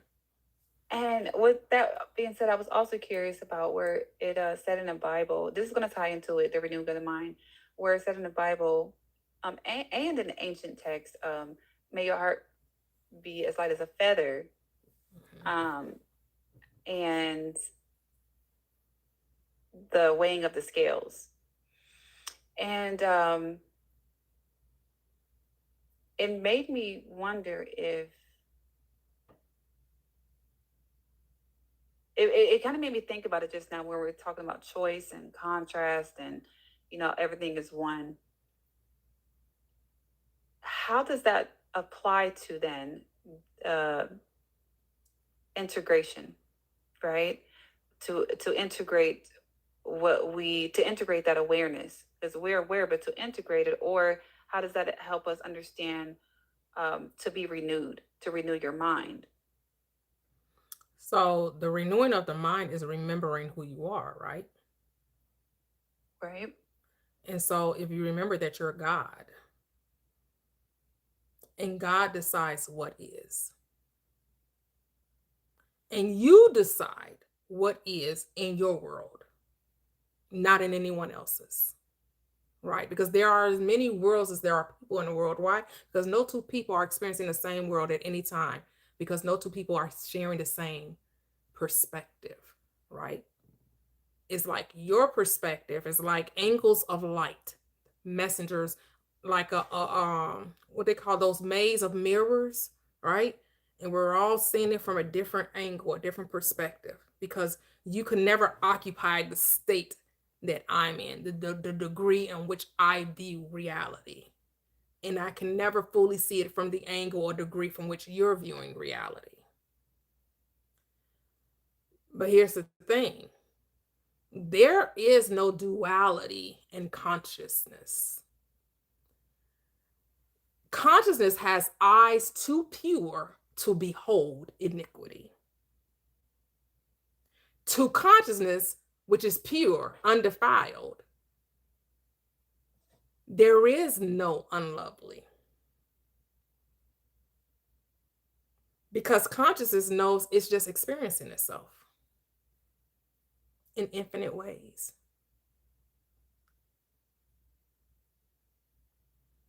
Because how can it be wrong when there's no ultimate judgment? Is there ultimate judgment? Mm-hmm.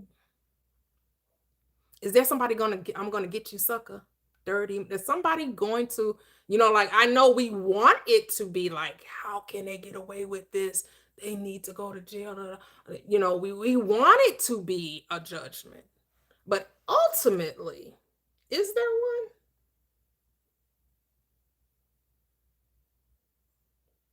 one? Right. I feel like I need to be paying you for this session. I'm like, I need to drop some more gifts. I appreciate you. I appreciate Change you. your lives. I need to start dropping wolves and galaxies. I was telling her earlier, everybody in here that changed my little life. I changed it like y'all said, but I sure appreciate y'all for the encouragement. All right. We're gonna let Brother Kev. He wants to say something. Hello, Kev. Go ahead. Hello, everyone. Greetings. So, well, you Thank you. said everything I just wanted to say a minute ago about the duality. The reason, if I could bring some clarity, the reason the things or the perception, because it's all an illusion, because the perception that there is evil is coming from you, because you feel that there is a wrong that needs to be vindicated. You create something that needs to be that justice needs to be vindicated. It's not about the files. It's about the way you think. It's not about the collective. There is none. We are trying to, and I try and continue to try my best to remind you that you are God in the power that you possess, not the power you're trying to get or the level you're trying to get to. You're already there. When it says that you are created in God's image, literally, you are not male or female, you are energy. If I ask you what your name is, you'll tell me the name that was given to you at birth. We say your good government name. But that's what people and you call yourself, but it's not who you are. You are the ultimate intelligent. You are omnipresent. You cannot die. You cannot be destroyed. All things that are of life come from you. They spawn from you. They exist because of you. That's what we're trying to educate you on, remembering who you are. We have nothing to give you because you have everything. And you are everything. That's why I can say, I am you and you are me. Because we're both energy. Am I saying this right? Mm-hmm. You got it. We're energy. You're not who you think you are. or I should say you've been told who you are. You're greater than that. There's no one besides you, and besides you there is no other. This is who you truly are. You are energy. That's why I can say you're from everlasting to everlasting. All the songs, I think Toya and I mentioned that to each other, all the songs about love, or all the poems about love, all the expression about love is written about you, from you, to you.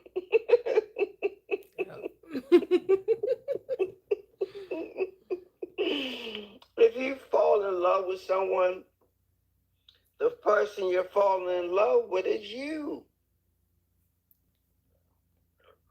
You're falling in love with you. You're remembering it's why you're here. It's why you're here on this planet. Someone talked about when you dream and you wake up and you come back to the 3D, you know, that dream seems so real. So even though you wake up and say, oh, that was a dream. What you don't realize is that you're waking up into the illusion. Mhm. You're not waking up into reality. When you dream, that's reality. Your body, your 3D, your avatar needs to rest. It has limitations. But you are not human. You use a human form, but it's not who you are. You're so above human, that's why the emotions don't matter. You don't need your emotions. You just need to be who you are. And me telling you that is reminding you who you really are. So why am I here? Why am I on this live? When you really understand it, I'm here because you drew me here. You brought me here to tell you what I'm telling you. I'm not telling you anything you don't know. I may be saying some things that your avatar don't understand and it's not meant to understand. But your spirit, the real you, resonates and understands it. And go, oh yeah, that's right. I'm sent here to remind you who you are. How did I get here? You brought me here. You sent me here. To do what? To say what I'm saying to you right now.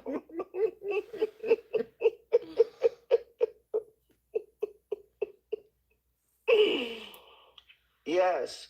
When you were a little baby, an infant, who taught you how to love?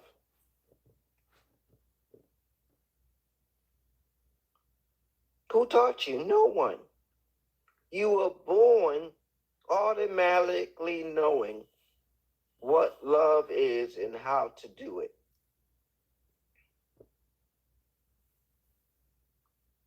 Somebody says they don't teach little babies when they're told you can't have a cookie, and they wait till your back is turned and they go sneak a cookie, and you ask them, did you take a cookie? No one has to teach them to lie and say, no, I didn't take no cookie. You can see the crumbs all around their mouth. Right? You instinctively know how to be whatever it is you want to be at the moment you want to be it. Being is not something you have to try to do. It's who you are. That's all you know. It's all you know. We're just getting you to be aware. That's what the book is about, being aware. Because your power lies in your awareness of who you are. These testimonies that you're bringing forth, that you said, man, this stuff really works. Yes, it works. Like I said, if you work it. And sometimes it works whether you know you're working it or not. Well, not sometimes, all the time, because it's the law. We're in a belief. We started the live off, me mentioning that this is a belief world, dimension. that we're on. How many things are possible to him that believe? All things are possible. That's why this is a 3D dimensional world. Because everything is an illusion. It's based on your belief. And I'm talking, I'm not fussing, I'm speaking passionately. I'm speaking passionately. Because I love all of you with the love and mind of Christ. Meaning with full acceptance, exactly the way you are.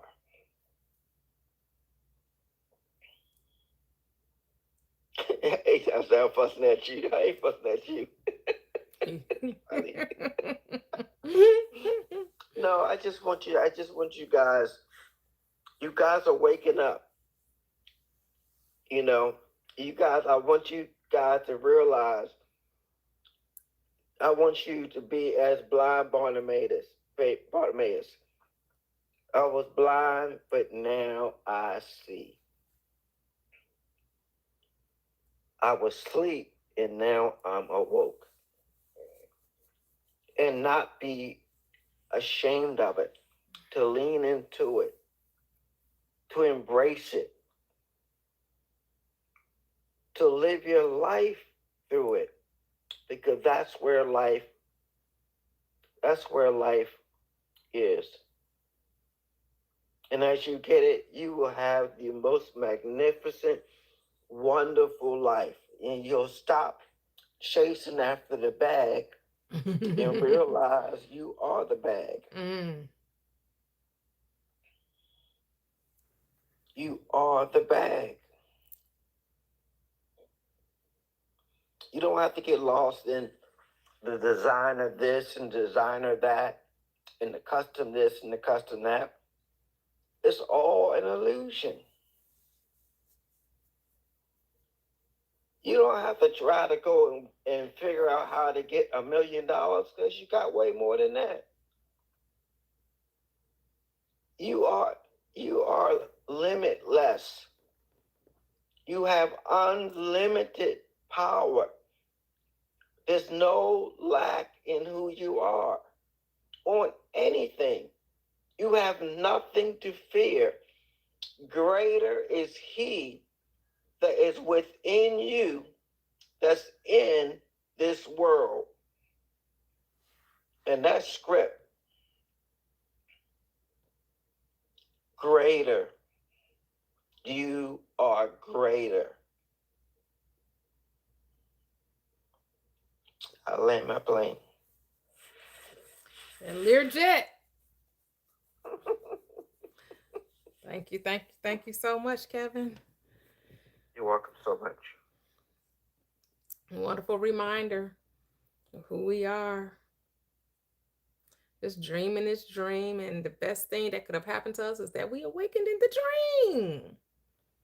Row, row, row your boat gently down the stream. Merrily, merrily, merrily.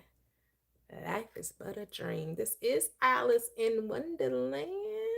I'm late for a very important date. No time to say hello, goodbye. I'm late. You're not late for nothing. Stop being in a rush.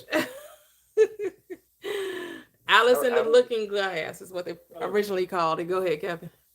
Yeah, I remember when I was in my late teens, and during this time, I was always going within the God within me to reveal to me and to teach me my lessons. And some of my lessons will be taught through a dream. The lessons didn't start until I fell asleep. And in one of those lessons, in my dream, I don't know if I'm ready to reveal that dream to the audience, but I remember falling asleep in the dream and waking up in the dream, meaning having the awareness that I went to sleep and having the awareness that I woke up still in the same dream. And I didn't fully understand what the God in me was revealing. The I am in me was fully revealing to me. And when I asked the question, or actually, it was the fear of this particular subject matter in the dream that I was completely terrified of. Mm. And the I am in me said, as I tried to get away from it because I was afraid of it, I wouldn't confront it because I was afraid of it. And when I stepped across the threshold of the doorway in the dream, it was like the I am said, let me show you what I'm talking about. And it was like he opened the crown of my head and poured himself inside of me. And the entire hallway I stood in illuminated. And my whole body, eyes, mouth, ears, nose, illuminated this tremendous light and power. And the fear that I had was completely gone. And before all that happened, I was told, greater is he that's in you than he that's in the world, meaning I need to tap into who I was and who was in me. Because who I was and who was in me was greater than anything, and I had absolutely nothing to fear. No one. And the only fear that comes along is the one you create in your head. It doesn't exist. It does not exist. What's it? The acronym for fear? False evidence appearing real. Right? Because it's false. Yep.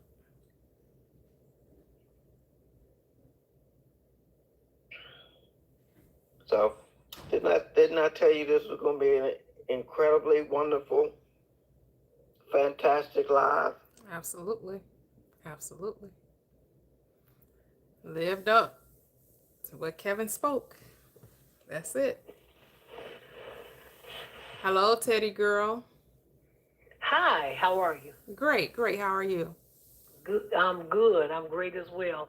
I just see what happens when I finally end up hitting somebody says something that just resonates or takes me back to experiences I've had even before I woke up. I've always been awakening. I told you I've been on a roll, but before. Let me just share this real quick. Something Kevin just said, and wow, just okay. This is actually when I thought I was relating or speaking out to a God. Okay, so just keep that in mind. Mm-hmm. And I'm laying in the bed one day. And I used to do stuff like that. I'm laying in the bed, and I'm real relaxed. I'm very relaxed, just laying there. And I started thinking about, as I do so often and have since a child, about God and about all existence and everything. So I'm laying there. Oh boy. And I go, wow, you create everything. You created people, all these people in this city. Then my mind started going, in every city. Wait a minute. Everywhere. So it kept expanding. Everything kept expanding. Then I said, but wait, I'm talking to myself just like this. But wait a minute, you're greater. That's what maybe somebody said. I said, no, you're greater than that though. Because you created every animal, everything. Every animal, everything we see. Then I started thinking about animals all over. Then I started thinking about birds all in the sky. Then I started thinking about, I said, wait a minute, now that I'm up here, you created all of this stuff, all of these planets. I mean, I'm literally just laying there, relaxing, thinking I'm talking out the greatness of God. So wait a minute. And then I go, and then wait a minute, what about under the sea? And I start going under there. And all of a sudden, wait a minute, seriously, now this is what I'm trying to get you. I always have to know. At that moment, a what's the word? It was energy. My sister told me it was energy. She's gone now. But anyway, okay. When I was saying this, when I just kept going, everything kept getting greater and greater, like more and more. I saw this beam of light, like literally just go shoom, like as if somebody took a light and just splashed it past my eyes real fast from one, like from the left of me to the right of me. And I remember sitting up, like I was laying down when I was doing all this, and I sat up in the bed and turned toward the way it went, and I literally heard myself say, "No, wait, come back." And that was it. That's the end of that experience. I just want to share that. That was nice. That was If beautiful. it's anything good to get out of that, if it's anything, I don't know. But now that I hear stuff now and I go back, I go, damn, there it is. So there it is. Yep. There You're it is. remembering Yep. all along. You are remembering all along. How beautiful. Yep. Didn't even, I got it now. I mean, it was so deep. I'll never forget this. Yep. Wow. So beautiful. So beautiful. Yep. Love it, love it, love it. I think you told me once before, like this, I gotta start getting a little. You told me about, this is what I would like.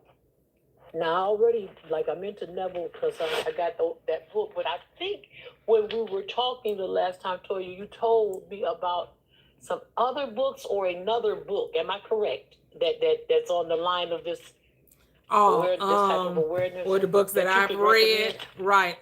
The Power of Your Subconscious Mind by Dr. Joseph Murphy, because he goes scientific and the Bible, because he was a chemist. Okay. Power of Your Subconscious Mind. Your subconscious mind. Okay, but and what's the name again? I'm sorry. Dr. Joseph Murphy. Yep. Okay. Thank you. You're welcome. All righty. Yep. Okay. Oh. Yeah. So we've been on here over three and a half hours. So I think that's a great stint. I'll be back. It is. I was late today. Oh, that's okay. Sorry. That's okay. Yeah. I'll be back Friday. Friday we'll deconstruct Christianity, deconstruct religion. Saturday we'll do the book club, The Power of Awareness. I believe we're on chapter 23, case histories. That's what he calls success stories. He calls them case histories. Yep. To show you how, the law really does work if you work it. And it's basically just deciding what it is that you want and then accepting that it's already yours. And however you actualize that, however you convince yourself of it, however you be convicted of it, right? And it's really about getting out of your own way. That's what it's really about. It's about deciding what you want and not thinking against it. Not trying to say, well, how long is it going to take, or when it's going to happen, or, I'm not worthy, or this is hard, or I got to sacrifice. Because if you think you have to sacrifice, you will. If you think it's hard, it will be. If you think there should be a struggle, it will be. If you think a test has to take place before you're given any, it will. So start having a mindset that things come with ease, with effortlessness, and it will. You want to get in that state of mind, because we do not have to earn the blessing. Remember, we're God. We just say, let there be, and it was. Right? You're not working for it. The works are finished. Everything that needs to be done has already been done. You're not trying to become, you already are. Just get that into you. Let that marinate. Let that sink into let that be a part of you. That there's no rush. There's no hurry up and get it. Whatever needs to take place will take place. Whoever needs to assist you will come and do whatever needs to be done. You don't have to go around trying to convince anyone, trying to get someone to see it, get someone to understand it. You don't have to go beg and borrow. You don't have to do any of that. All you have to do is decide that it's yours, and it is. That sounds too simple, right? That's all I got to do. Yes, all you got to decide that it's yours, and don't speak against it. Do not be double-minded. Because a double-minded man is unstable in all his ways. Double-mindedness have you back and forth and questioning and wondering and trying to fix it or make it so. It's already so. There's nothing to do. When you already have a thing, how are you trying to figure out how to get it? That's what you have to ask yourself. When you start trying to, well, where is it? Why is it taking so long? You have to ask yourself, since I already have it, why am I trying to figure out how to get it? There's nothing to do, there's only to be. Let them use your teeth.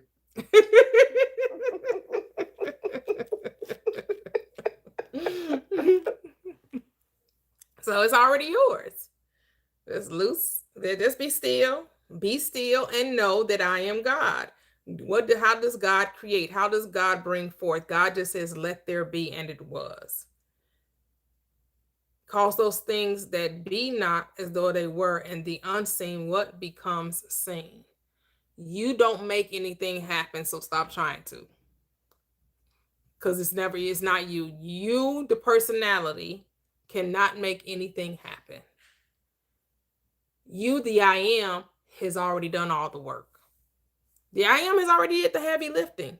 You're just here along. Your avatar is just along for the ride.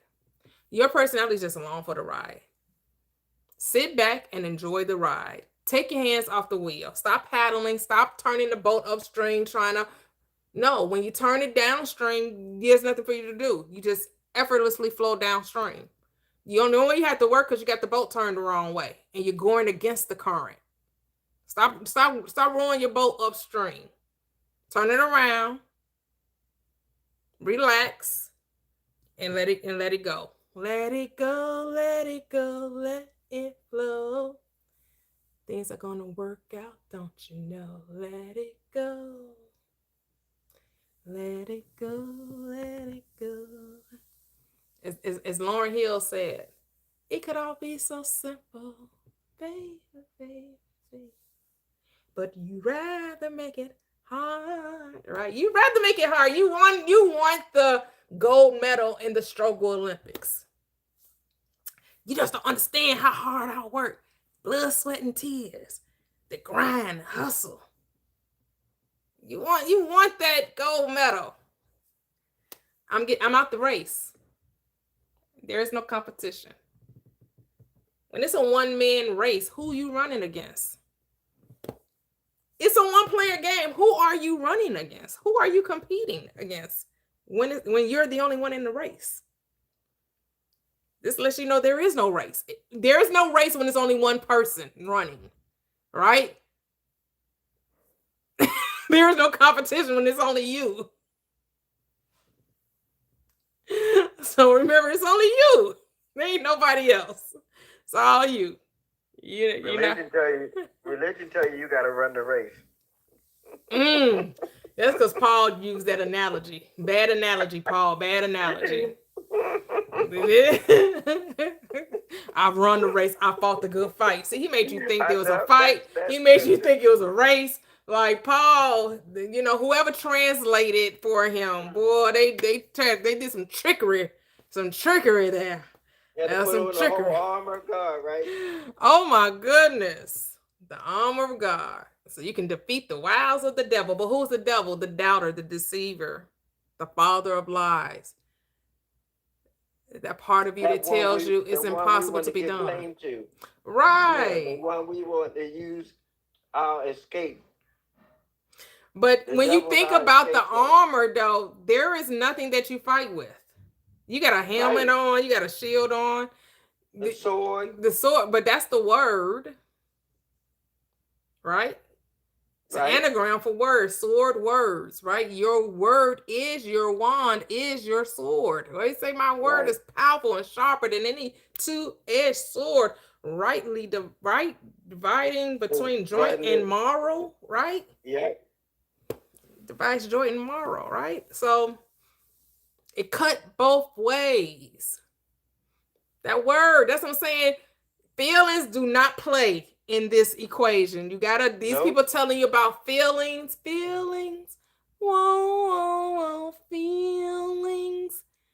Ain't got itch to do with this. It's your word. Are you justified? And Yep. it is by your word are you condemned. Out of the abundance of the heart, the mouth speaketh. What do you say? My word should go forth and not return unto me void. All these people try to convince you about these emotions. I get so emotional, baby. Every time they want, right? Because they know that when you are emotional, if you feel like if you can't get yourself to feel it, then you think you can't have it.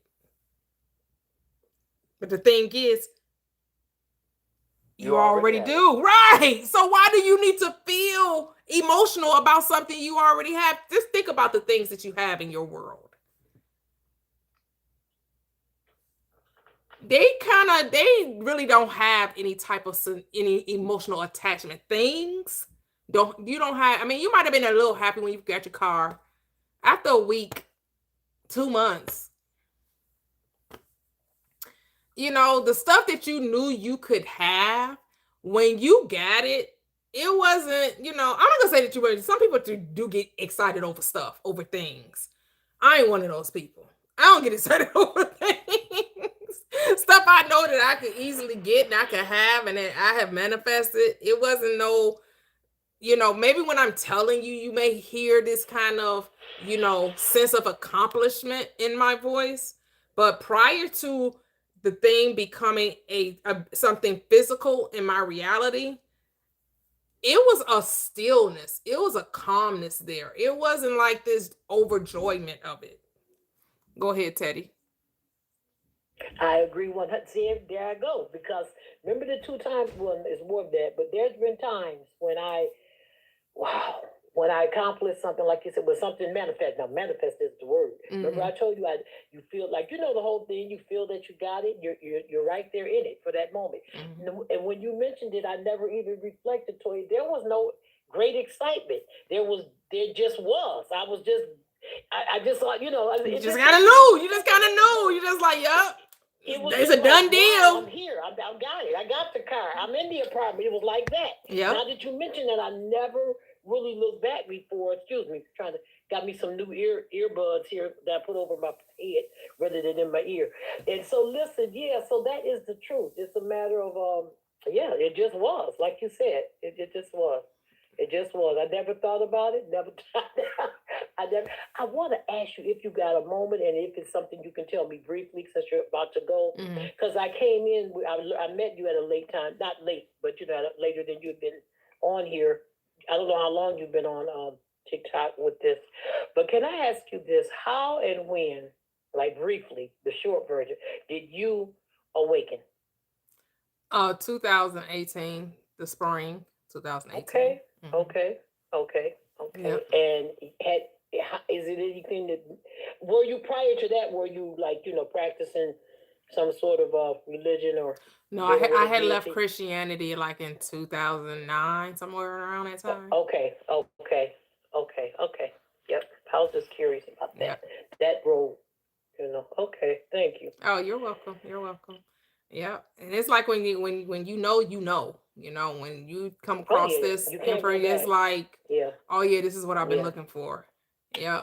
Yeah, you can't go back. No, once you, even like I said, I couldn't go back prior to you just moving me forward, because I had already come forward, but you know, there's no going back. That's just all I know. And I was still in that state of searching for thinking someone else, and I was still looking for a leader.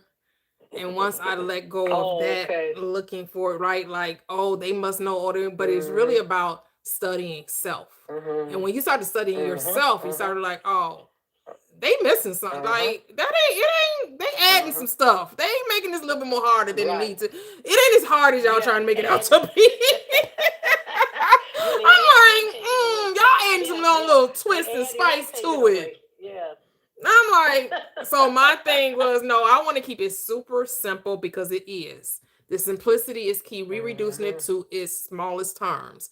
We bringing it all the way down because it was not supposed to be this hard. It's not supposed to be adding all of this, you know, hop on one foot, turn around, sit down, you know, all these tricks and like, I'm like, what is all You're not It's so breathing true. right. You You're not it's doing so this true. right. What you mean I'm not breathing? What? So Now it's a true. way to So breathe? true. Like, okay, Wow. you know, it's like But it's so true. It's so true what you're saying.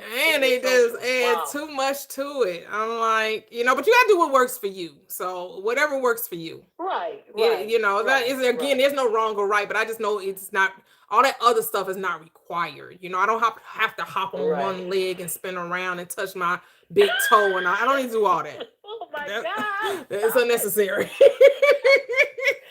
And you know, this is another thing though. Once you experience, like I told you, you know, we've all experienced. The one I'm speaking of. You experience touching your old jaloped car, and you touch the car handle, and suddenly you feel that you're touching another brand new car. That was no effort to me. That actually happened because my mind had already saw the car, I'd already been there where I wanted to Mhm. go with it. But there was no effort. So I'm thinking once you experience that, there should be no need. That's when people should kind of start freeing themselves from the Yeah, struggle. yeah. If they can be aware that they are experiencing it Yeah. without struggle, if that makes sense. Yeah. Mm-hmm.